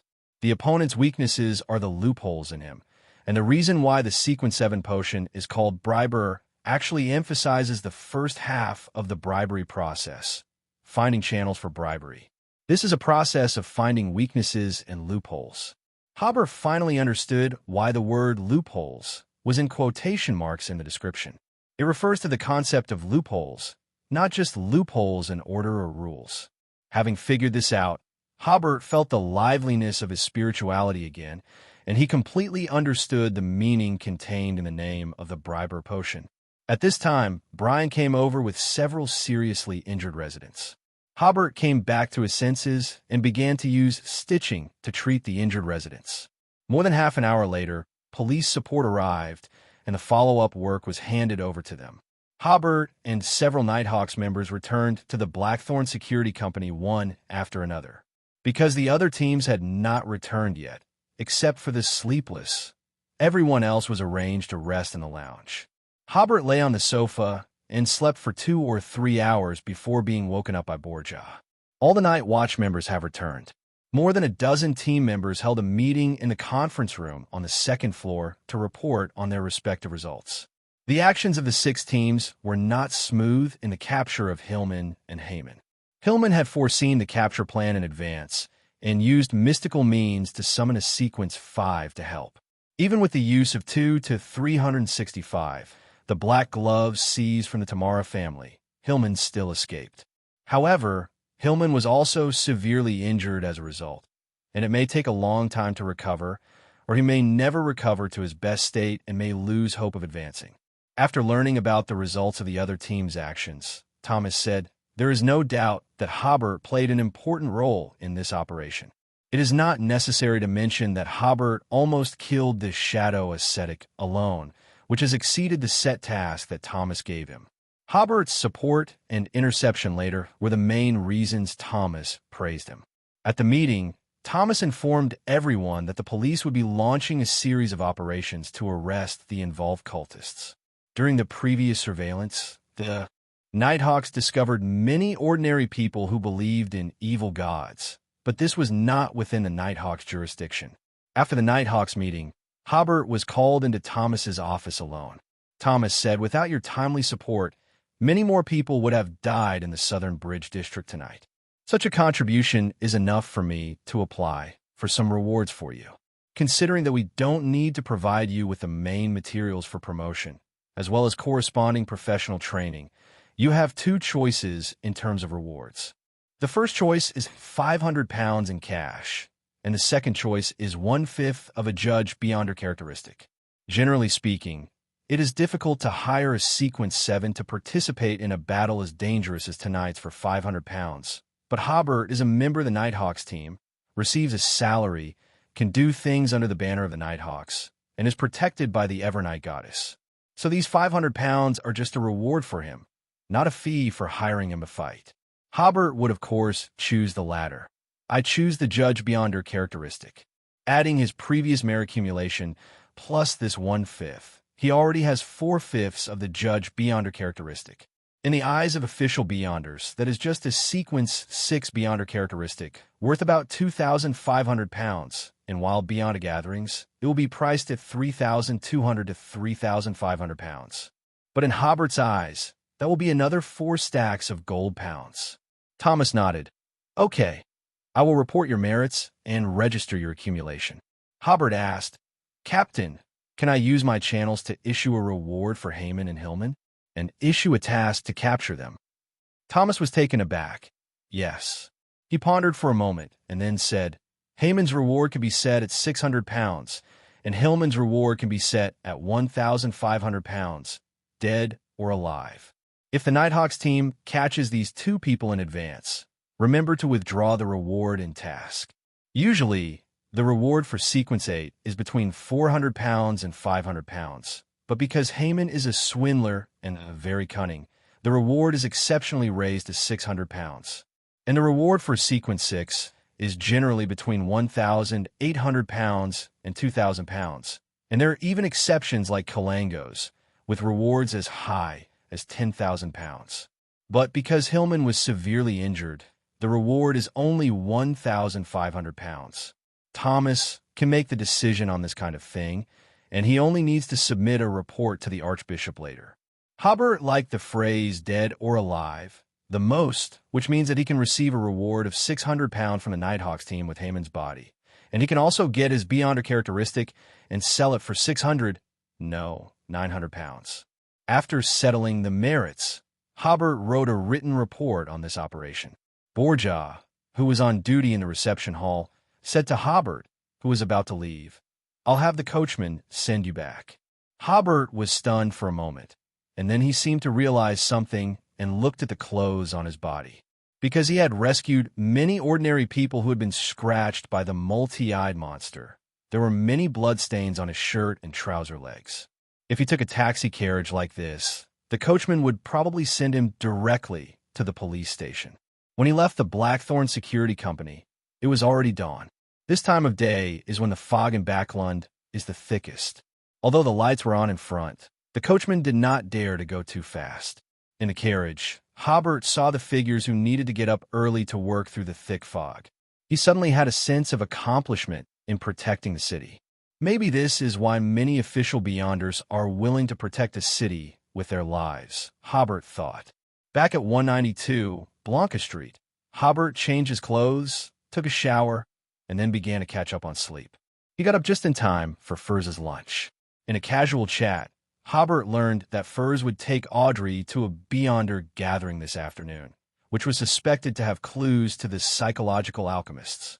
Hobert recalled that Audrey seemed to have established contact with the psychological alchemist from this gathering. After lunch, Hobert, full of energy, walked to work. On the way to work, he suddenly thought, "Oops, I forgot to ask Thomas to reimburse me for the windbreaker." But then he shook his head. Now he has thousands of pounds in his hand. Why would he care about this small amount of money? He soon realized that it might be because he participated in the Tarot Club and was affected by the god of poverty.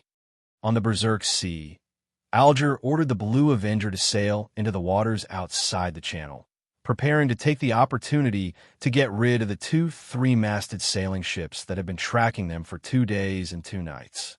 In theory, the speed of the pursuers was far lower than that of the Blue Avenger, but these pursuers were followers of the sea god Calvetua. Alger believed that there must be attendants of the sea god on those 2 ships. The sea breeze always blows their sails, and the waves always push them forward. When they first sailed into the unknown sea, the sky was clear and the sea breeze was gentle, which looked similar to the sea in the channel. More than 10 minutes later, a cloud floated from the horizon. It looked like an ordinary white cloud, but when the distance was close enough, the white cloud began to turn black. In 1 or 2 minutes, the sky was covered with dark clouds. Strong winds blew on the sea, and the waves were several meters high. This is the unknown sea of the Berserk Sea. Such drastic changes only took 1 or 2 minutes. Alger held the crystal scepter, closely watching the dark clouds ahead. Several sailors on the ghost ship were trying hard to steer and struggling to take up the sails. They didn't know how they had provoked those pursuers, and they didn't know why the captain would go crazy and order them to sail into the unknown sea. Drip! A hailstone the size of a bean fell not far from Alger, followed by the sound of drip, drip, one after another. Suddenly, it started to hail. These hailstones were small, the size of beans, but most of them were the size of apples, and some were the size of watermelons. The crew members were desperate. Hailstones the size of apples could kill people, and hailstones the size of watermelons could even sink the entire ship. Alger held the scepter tightly, and a storm swept over, taking away all the hail in the sky above the Blue Avenger. This storm lasted for a long time and has been protecting this ghost ship. Alger breathed a sigh of relief. Fortunately, he obtained the crystal sapphire scepter in his hand during the previous exploration. Otherwise, he would not be able to get rid of the pursuers at all and would be caught up by them sooner or later. In fact, Alger could also go ashore and seek help from the Punishers on a certain island. But in that case, he would have to expose the first location marked in the ruins. Storms also blew over the 2 sailing ships behind, but they were only attendants of the sea god, which was not comparable to Alger, an attendant of the Lord of the Storms. Soon, the 2 sailing ships were sunk by hail, and the cold and ruthless waves devoured lives one by one. Alger smiled slightly and began to direct the ship to sail away from the unknown sea. When they were safe, the crew members cast admiring glances, and of course, there were also questioning glances. "Did you think I would take you to find death?" Alger had already found an excuse for himself. When you went to the island to have fun before, I got a high-level storm charm. The questioning glances disappeared. I'm going to take a rest. Don't disturb me for the next period of time. Alger entered the captain's room and glanced at the 6 pages of diary and the pattern copied from the ruins. As soon as 3 o'clock arrived, Alger's vision was shrouded in gray fog. This week's tarot gathering has begun. Seeing the mysterious Mr. Fool and the Emperor with his amazing knowledge reserves, Alger finally breathed a sigh of relief. He smiled slightly, knowing that no matter what dangers he encountered at sea, the Tarot Club was his greatest support. Justice, Audrey noticed the expression of Hanged Man, Alger, but she chose to greet everyone first and then asked, "Mr. Hanged Man, you seem to have encountered some major changes?" "Indeed, but now is not the time to talk about this," Alger said with a slight smile. "I will submit this week's 6 pages of diary first." After the diary materialized, Alger complimented, "Mr. Fool, I also inquired about a piece of information regarding the secret order. On the vast oceans, news is not blocked, just not timely. Those great pirates also value intelligence." "Very good." The fool Klein nodded slightly, signaling Hanged Man to tell the story. Alger said, "Many pirates claim that they have killed members of the secret order. Without exception, those members are all Sequence 6. They are preparing to hire pirate ships to go deep into the Sonia Sea, and some are also inquiring about the whereabouts of mermaids." Speaking of this, Alger glanced at the Emperor. According to Mr. Emperor's description last week, it can be speculated that mermaids are an indispensable part of the secret order's promotion ceremony, and there should be mermaids deep in the Sonia Sea. For Klein, this was very important information. He had also heard that a ritual was required when Sequence 6 was promoted to Sequence 5. And Alger provided 2 important pieces of information: mermaids and the Sonia Sea. "Very good. You have also paid off your debts," Klein said in a supreme voice. "Thank you for your generosity." Alger certainly knew that his information was far less comprehensive than the Emperor's knowledge. This time, Klein did not rush to read the diary, but tapped the edge of the ancient long table with his fingers. "I am going to issue a mission. Here it comes." Hobert thought to himself, "The £5 to assassinate the ambassador plot is here." Ian, who commissioned Sherlock Holmes to investigate his employer, probably never dreamed that his £5 commission fee would lead to the death of an ambassador. This is a genuine, famous scene. "Mission?" Audrey's ears twitched, her eyes widened, both surprised, expectant, and uneasy. She clearly remembered that this was the first time Mr. Fool had officially issued a mission. At the same time, she keenly noticed that Hanged Man seemed to have not changed, but was actually unusually nervous. Even the Emperor, who had always maintained his composure, seemed a little excited. "Hey, that's not right. Why are the Emperor's body movements and expressions so much like the reaction when watching an exciting part of a drama or opera?" Because of the limited time, Audrey did not delve into this issue. She looked at the sun again. The entire gathering, only the sun, was ignorant, treating this as a very normal thing. "You can choose to accept it or not," Klein said in a relaxed tone. "My other blessed has arrived in Backland. He wants to complete something, but it is inconvenient for him to come forward." "Another blessed?" Alger nodded, as if in contemplation, not at all surprised by this. In his eyes, it was a default fact that a powerful being like Mr. Fool possessed multiple blessed. Audrey felt a little guilty.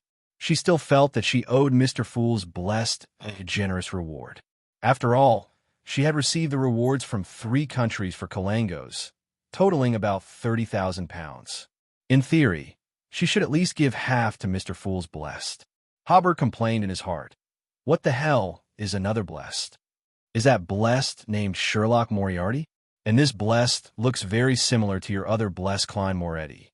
It is very likely that the 2 are twins. Yes, long-lost twin brothers." Seeing that everyone was silent, Klein issued the mission. The thing he wants to accomplish is to assassinate the Intis Republic's ambassador to the Lone Kingdom, Bakerland Jean Muddon. Assassinate the Intis Republic's ambassador? Audrey couldn't control her expression and asked in astonishment. This is an act that will cause disputes between the two countries and even spark war. As a noble lady, she first thought of international relations. As for the question of why Mr. Fool did not do it himself, she felt it was a matter of course. How can it be a big shot who always helps his subordinates? Alger was only slightly surprised by this mission. His focus was on another part. Mr. Fool is still unable to deeply interfere with the real world. My guess is correct. Derek, the son, listened with a blank look. What is the Intis Republic? What is an ambassador? This pieced-together giant language is very strange. Hobert suddenly diverged his thinking.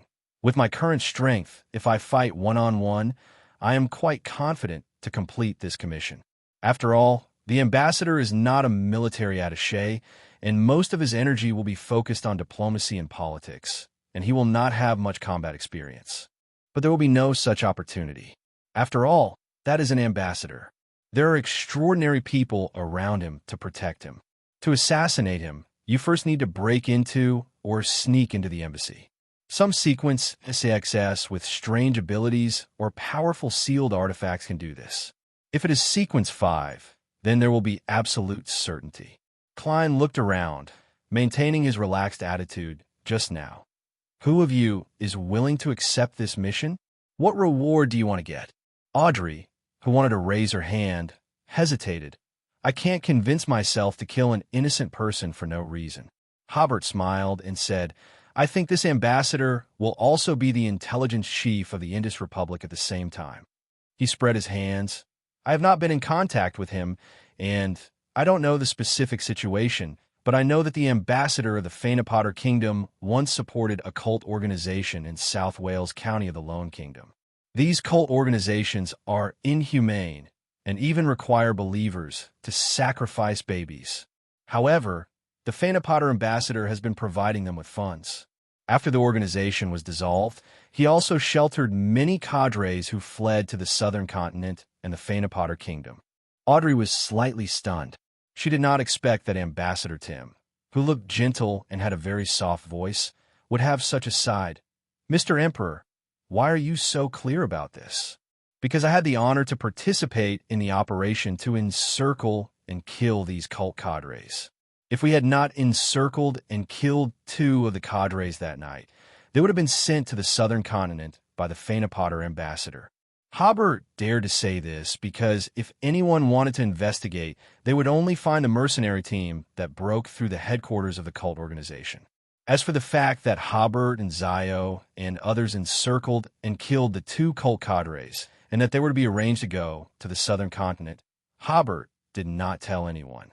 So even if he revealed so much information, he would not worry about others finding out about him. Audrey said, I salute you, Mr. Emperor. Your actions are the best interpretation of justice. Hearing Audrey's praise, Hobert smiled slightly. I'm just using what I know as an example. I don't think the Intis Republic ambassador is any better. Alger also seemed to see Audrey's hesitation. Whether the 2 countries will go to war only depends on whether the upper echelons of both sides want to fight, and has nothing to do with the life or death of a diplomat. He added, I'm not sure if this ambassador is a beyonder, but many clues indicate that he probably is. In addition, there must be many beyonders around him, beyonders belonging to the Intis Intelligence Agency. This department has long been influenced by the original royal family, the Sauron family, and controls part of the Hunter pathway. Hearing the information provided by Emperor and Hangman, Audrey's hesitation disappeared immediately. After pondering for a few seconds, Audrey looked at the head of the long bronze table with some guilt. Mr. Fool, I could try to complete this task, but I may not succeed. I also accept this task. Alger explained with a smile. Although I am not in Backland, it does not mean that I have no way to assassinate Ambassador Bakerland. In order not to show his specialness, Hobert also said, Me too, but like Miss Justice, I'm not very confident. Only Derek had not been able to integrate into this topic. Klein didn't expect 2 sequence 7s and 1 sequence 8 to succeed. What rewards do you want to get? Alger and Hobert both said that they would talk about it after it became a task. Only Audrey blurted out, The psychologist formula. Then she added hesitantly, "This can be discussed after the task is completed. If it can be successful, I will bear the cost. I still owe your blessed a bounty." "Bounty?" "So Kalango's bounty was given to Miss Justice." Klein replied in a normal tone. "Okay." Then, Klein began to read Roselle's diary. Audrey breathed a sigh of relief, finally saying it. Although this would make her a little embarrassed for the next period of time, there would be no more burden in her heart. When Klein finished reading the diary, everyone turned their attention to Hangman. Alger hesitated for a moment and still said, I am being hunted by the blessed of the sea god, Calvetua." He smiled and said, "Fortunately, I still have the protection of Mr. Fool. Mr. Fool, if the situation is urgent, can I pray for your help? I will pay you." Klein suddenly felt a chill down his spine. Even if he didn't know what kind of god the sea god was, he knew what a real god's blessed represented. His evil god was just an empty shell, and now he could only accept sacrifices and bestow things.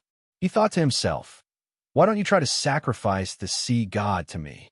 If that's the case, the sea god might be the one holding the tarot gathering in the future." But he couldn't show timidity at this time. Klein said, "Okay. However, the right to decide whether to help depends on Mr. Fool." After receiving Mr. Fool's reply, Alger continued to narrate. "After returning to the sea from Backland, I continued my previous exploration and came to the first location marked by the elf ruins. That location is in the northwest of Blue Mountain Island, near a small island called Med Island. I rested there for one night before starting the exploration of the first location. That morning, taking advantage of the calm sea, I found an excuse to drop anchor in the designated sea area and sneaked underwater while the crew was resting. As soon as I entered the water, I found many sea monsters wandering in this sea area. You may not know what this means. The sea area where a certain sea monster often wanders often has ships missing. The strange thing is that so many sea monsters are in the same sea area, but there are no rumors of ships missing near Med Island." Alger paused and glanced at Emperor. In fact, Alger probably guessed that these sea monsters might have been attracted by that high sequence Beyonder characteristic, but he lacked enough high-level Beyonder knowledge and was not sure of his guess. Hobert saw Alger's gaze, but he had no intention of answering now. And then I carefully used a magical item of mine to avoid those sea monsters. Alger continued. When I continued to dive, I saw a light at the bottom of the water.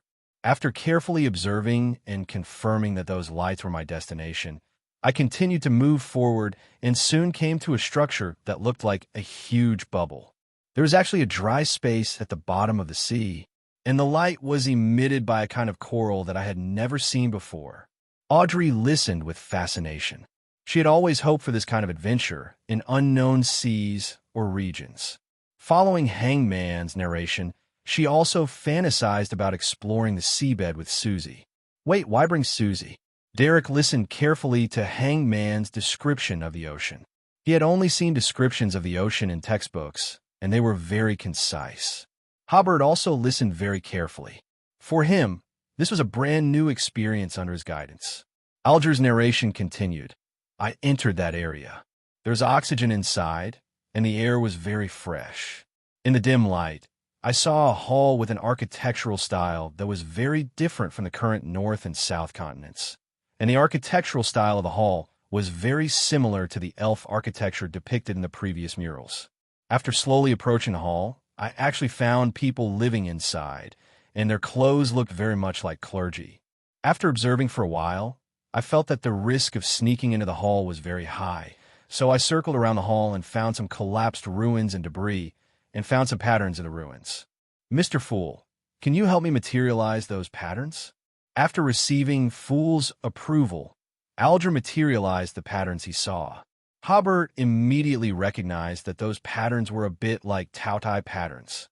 He estimated that Mr. Fool, as a keyboard warrior, would not recognize this, because it was rare in his life before time traveling.